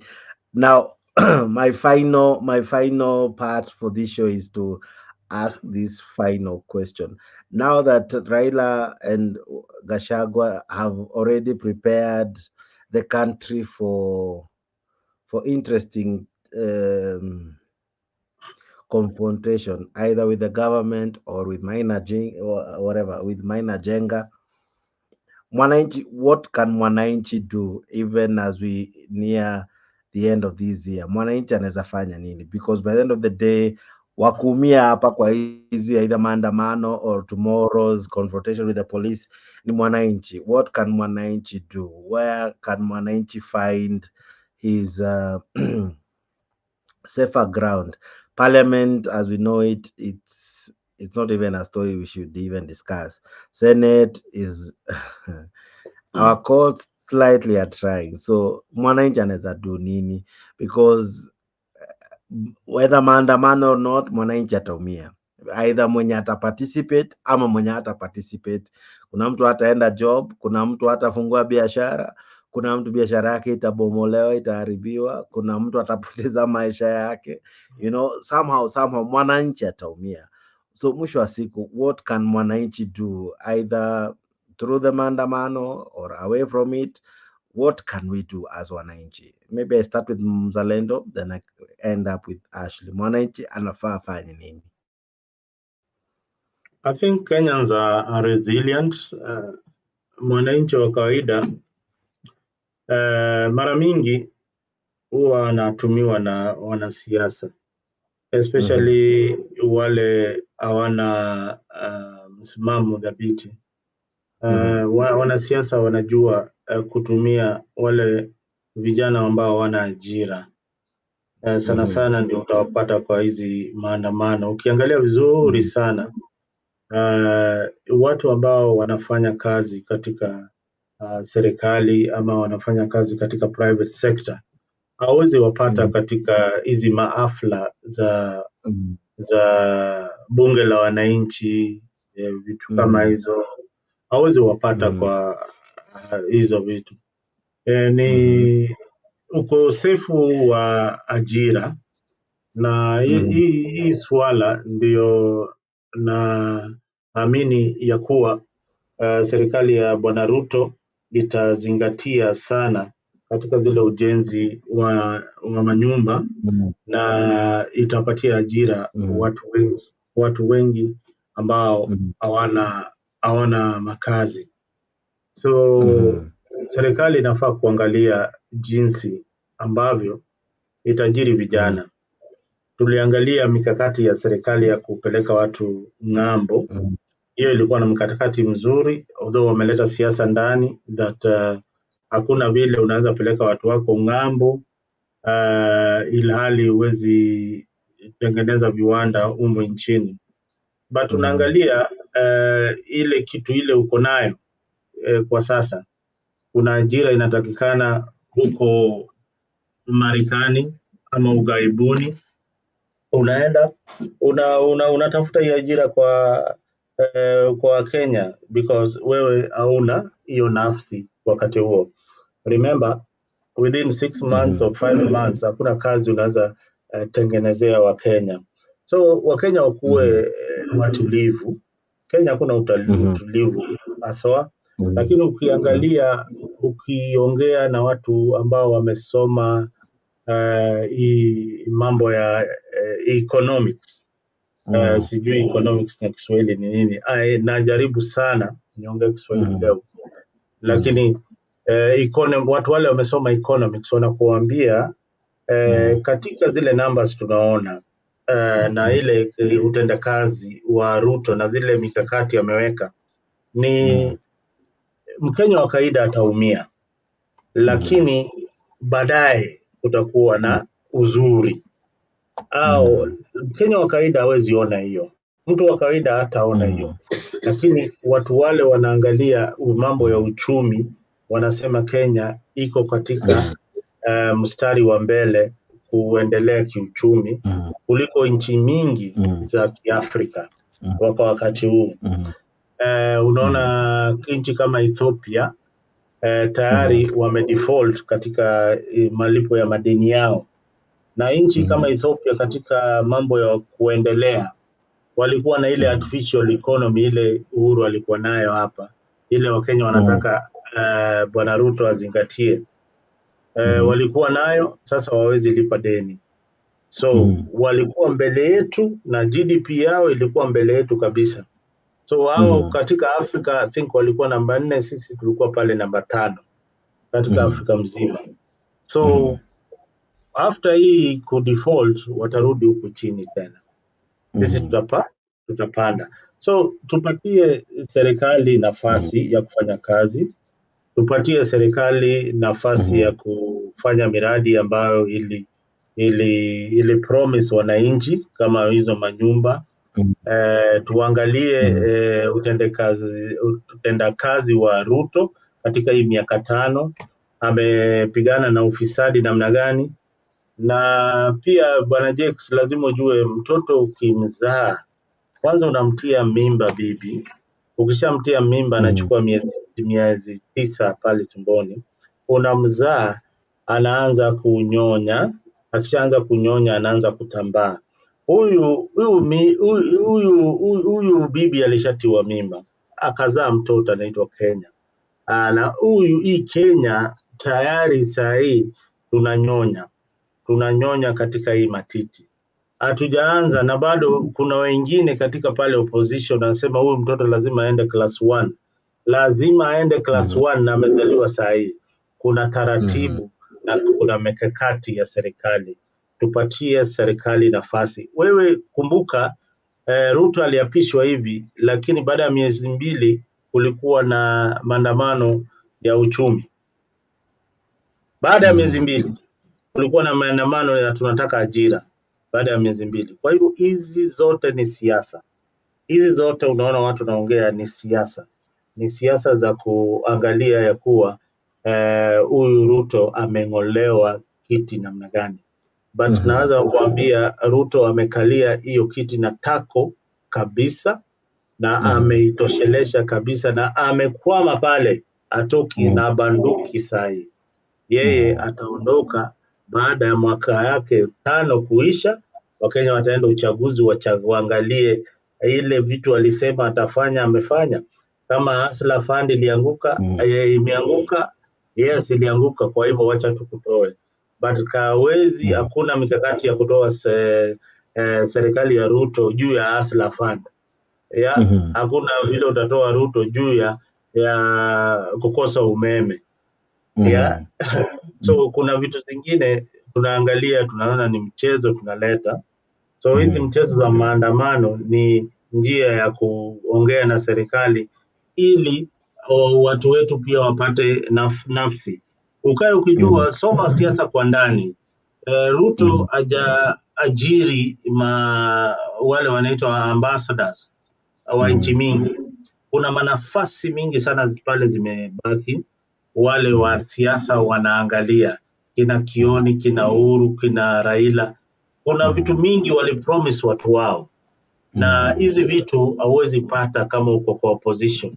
Lazima upate kama uko unaweza ongea na serikali vizuri, waambie huyu jamaa alitukampenia sana, mpatie kitu.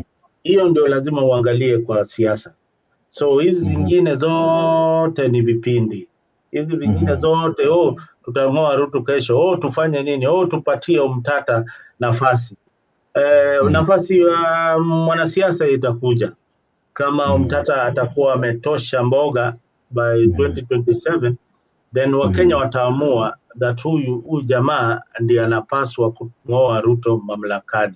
Lakini kwa sasa hamna katika urengo wote ule jamaa ako tayari kung'oa huyu bwana Ruto. Asante. Okay, Ashley, same question. What can Mwananchi do despite all this? Before I say what Mwananchi can do, I want to refute or counter Mzalendo when he said that Ruto's government is a baby just born and they need to drink milk before they can walk.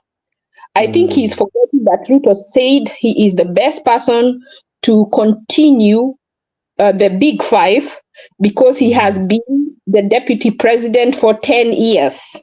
So he is an old dog. Hajalazaliwa sahi. Yeye amepata ta ameolewa na kila kitu. He was the vice or deputy for 10 years. And he said himself, we can get clips that I am the best person to continue. So he's not studying, he's not learning. Unless he was sleeping on the job, which he said he wasn't. Actually, he said the projects that Uhuru was doing were his, he just wasn't getting credit. So let us not treat Kenyans like they are not intelligent or they don't remember, because those clips are available. So let's start there.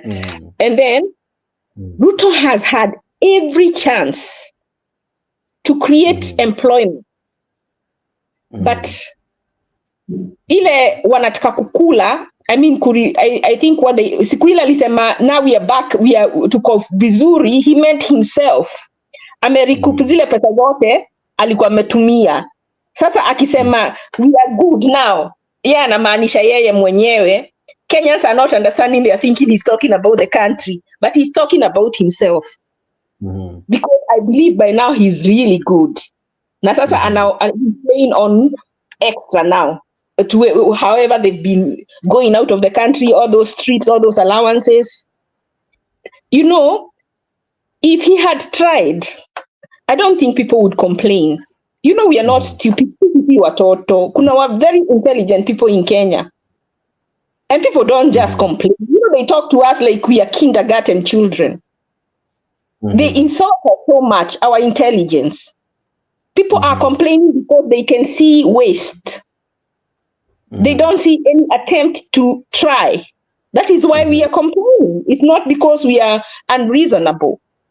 When you travel all the time, like why did they even have to go to the Queen's, was it her death? Just after a week after they were, instead of sitting down and planning government, and that time the economy was really bad. Do you think if they had sent an apology, they would have really been admired? Had even easy trips zote anaendanga kama tu anaweza waambia hao watu we can't come right now, we are having an economic crisis. Hata anaweza pewa free money and save the trip and say, you know what we are going to do? Mzalendo kule unakaa, uko na watoto. Hao watoto huenda shule. Does that school have a nurse? There are so many ways we can create jobs in Kenya. Those are rhetoric questions. I don't need you to answer.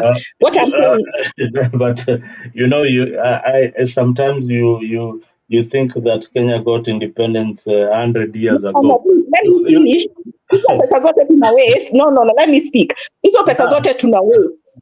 Now, please let me finish. And that is why I say let us not insult. Let us talk honestly. That's why sometimes I hate to come. Mi sipendi kuongea mtu I don't like politics. In order to solve this problem, we have to talk facts. With all the money that is being wasted, we can employ nurses in each school. Instead of building houses, forcing people to build houses. There are people who like condos because maybe they are single parents. They don't want the expense of taking care of a yard. Kuna watu wanapenda kukaa pahali kuna maua, wanapanda vitu. So you cannot build houses for people. Let people build their own houses because they are intelligent. They know what they want. Just give them a conducive environment to make money, and then they will decide how to spend their money. If they want a condo, they will build a condo. If they want a townhome, they will build a townhome. If they want a single family house, they will see. If they want a multi-family house, if they want a mansion, if they want a duplex, they will do it themselves, not the government behind behind them. Easy houses zinabuildiwa ziko supposed kukuwa za poor. Anybody earning like 30,000 and below, nothing else. Wengine watajipanga as long as they have money in their pocket. How do you even decentralize Nairobi so that it is not so congested with people looking for work? How about creating each county to have school buses? How many teachers, how many drivers are you going to employ to take children to school? Watoto unajua ni wangapi wanarepiwa or disappear on their way to school? Why can't we work on buying those buses and putting children to go to school safely and come back home safely? How about giving those children meals at school? If Moi could give milk to the whole of the country, why can't Ruto give food to children? Hizi pesa wanatumianga za MPs na senators ati wanakama wajia na huko wanapewa ati. Do you know they make over 1 million a month in travel allowance? because of distance from Nairobi to where they live. Why can't you take all that money out?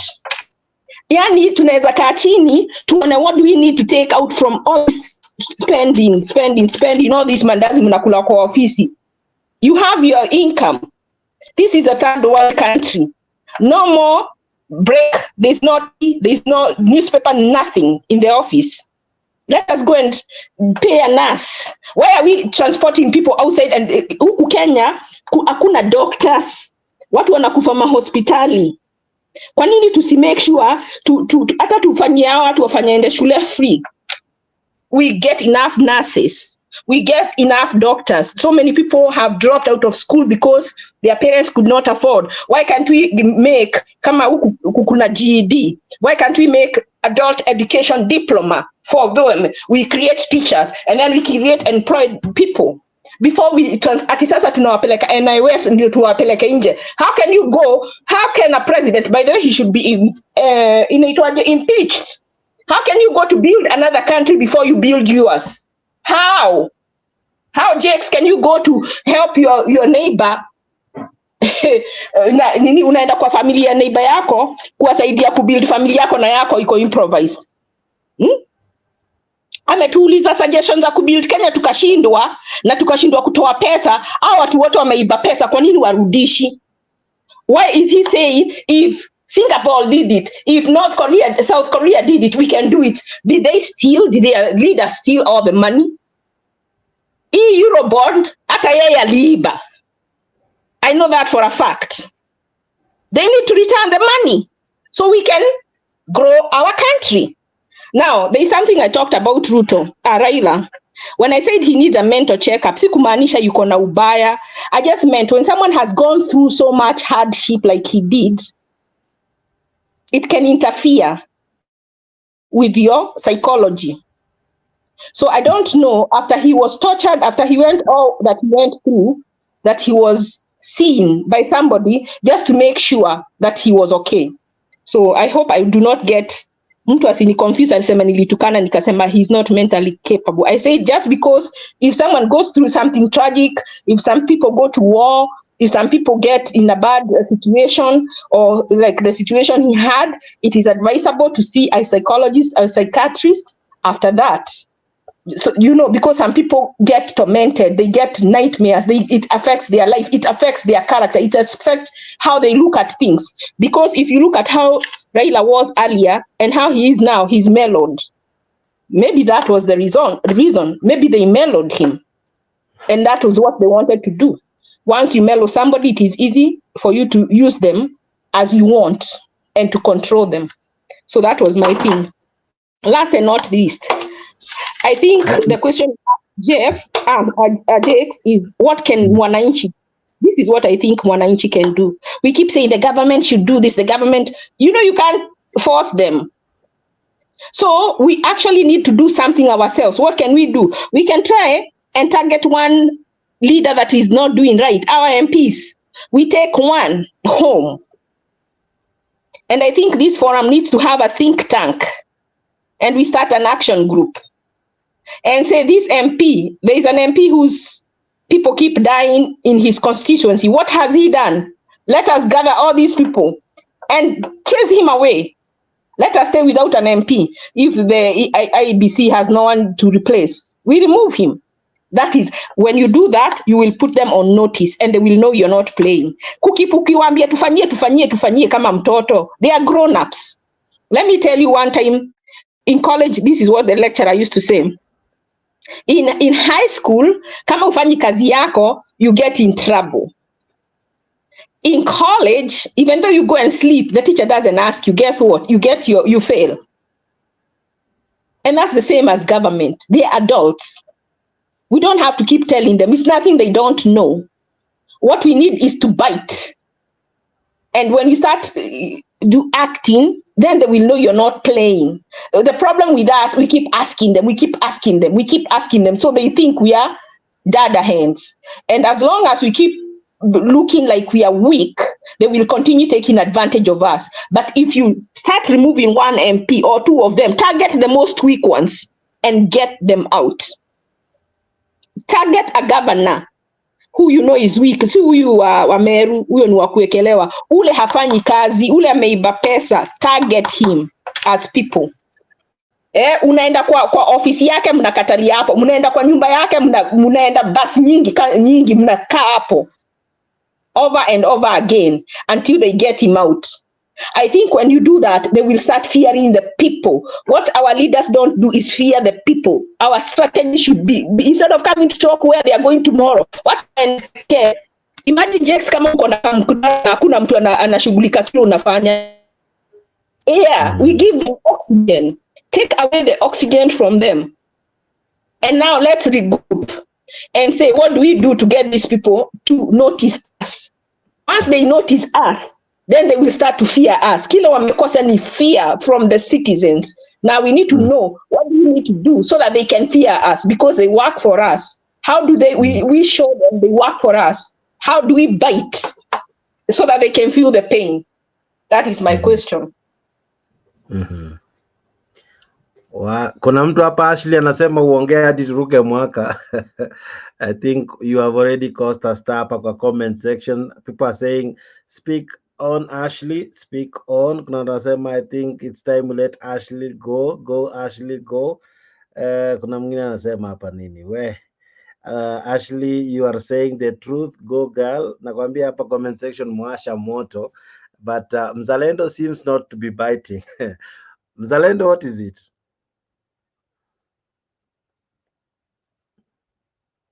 Mzalendo, are you there? Mzalendo, are you there? Can you hear me? All right. Now, even as I come back to allow you guys to give your closing remarks and wish many Kenyans a happy new year, despite all this is what Kenyans hapa chini wanasema, and this I played jana, but I choose to end with. Yeah, I was talking to you. I heard you almost not agreeing with Ashley. What did you want to say? No, I think Ashley lives in an imaginary world, an imagination of Kenya, a US in Kenya. All the systems that he's talking about is what he is seeing where he's staying.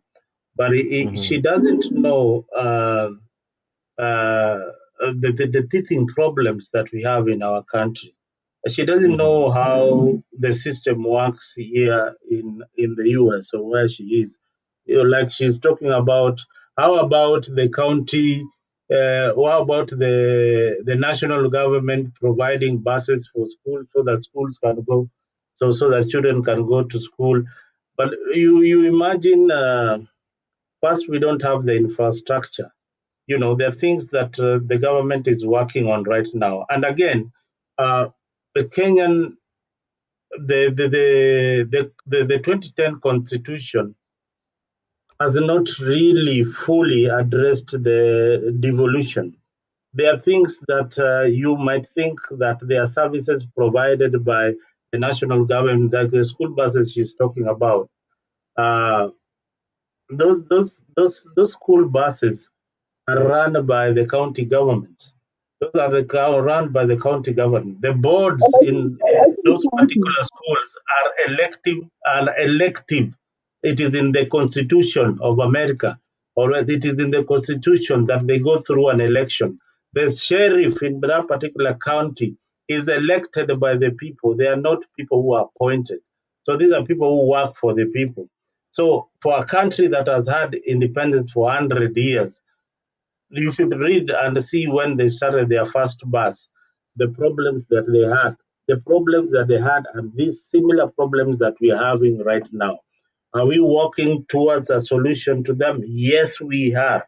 But there are things that we cannot implement in Kenya. Like when you say, okay, let's have nurses in all. In my rural village, there is no window or even a door. Where will the nurse even have is the clinic? There are no books or even a pencil. So you are talking about things that cannot be achieved in reality. at Can I this interject? particular moment. But in future, yes, they can. But now, no, they can't. Yeah. Can I interject? Actually, go ahead. I wanted to ask you. You see, that's why I said we have no business sending our youth, our workforce outside. We have so much work to do, and we have so much money. Uhuru by himself has 30 trillion saved up in some foreign account that we know of. The government can demand its citizen return the money they have outside of the country so we can do what we need to move our country forward. What Ruto has done is bully the small man that has no power instead of concentrating on those people who have stolen to return the money, on those people who have evaded tax, like the lady from Nakuru that is now a senator, to pay up or get liquidity. You know, like if you haven't paid, there is no arrangement because our government is broke. You either pay or we take all your things and sell them to someone else who will pay the money. So he's saying ni lazima ifanyike, lakini yeye nakuja kwa tule tumtutu wa chini au ndio wanafinyilia, well the people, the culprit ni wale wako hapo, his peers. If he has enough balls, let him address the problem at the point. Hizo pesa ziko old because people have stolen. He knows that, and he can even by executive order form a committee of judges to discuss those cases and finish them within 2 months and get back our money from the COVID millionaires, from Eurobond, from the oil scandal. This is money that can come back and actually do the things that we are talking about. America may have taken long because they didn't know. You know, one of the answers people give when they, like Julie on the other show, anaulizwa, when people go, like those people who go out for teaching, they are told you have to go back to your country and take the best practices. Hakuna need yao kusema wanaenda benchmarking, wacha wakuja hapa mtembei tuwapatie.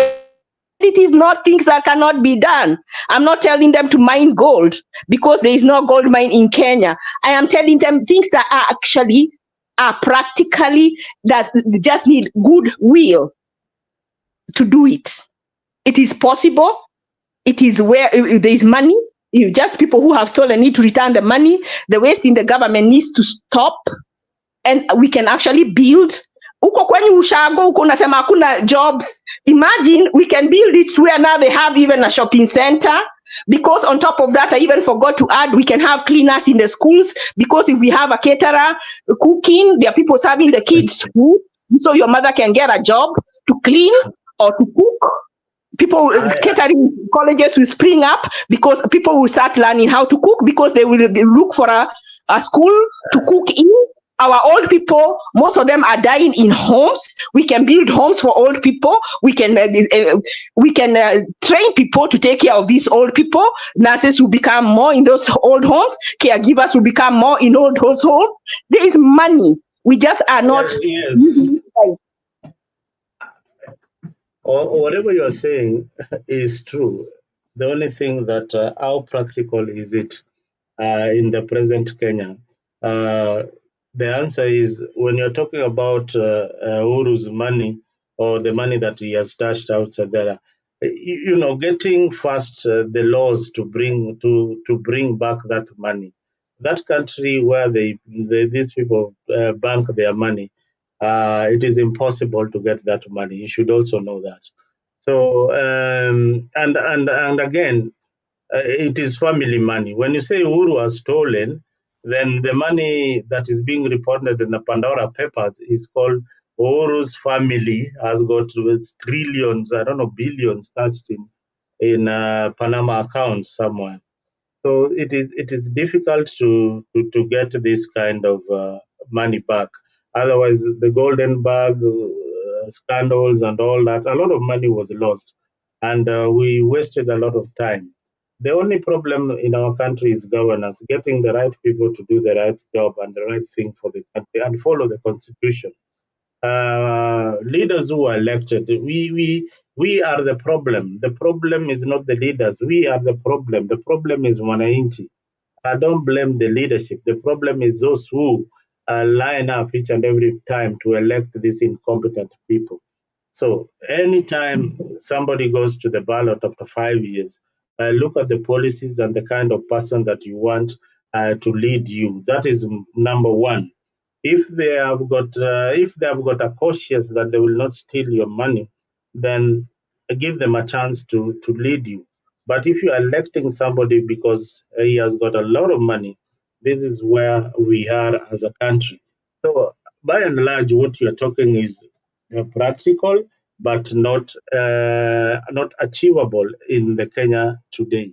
It will take us maybe 50 years to achieve what you are talking about. It took America almost 100 years to achieve that kind of system. So some of these things, we love them, we borrow their constitution, but we don't look at their counties, how they are performing. For example, like a small country like Montgomery County, the economy is bigger than East Africa. You want to compare yourself with something with a county.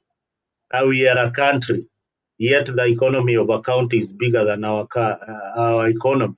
So we are way apart, way apart. We need to achieve infrastructure in most of open up the villages with roads, tarmac roads, not maram roads. We need to make sure that electricity is everywhere. We need to make sure that water is everywhere. Then now we can think of having nurses in the schools and things like that. Those things that you're talking about, we must make sure that we have a sufficient power. Because if you don't have power and you have a nurse, then people will die. If you don't have power in hospitals, that is sufficient in a particular region, then people will die. So there are things that come first. Yeah, don't put the cart before the horse. So let the things that we need to do as a country come first. We saw that we needed a constitution. We promulgated the constitution in 2010. We are now in the phase of amending the constitution so that it works for us. So give this country, Kenya, time so that we have the best out of it. You know, Mzalendo, I agree everything you have said. And it's a think tank. It's not I'm saying we do this. I'm giving my suggestion. And then that's what I'm saying. We need to have that conversation as Kenyans. Then we can see where do we start. And I like what you have said. So instead of sending our talent, our workforce outside, what is the government doing now so we can get that infrastructure we are talking about? Because we have to begin.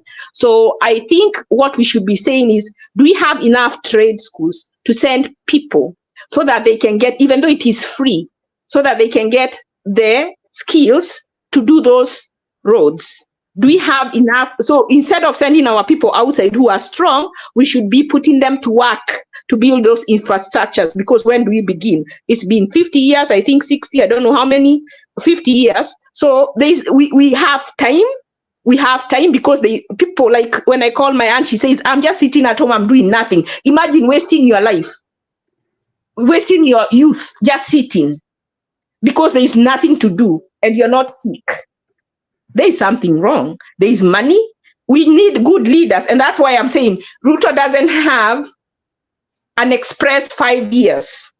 We need to come up with a way, if he's not doing what we want, that we can get him out, or he should resign. And when you get into office, you can't come and start doing your things. It is not your company. You're just there as a steward, because we can't all lead. You are there to do what we want, not what you want. And I think that is where, I don't know where our leaders get this thing. When they get into power, they think they are a genius. Uhuru thought that BBI was the best thing for Kenya. Now Ruto thinks that the housing project is the best thing for Kenya. He's not the one who makes the decision. It is us. It is the majority. He's just there to moderate like Jakes, but not to impose on us. And that is where he's getting it wrong. Oh, okay. I think this issue of housing, it's something that we have debated here for a very long time. and so many people, a few people are against it, but many people are pro housing. If you look at the people in Azimio side, they don't want it. The people who are probably being taxed in government, they don't want it, but they are also renting. But look at the ripple effect of housing. You look at the ripple effect of housing. Will it bring the cost of renting a house in Nairobi or in the city down? Yes, it will. Will it create jobs? Yes, it will. Is it that something that are the you say that we don't need housing unless you are living in a tree? People need housing. People need housing. People need decent housing. People are renting housing and they are renting them expensively. And the reason is because landlords are charging a lot of money. There's no competition with this kind of housing. 100,000 units every year, then the rents will come down. Those who cannot afford houses, will now be able to get a house. Buying land today in Nairobi is probably 2 million, a million bob. Can I ask Yes. Zalendo, this program of, I don't know whether you were there before when I said it's not tenable. So you help these people now. Is that going to solve the problem later on, 10 years from now? Yeah, when you see, the housing program is continuous because the population increases. The demand for housing will always increase. It will never decrease. It will always increase with population. So each government coming in will have its program going on. No, what I'm saying, because this is a root of program that is not popular, it's possible that when he comes out of power, so my suggestion was, if they, you see, like even tax, they should not tax people who make less than 30, because those people making less than 30 are already suffering. They are not even being able to make ends meet. So 30,000 should be non-taxable.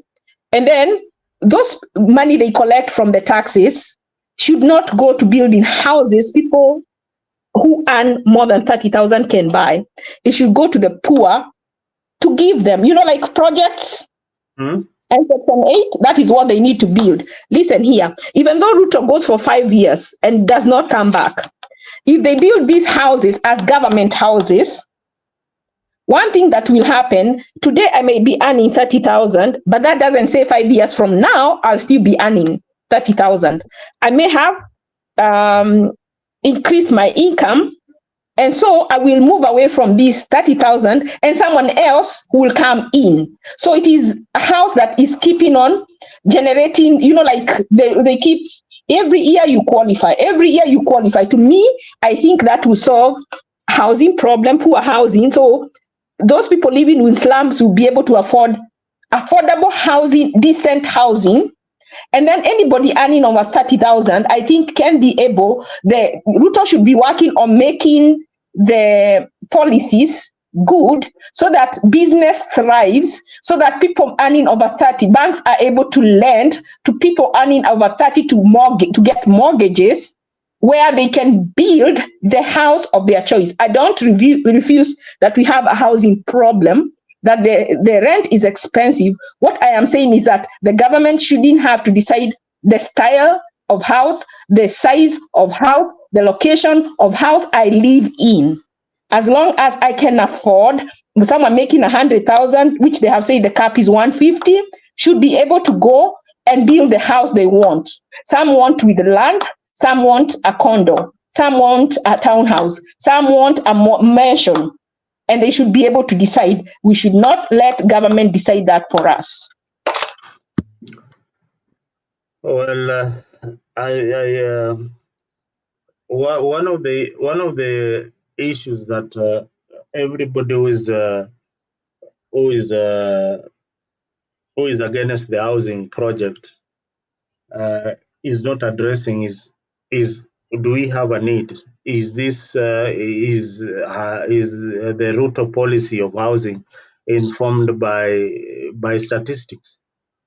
So these are statistics. These are things that are beyond just ordinarily looking at it like the way we are looking at it. I don't need a house. I need this type of house. I need every year Kenya needs 200,000 houses. When you talk about Section 8 is the negotiation between government and the developer. They come, it is a flat in Ngara that is owned by Ashley. Ashley, these houses from today on, the government will be, they will be meant for low cost, there will be low cost housing, meant for low income earners. So your property will be taken over, not really taken over from you, but the government will be subsidizing the rent for the community that for low income earners. They'll be paying a certain percentage and the government will be paying a certain percentage. At the end of the day, there is nothing free that comes from government. You will have to pay at the Can you talk about the projects? What? Which projects? Or you know what I'm talking about. Section 8, projects. I know about Section 8 more because I've dealt with them. I've seen them in my locality, but I've not really gone into what the projects are. So unless you tell me what information you have about the projects, I have an idea what they are. What are they? Do you have an idea? No, just tell me what they are. What do you think they are? Projects is houses for people who cannot afford, and the government has built these houses, and you get that house based on your, like, if you don't make any money, you qualify to get that house. So so what you do, so you know, like those people who live in the slums, they have no income. They live in those houses. And then some states, which will be counties, require that you be looking for a job. So in our government, put people in those projects and then help them get skills so that they can get jobs, and their income increases. They move out of the project, and you see people are still coming into the city, people are still being born. So it is not a permanent place, it is a transitional place for people who have no income. They come, they live there, they are required to go to school or to get a means of making an income, and then with time they move out, they transition to independent living. That would be something I can grasp. That is something I can work with. And this program has to have an income limit of like 50,000 or 40,000 or 30, some really low income, and help them. You come to a family and say, this is a chronically, because what, Muzalendo, let me tell you something. Do you know how many kids, when you go to Nairobi, just go and do your own investigation. Do you know how many kids in the slum end up either getting married to such an old man, even older than their own parents, their own dads, or even ending up in prostitution because they are poor? They can't make a living. So if these people, the government actually stepped in, build houses for poor people, and then don't let them stay there because they can stay there forever, then require, you go to these families, you get community workers. Now you see you're still creating jobs. They go to the family, they have a case manager, okay, another job. You create you go to, these families have case managers who work with them to get out of poverty. And then once they get out of poverty, once they get off from that income bracket, they move to another income bracket. This house becomes open for someone else who is now coming up, another youth, another family. So these houses are there permanently for the government, that they use to help people transition from poverty to income earners. I can see that makes sense to me, because even if Ruto just stayed 5 years and left those houses, and even the bill was was removed, at least those houses would stay and those houses would continue helping. But this one he has, where he build house and then people buy, then he gets out of government, that program is scrapped. So what happens to those people who come afterwards? The housing problem still remains. It will remain. But in this way, at least people have, if people want to live in expensive houses, let them. We are not children. We are not communist country where we are told what to do. You have to respect people. If they are foolish, let them be. Do you know how many people live in very expensive houses? When they get their job goes away, they lose. But why would you come and start policing adults and how they spend their money? If someone wants to sleep in the car, let them. They are adults. Let them make those decisions. But let us protect the vulnerable, the poor, the old, our old people. Those are the ones we should be thinking about, and thinking about how do we open job markets in Kenya. I can give them a lot of ideas on how to create jobs in Kenya. Then when we have surplus youth or surplus workforce, then we can send it out. It is so foolish to send our workforce out when our country is improvised. I mean, like, we are so poor, we need so much, but instead of the country sitting down and thinking, how do we create jobs in this country? Like you said, your place has no infrastructure. How do we get that going? That is what they should be thinking, and getting the money back. Look and do executive order and force those people who have money outside to return. We talk later. If now they want to do a referendum, why aren't they doing a referendum to fix these laws so that it can be easier to get that money back, instead of doing a referendum to get an opposition leader and 2 deputies? What value does that add to Kenyans?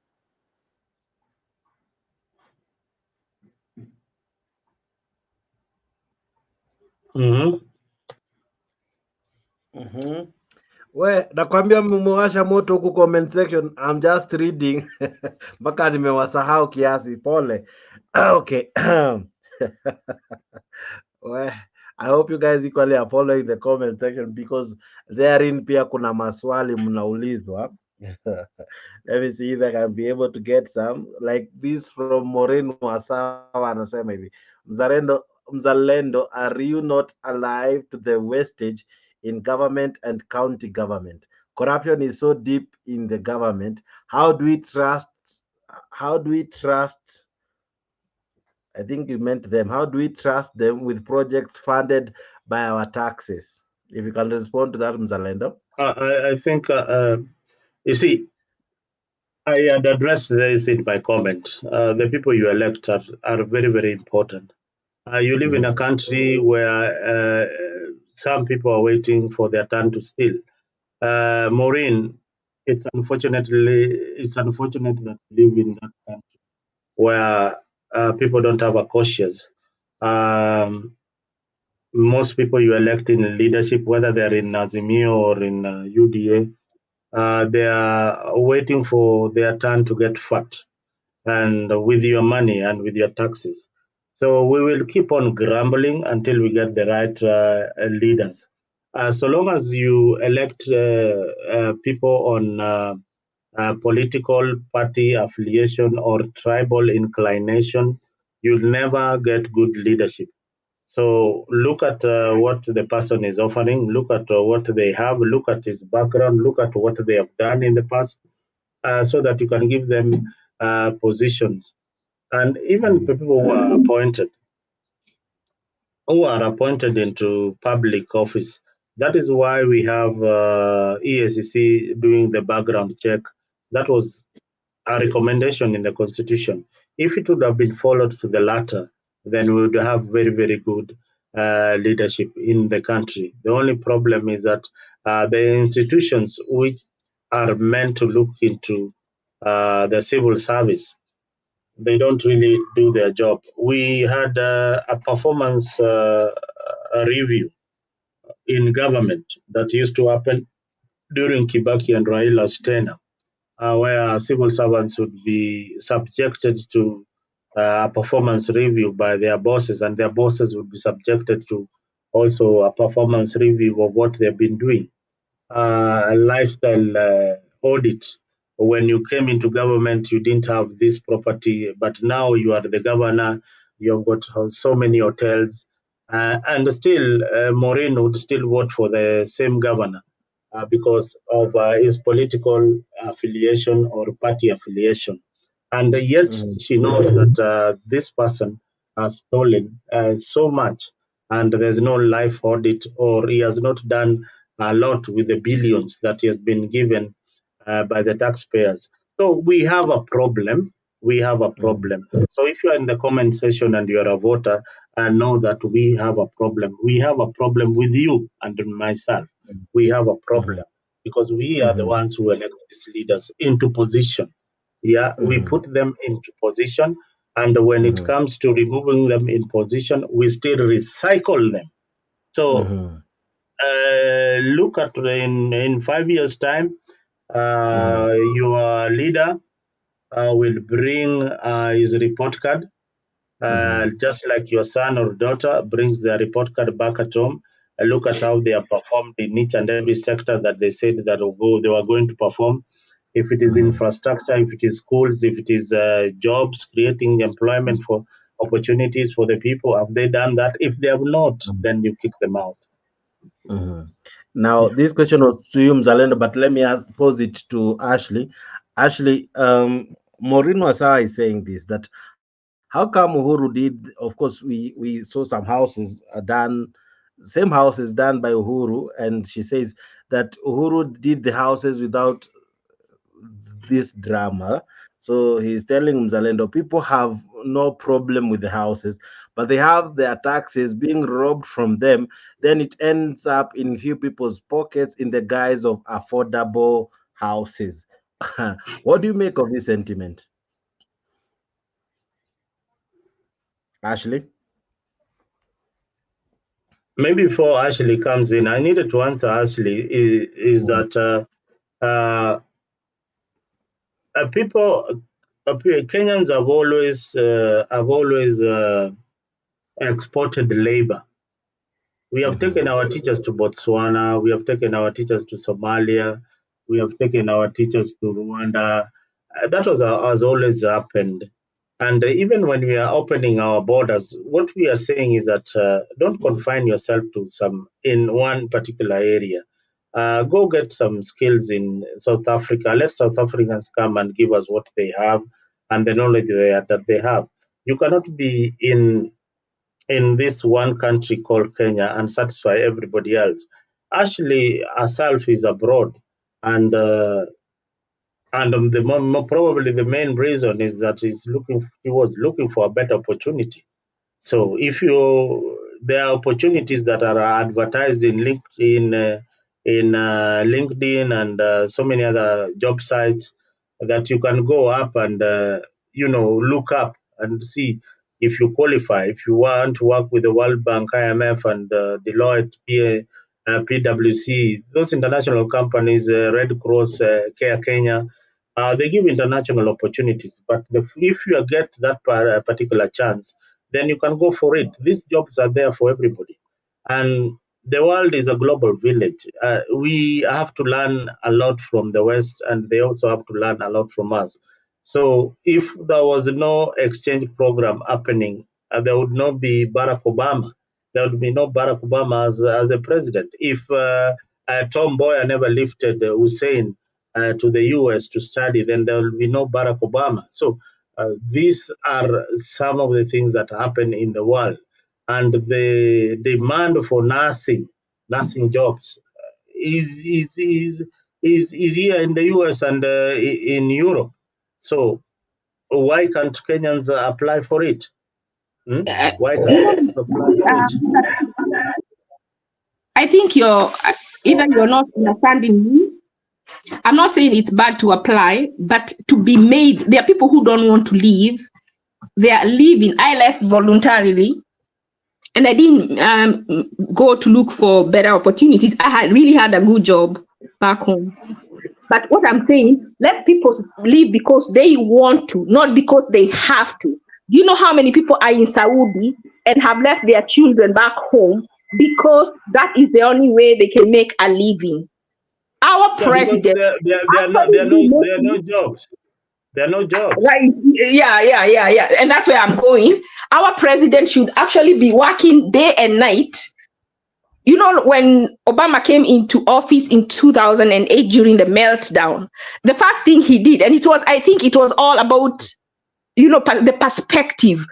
Immediately he came into power, he called into a room Warren Buffett and all the economists, think tank, and he sat down on a table. This is what was portrayed to give confidence to the people.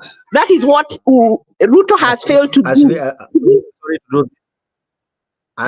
Just one moment, just a second. I need to do something. Can I allow you guys to? Najua you guys hii game mmeicheza kwa long, najua mtajibalance, so Mzalendo unacheza wewe, Ashley unafanya vile vile. Now Nyagaka is also in, msimsahau. Give me a few minutes at least. I've sat here for several hours.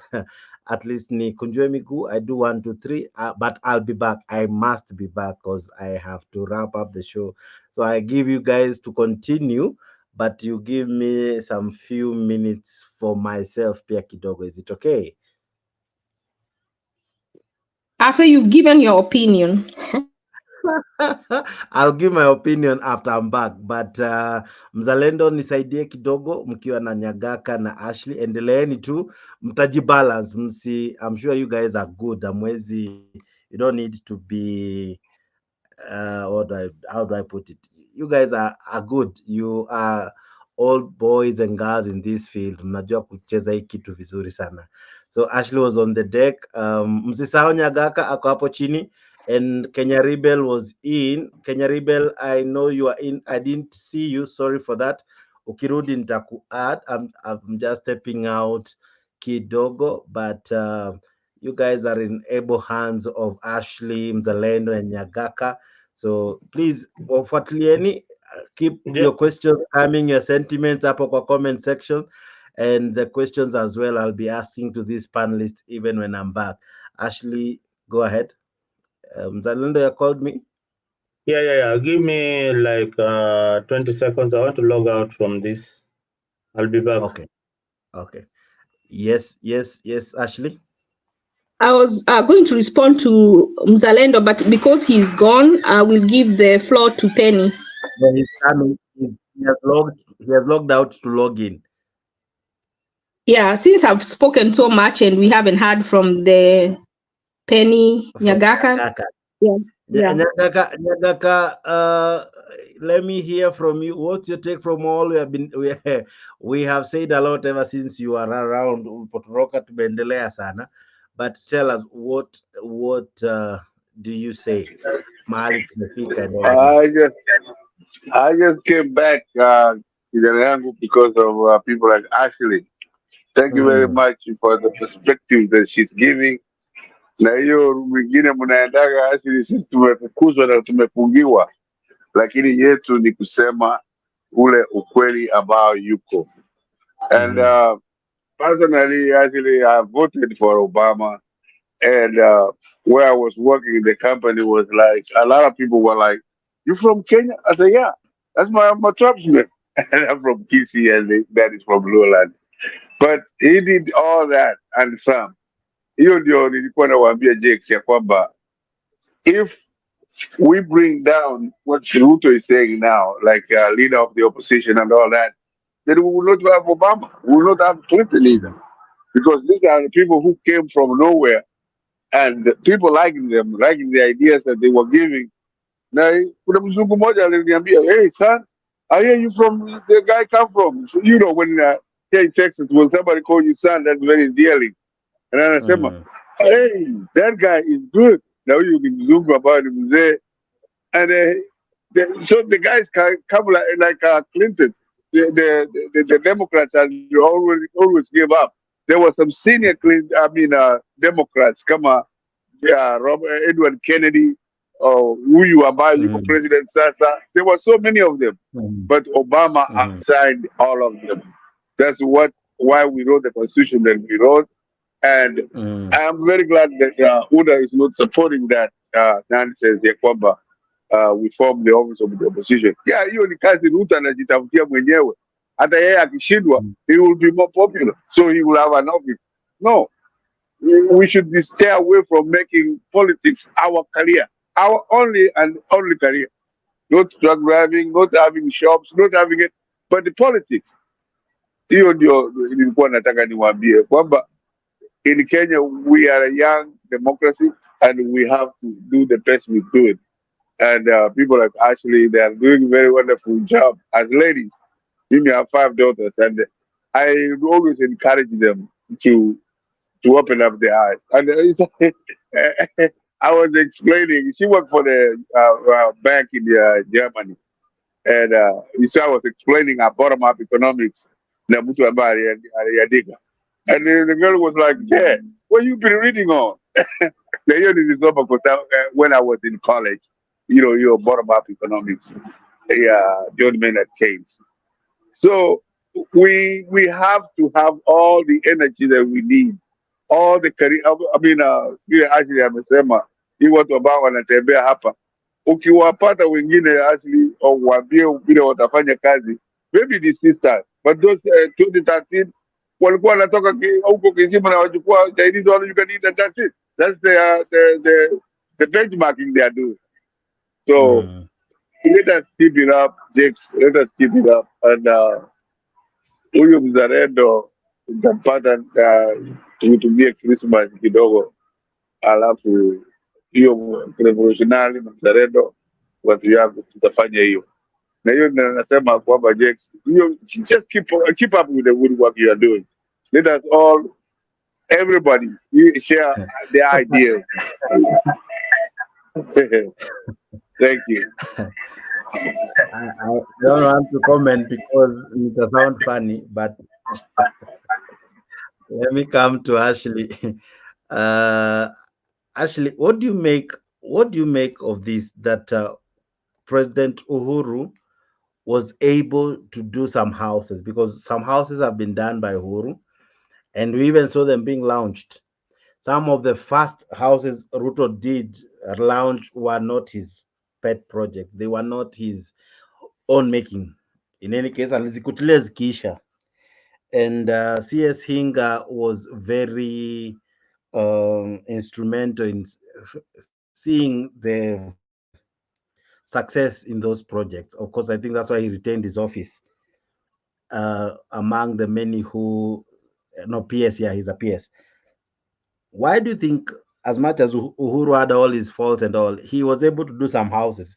Ruto has to come to people's pockets in terms of going to their taxes to do these projects, yet Uhuru was able to do it. Of course, I'm basing it on this question from Madam Maureen, who had posed that question before. What do you make of Uhuru style and Ruto style? Ruto seems to be going to Mwananchi so much, despite not adding value, or rather adding money in his pocket. Anaendea ile kidogo yenye ilikuwa, anaendea what you are saying, mtu ako na 30 lakini anakatwa sana mpaka someone was even saying you'd rather now give me the tax and take the salary yenye umebakisha, because what you unabakisha ni kidogo sana that cannot even help. So what do you make of what Maureen Wasawa was asking, that how comes Uhuru was able to do the houses without the drama, but Ruto is using our taxes, and we are almost certain that most of that money will be robbed, and it will end up in people's pockets, all in the guise of affordable housing? Like you said, I don't know how Uhuru was able to do. Again, if you look maybe even at how he did, 85% may have gone to those pockets. So we haven't even investigated that. What I know is that if they can take loans from the IMF or the Eurobonds they took that have to be paid back, and what the controller of budget said is that money is initially taken to do development, and then it is diverted and used to pay salaries. Where do you think money for opposition office is going to come from? And his 2 deputies, and they also said a shadow cabinet. I'm telling you, there'll be no houses. And who will you ask? You see, now this money they can steal and they don't have to pay anybody. And that is why initially they had a cap at 85,000, because those are people who cannot speak. They didn't want to offend the people with the most money. And then when people insisted and they raised to where it was across board, they reduced the amount they were requiring, because they know those people at the top will not keep quiet if you take their 3% and get lost. I am telling you, I am yet to see those houses. And I am yet to see them go to those poor people who are demonstrating. They won't. They won't. 5 years will come, then they will say, oh, now, you know, you guys, you took us to court, so we didn't start. So give us the next 5 years. So the money we've collected, we can build. They'll start maybe the 6 months to election. And they say, now, if you don't choose us, the money we lost. The other government will take the money and eat, or they won't do what we've said. They'll use it to dangle it to us like a carrot to get a second term. And then when they get the second term and there's no other term, they'll increase it to 7 years, because they say we can't build houses in 5 years. Before you know it, there'll be no house and nobody to ask. Where kama una earn 30,000, who are you going to ask? Who? Kama hizi alikuwa amesema atalipa Eurobond, sasa amepostpone. Hizo ni pesa za wazungu. Na za hao watu anadanganyanga hapo kama watoto. Where are you going to take him if he doesn't do what he say he will do? The reason they want to borrow from us is because the money they borrow from outside, they steal and they are required to pay. They are held accountable. They want money that they don't have to be held accountable for. And this one comes with no strings attached. So these people who have shown that they are not disciplined with handling money for the people, how are they going to be disciplined with handling the money that they don't have to account for, that they don't have to pay back? Who are the investors that are being given free land? And then they can charge whatever amount they want. The investors are themselves. And they will build houses that we cannot afford. The poor will not afford. They will still live in the slums.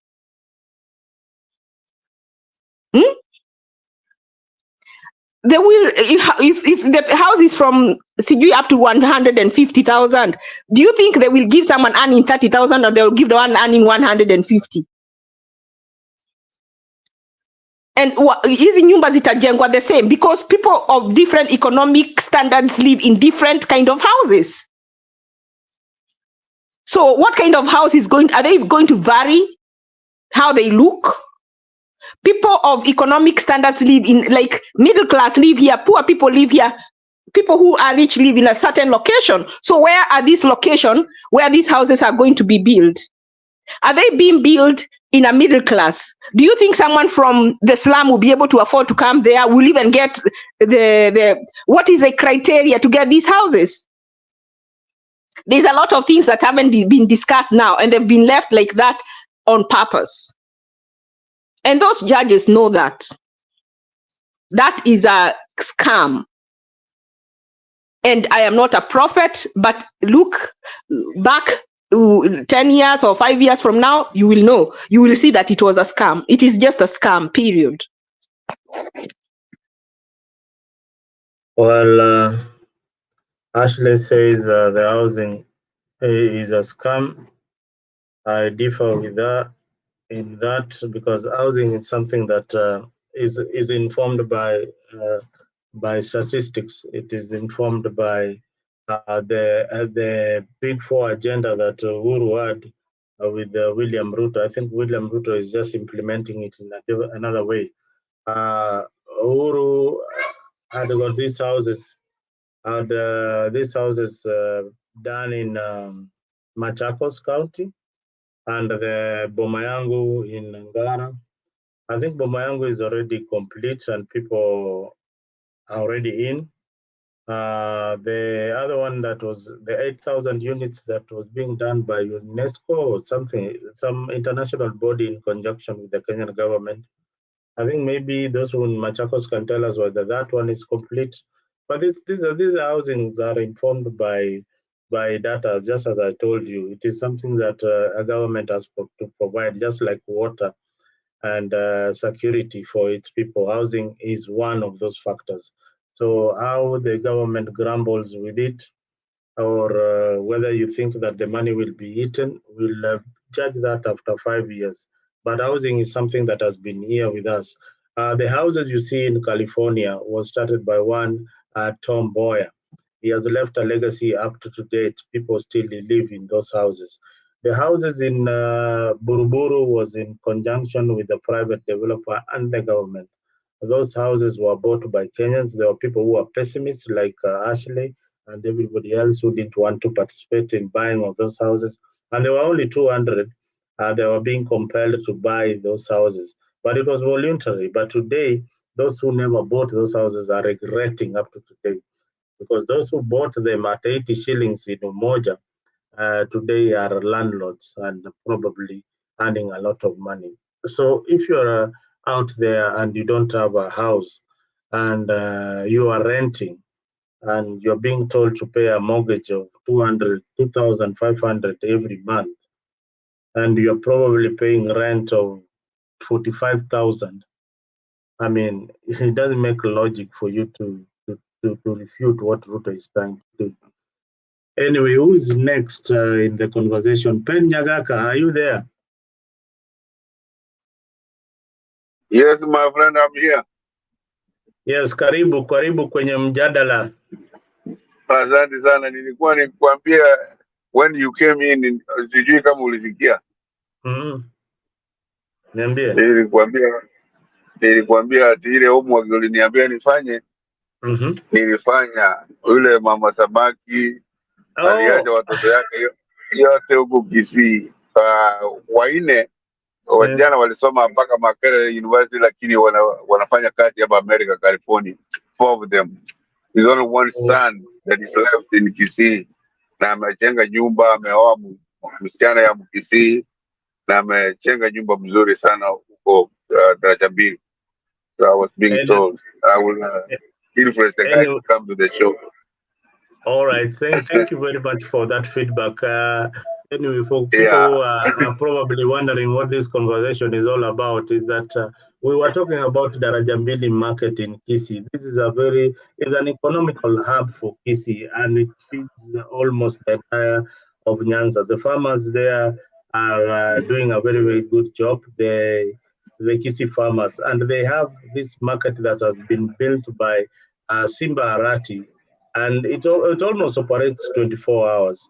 And now, to people who don't know, that the mboga, the sege, the managos, the tarare that you eat that arrive in Kikomba at 3 a.m., 4 a.m. come from that Daraja Mbili. So as we said, sometimes it is just getting a good leader to get good results. So in this, I think Simbarati has really scored. He's doing a good job. So for people who voted for Simbarati, I think now you are seeing the benefits of a good leader, being that he's in Azimio, and he's competent and he knows what his people want. So that is what we want for our country. We want development. We want to see farmers getting money, putting money in their pocket. Economic development simply means that our people should have at least something, so that they cannot be manipulated by the politician during elections. So that usipangishwe laini, ukiambiwa unapewa 50 bob ama 100 ndio upige kura. Pigia kura ule mtu anaweza tenda kazi vizuri vile Ashley anataka nchi kuwe imebadilika. Then we need leaders who are ready to face who are up to the task to do a good job for our country. That is all we want. Otherwise, thank you for the feedback. Thank you for the feedback. Thank you so much for the feedback. Hey, Ashley, thank you. Do you have anything to add? Nilikuwa nataka niambie Ashley. Yes, Ben, ongea kidogo kwa sababu wewe uko ng'ambo. Ashley anasema ya kuwa the government is doing a very bad thing to take most of our work, to export labor to US and other countries. They need to create jobs internally for the people. Can you say something about that? No, that's what I was telling actually kwamba vile wameanza, the huyu nani Ruto, most of the answers they don't have all the answers, but those that they have are enough and are helping us to get where we are going. Kama hii maneno ya nyumba actually is very very powerful tool. This is what a lot of countries have used here in America, where you are. They have used it for money, and they use it a lot in Asia, a lot of it. So there is nothing wrong with using something like that to build our own infrastructure, you know. So yangu ni kusema kwamba actually really do believe in this kind of argument because it has a future in it. The ancient giants were borrowing money from us, and they even most of the money they borrowed from the World Bank. Even it was idea son.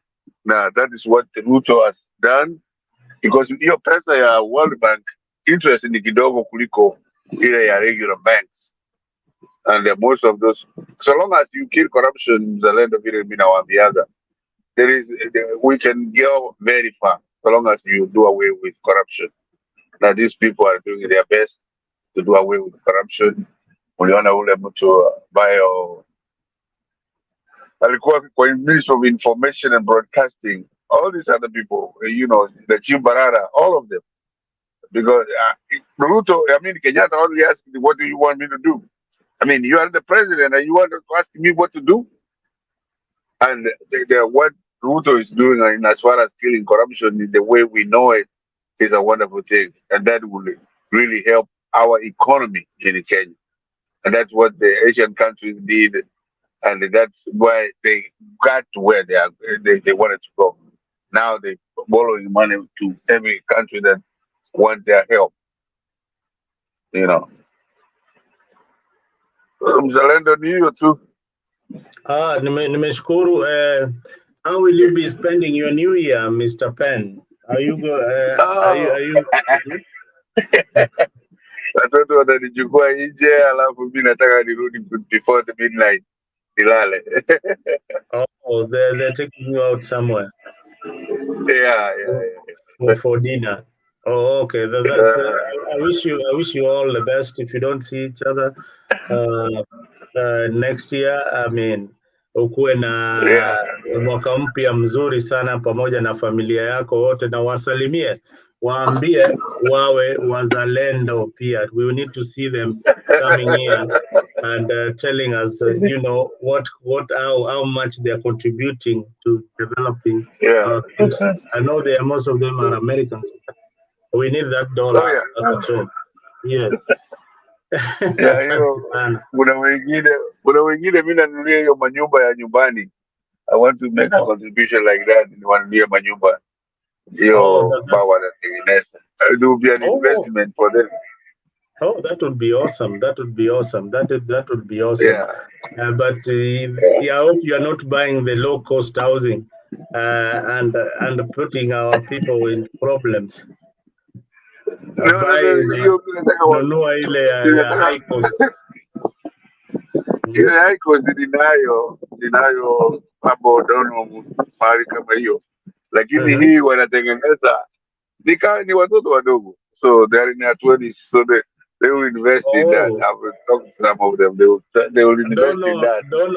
Dono mnaishi wapi? Greenspan, Phase 8 ama Harambee ama No, hapo kwa high school. Hapo kwa nyumbani, corner house hapo kwa high school, yeah. Oh, okay, all right. Karibu sana. Huko mimi ni mwenyeji, nilikuwa na biashara pale.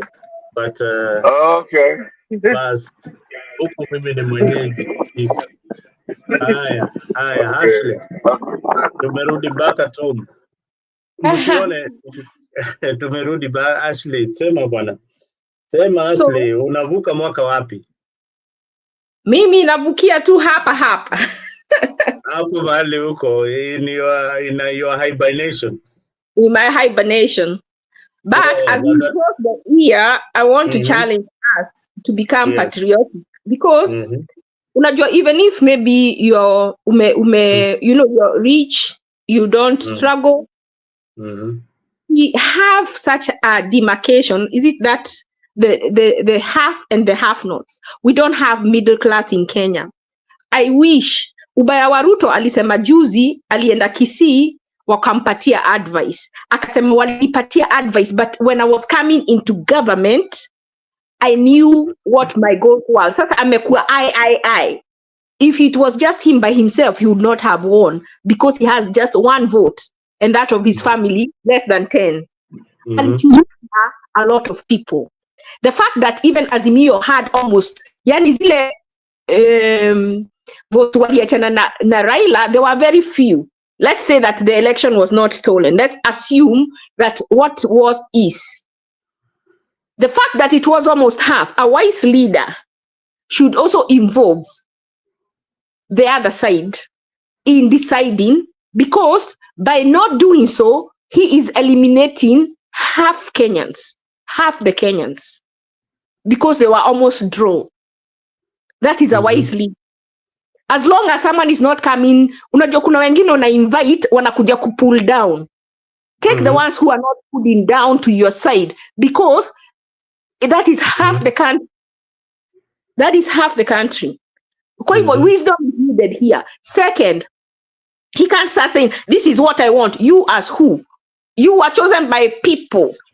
So it is what you want, but is it a majority? If it is not, you have to put your those things that you want to be private for you and your family. You can force your family, but you cannot force a whole nation.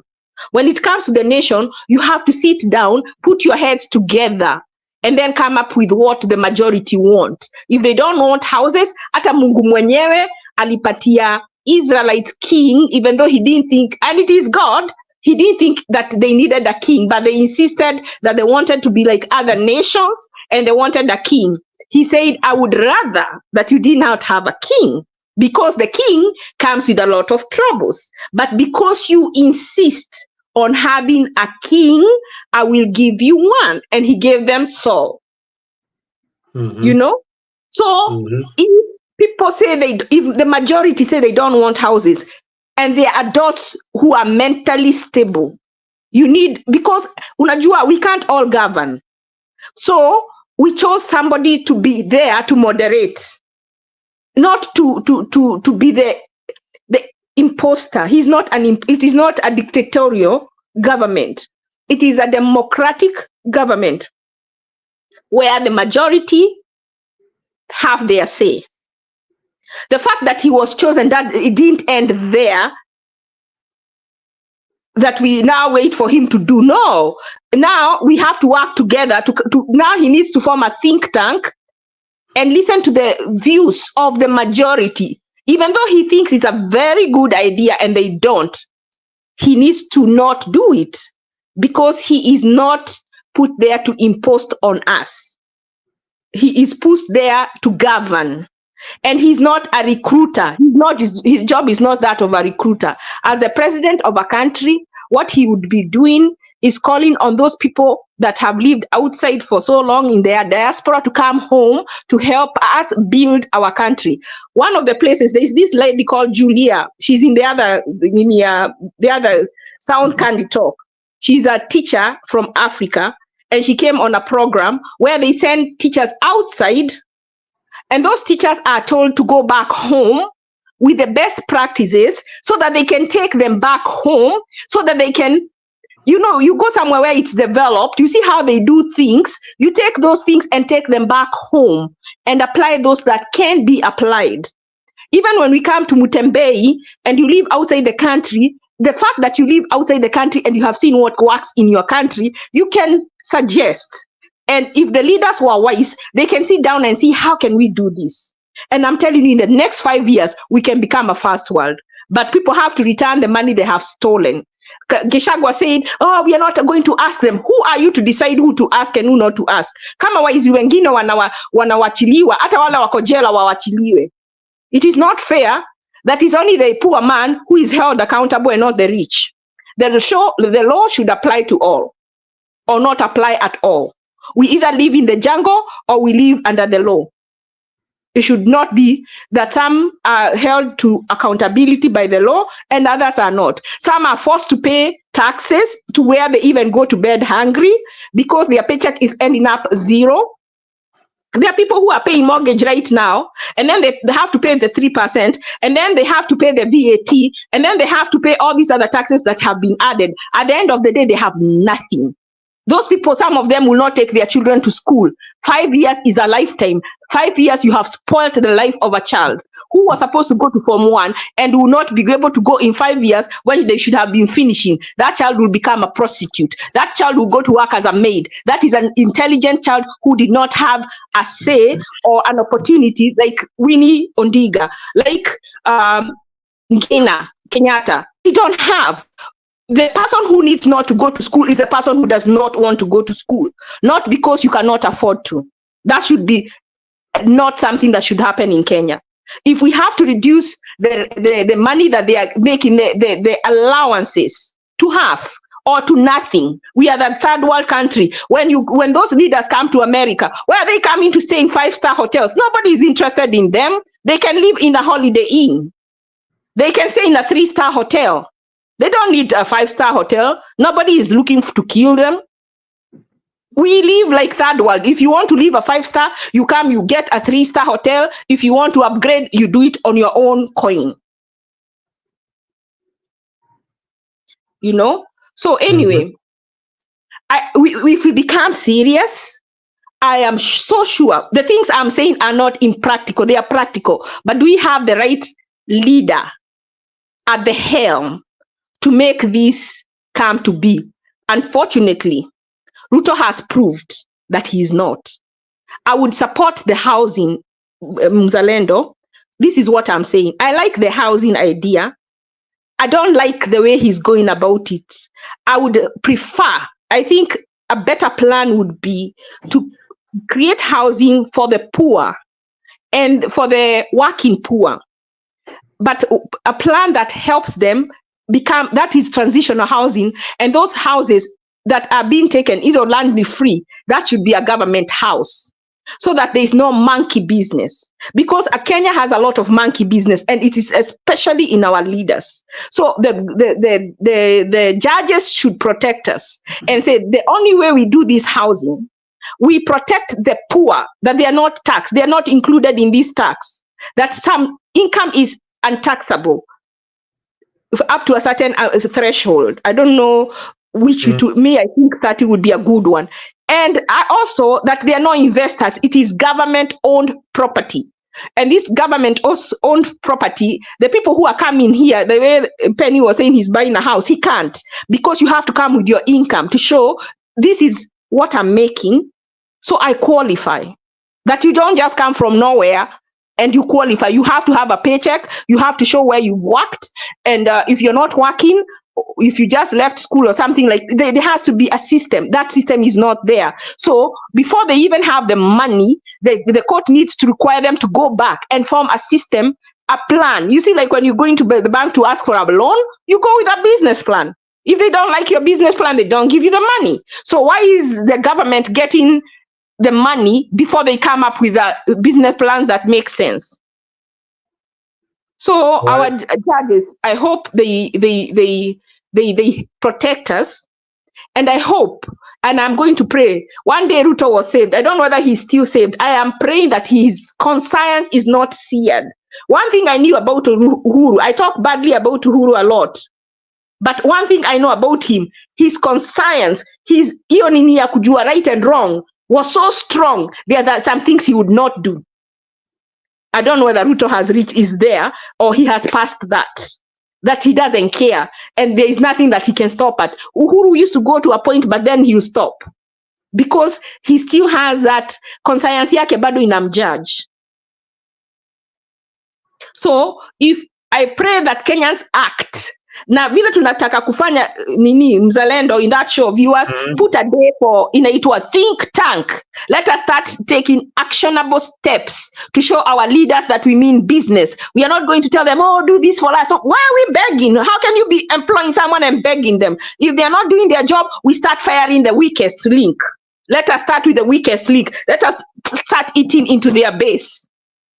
Let us start removing some of those employees from the payroll. Kama ni MC mbaya na mnajua ni weak, you go, we rally up, we give money to that person and we remove them.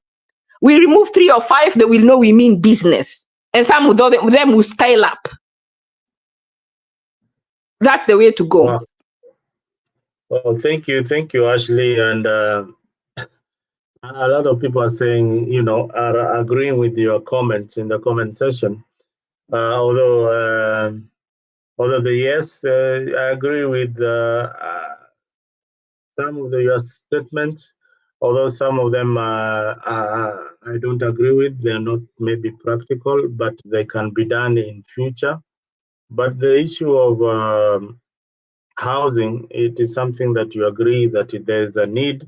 It's only that there should be a proper structure or a proper way of doing it. Maybe there was a rush to doing it, or maybe Ruto should have just continued with the boma yangu, the boma moja that it's a boma yangu that Uhuru had. That was part of their big 4 agenda. And if you look at the model of those housing, how he's planning them, it is just the same thing that they had before in the previous government. But viewers, thank you guys for being there in the comment section. Let us take a small break and listen to what Mtata has to say. Yeah. Bwana Rais, wewe ni rafiki yangu, hata unakumbuka ile mambo yanasewa ikianza, nilikuja kwa ofisi yako Transnational House, nikakupata huko na Bwana Ole Kaparo, tukaongea, nikakwambia nataka kwenda kotini na naenda kupanda basi ya jioni niende Bungoma ni file case. Ukachukua shilingi 30,000 ukanipatia, akasema tumia hii ikusaidie. Huku jua nilikuwa na shilingi 2,000 peke yake.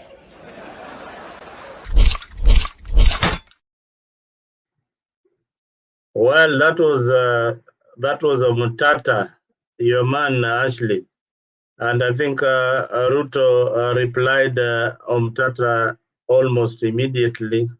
They were in a function in I don't know where that was, but it should have been somewhere in Bungoma, where Mutata is a senator. And I like the way the 2 leaders were in communication at that particular function. And it shows you a lot that as much as we fight here about politics, these leaders, they talk to each other. They know what is good for our country. They know when to back down. They know when to support one another. Mimi nataka munisaidie mahali moja.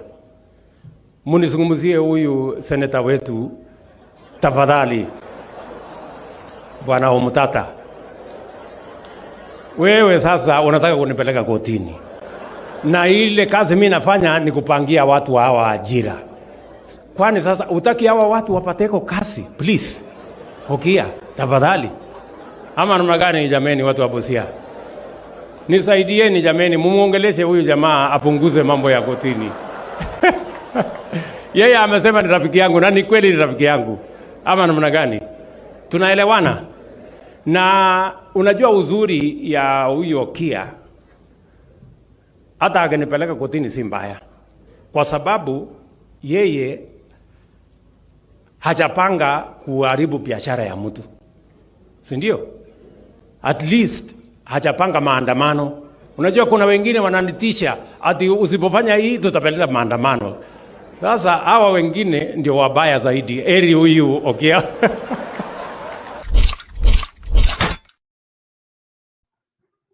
Well, that was the president reacting to Okiya Mtata when they were at a particular function. I think he's also respecting the courts, that these issues are before the court, but let the court do the ruling. And Mutata to slow down government, to slow down his moves to the court each and every time Ruto tries to implement something. That's a good gesture. I think we are in the right direction. If the judiciary feels that these law houses were unlawful, then they should find a better way of reintroducing them. I believe the government will have its way. At the end of the day, the people of Kenya will get their a fair justice in the process. So this matter will be ruled sometimes in January 10th. That is the date that it will be ruled. So let us hope and wish that Ashley, you get your day. And by and large, I think we are in the right direction. I see Jex is back. If there is any other person who would want to come in, Pen Nyagaka, maybe your remarks on Okia Mutata. Ashley says that she is the best presidential candidate in 2027. Actually, I will support her. I will support her. She's good. She gives it like this. She finds it. Okay, Mtata. Even I grew up in the court. My father was working in the court system. That's where I grew up. Neomina Manga, I was telling them before you came in that we do not even want to come on Huda. We don't want to have that court. We don't want to be proud that we have the court on our side because the court cuts both ways. Leo itakusupport, kesho haikusupport. So that is the independence of the court. If it's independent, that's exactly what it will do. But if it is compromised, then that's a different thing.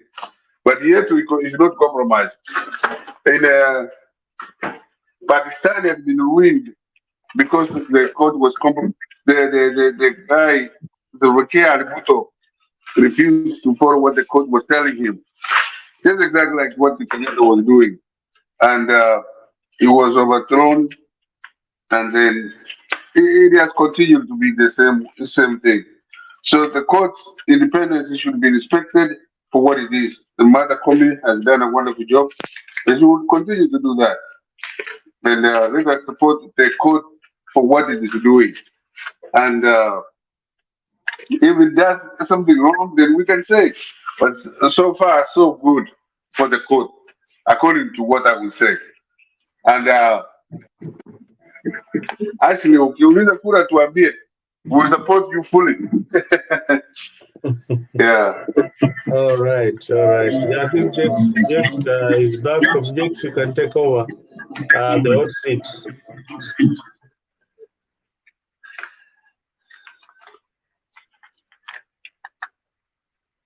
Sorry, I'm muted. No, I think of we were just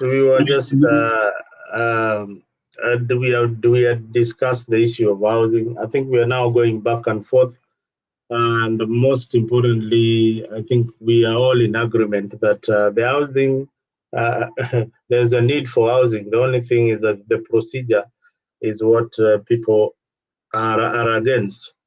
But Ashley agrees we need the housing, but maybe the approach was what was wrong. And again, people who are going for nursing, maybe just to correct Ashley, or teaching in the US or abroad, they're only given a contract for about 3 years. After that, then your contract is over. You can go back to your country. So that is what normally happens. All right. Of course, this won't be the first time Kenyans have gone abroad to do something. The only issue is I hope we don't send our very best and we lack talent back home, because equally we still need to build our nation. And but hey, you struck where there is some good deals, eh? All right. Now, guys, what do you think? Should we wrap up now that you're saying mnaenda back and forth? So that, but before I do that, I wish to give you guys a very special moment to wish these lovely people who have been watching, others commenting, akina Remso, akina Goody, akina Maureen Wasawa, akina Geoffrey Ruto, the many watching, the many commenting, the many following you guys and watching this content. I wish to give you this chance to give them your good year, no, new year message, and what you would say to them even as we wrap up. Now, let me begin with Ashley. Ashley, your New Year's message to Kenyans and to the people watching you. My New Year message is Jeremiah 29:11. Can you read it for me? I don't have a way to read. For I know the plans I have for you. Okay, I read it. Yeah. Jeremiah 29:11 says, "For I know the plans I have for you, says the Lord. They are plans to give you, not to do you evil, but the plans to give you a hope and a future." Is that it? Yeah, that's it. So even if the future looks bleak, I want us to go into 2024 with hope and know that the God who began a good work in you by having you birthed will bring it unto completion. Just stay trusting in Him and praying, because with prayer, everything is possible. It is only the devil who wants people to be desperate, oppressed, and some of these things that we keep talking about here can only be overcome on our knees. So if you call yourself a Christian, a Muslim, or who you worship, what I would say is just go into prayer and talk to your God and ask Him to help us have a better year and to give wisdom to our leaders to remove those that are hindering and to put in place good leaders that will work for the people. Happy New Year. Wow. Fantastic. Bwana Mzalendo. Yes, can you hear me? Loud and clear. Well, I want to say thank you very much for giving us this opportunity to be here each and every day. We don't take it for granted. We thank the Almighty God for giving us that opportunity. But as we bid farewell, let us reflect on the events and achievements that shaped our country, Kenya. Let us also look at the historic where we've come from, because the history defines who we are. Otherwise, I want you to welcome 2024. Let us look forward for new possibilities and opportunities that will come in 2024. We here at Africa, we will still be here. We invite you to bring most of your friends on board. Let us also continue to listen and tune on in Africa, your number one source of news and entertainment, because we bring the most exciting stories, informative and engaging interactions without any kind of bias. We also invite you to share your feedback and suggestions on how we can improve programming in Africa 24. So please, you guys keep on coming, keep on bringing friends, and we love you so much. And thank you, and thank you so much for the subscriptions. All right. Bwana Penya Gaka. Yeah, thank you very much, Jakes. Like I always say, the show that you have is one of the best because it lets us interact on different ideas, on different issues, on different methods of governing our own country or taking care of ourselves. Actually, vile amesema kwa Bible ni mzuri sana. I don't have a lot of quotes in the Bible, but what actually has opened the way is great and wonderful. I wish you all, everybody, a happy Merry Christmas. I mean, Happy New Year, Christmas. We have just done it. And what I have personally in my blood, vile inakuonyesha, I think Kenya will have a very wonderful country as of next year. And the suffering that we are going through will never be permanent. That is when we should know, and that the future is always brighter. And we have a personal view that it will be very, very, very bright next year. Happy New Year, everybody. Ashley, Jakes, Zalendo, everybody on the comment, Woody year and everybody else. So, Happy New Year. Thank you. All right.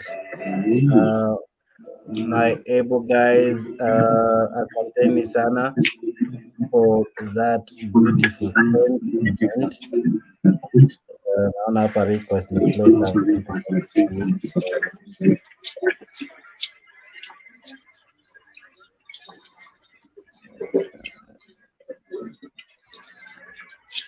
Okay, so allow me to wish you a new year. Let me play some two things that guys have wished you.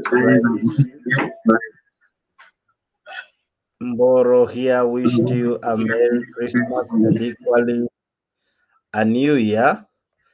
Fantastic. I equally saw who else. Zilikuwa nyingi, but all the same. Happy New Year to you guys.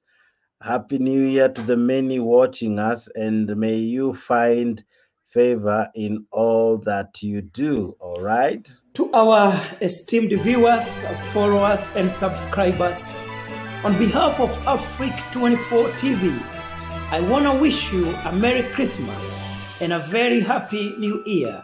Thank you for being part of us. God bless you. Hi viewers, it is Mr. G from Africa D24 wishing you a Merry Christmas and a Happy New Year. Thank you for being so special to us. Hello viewers, followers, subscribers, and of course fans of Africa 24 Hours TV. This is your host, Leo Nyabaya. You can call me Senior Rebel.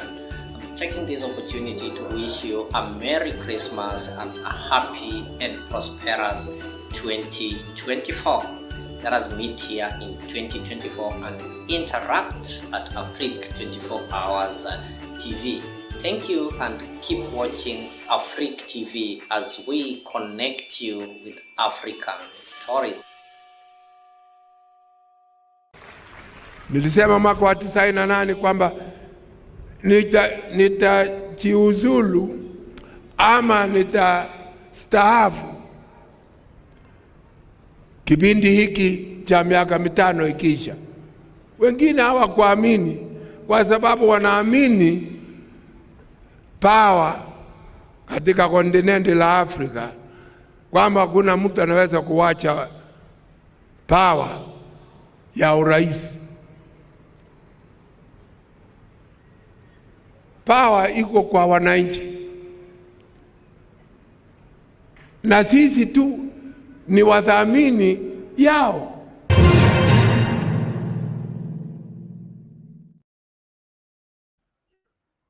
All right, ladies and gentlemen, with that, I want to leave it there. Of course, I want to wish you another bright, fantastic New Year 2024. I really pray that your year may be marked with good things, good tidings. May they flow your way, even as you anticipate in the next couple of hours to usher in a new year. I wish you the very best. You know, the Lord God who has brought you this far, He is so faithful enough to take you to the next level, and of course to see you usher in a new year in style and fashion that you will enjoy it. He can't bring you this far to let you down or to disappoint you. He has no record of failing. He won't start with you, so you can trust him. He is a dependable God, and above all, a responsible Father. We have had God fathers who have failed us, but He is God the Father who never disappoints. So 2024 will be a good year for you. I believe it. I trust it for myself and as well for you. And here at Africa 24, all we wish you is the very finest, the very best, even as you mark the new year 2024. May it bring new tidings, may it bring you joy, may it bring you happiness, I wish you the very best. I'm sure that God will see you far and make you really see better things ahead. Right now might not seem so, but this is what I want to assure you, that at least you are not where you used to be. Things might not have gone your way, but they'll definitely go God's way. God bless you. I wish to see you next year. But Ashley wants to say something even as we wrap up. Ashley, what do you have to say? Oh, I had said next time because I saw we have wrapped up. Good. I wanted to say this. I want us to play the national anthem in Kiswahili. And this is a special message for Ruto that inchi tunajenga pamoja. It says tujenge pamoja, si tujenge kwa bidii zetu. Kwa hivyo, as he plans, let us include us in the planning so that we can all build our country. That's what I request. All right. Now, who am I? Me, wanasema I'm just here to really facilitate the show. Let me get the one that is not copyrighted. I think I've found one. Now, ladies and gentlemen, courtesy of Ashley, and of course, it's in order, given that this is our national anthem, this is our chorus, this is more of our prayer, and she has dedicated this specifically to one William Ruto. But this is the prayer we have of our country. This is the desire of all of our hearts, that God, may you really protect our nation, and above all, Ashley is calling for Ruto to allow us build this country together. Tujenge hii nchi kwa ustawi na kwa nguvu pamoja. All right? Sio kwa mtu mmoja, kwa sote pamoja. So ladies and gentlemen, Happy New Year from us, Afrique. We wish you a Merry Christmas, a fantabulous 2024. See you when you see us. This show definitely will be coming your way every other night from 10 p.m. Kenyan time. I don't know what time that will be in your country, but make time to join us, and above all, be part of this great conversation. God bless you. See you when you see us from Africa 24, from the great panelists who I had today. Happy New Year. God bless you. See you when you see us. Penyagaka, Ashley, Mzalendo, Leo, Kenya Rebel, Mzeji, and many who joined me. Asanteni sana. God bless you. Have yourself a fantastic last few hours of 2023, and of course a superb 2024. Goodbye, and we leave you with this wonderful national anthem. Bye bye. Mungu nguvu yetu,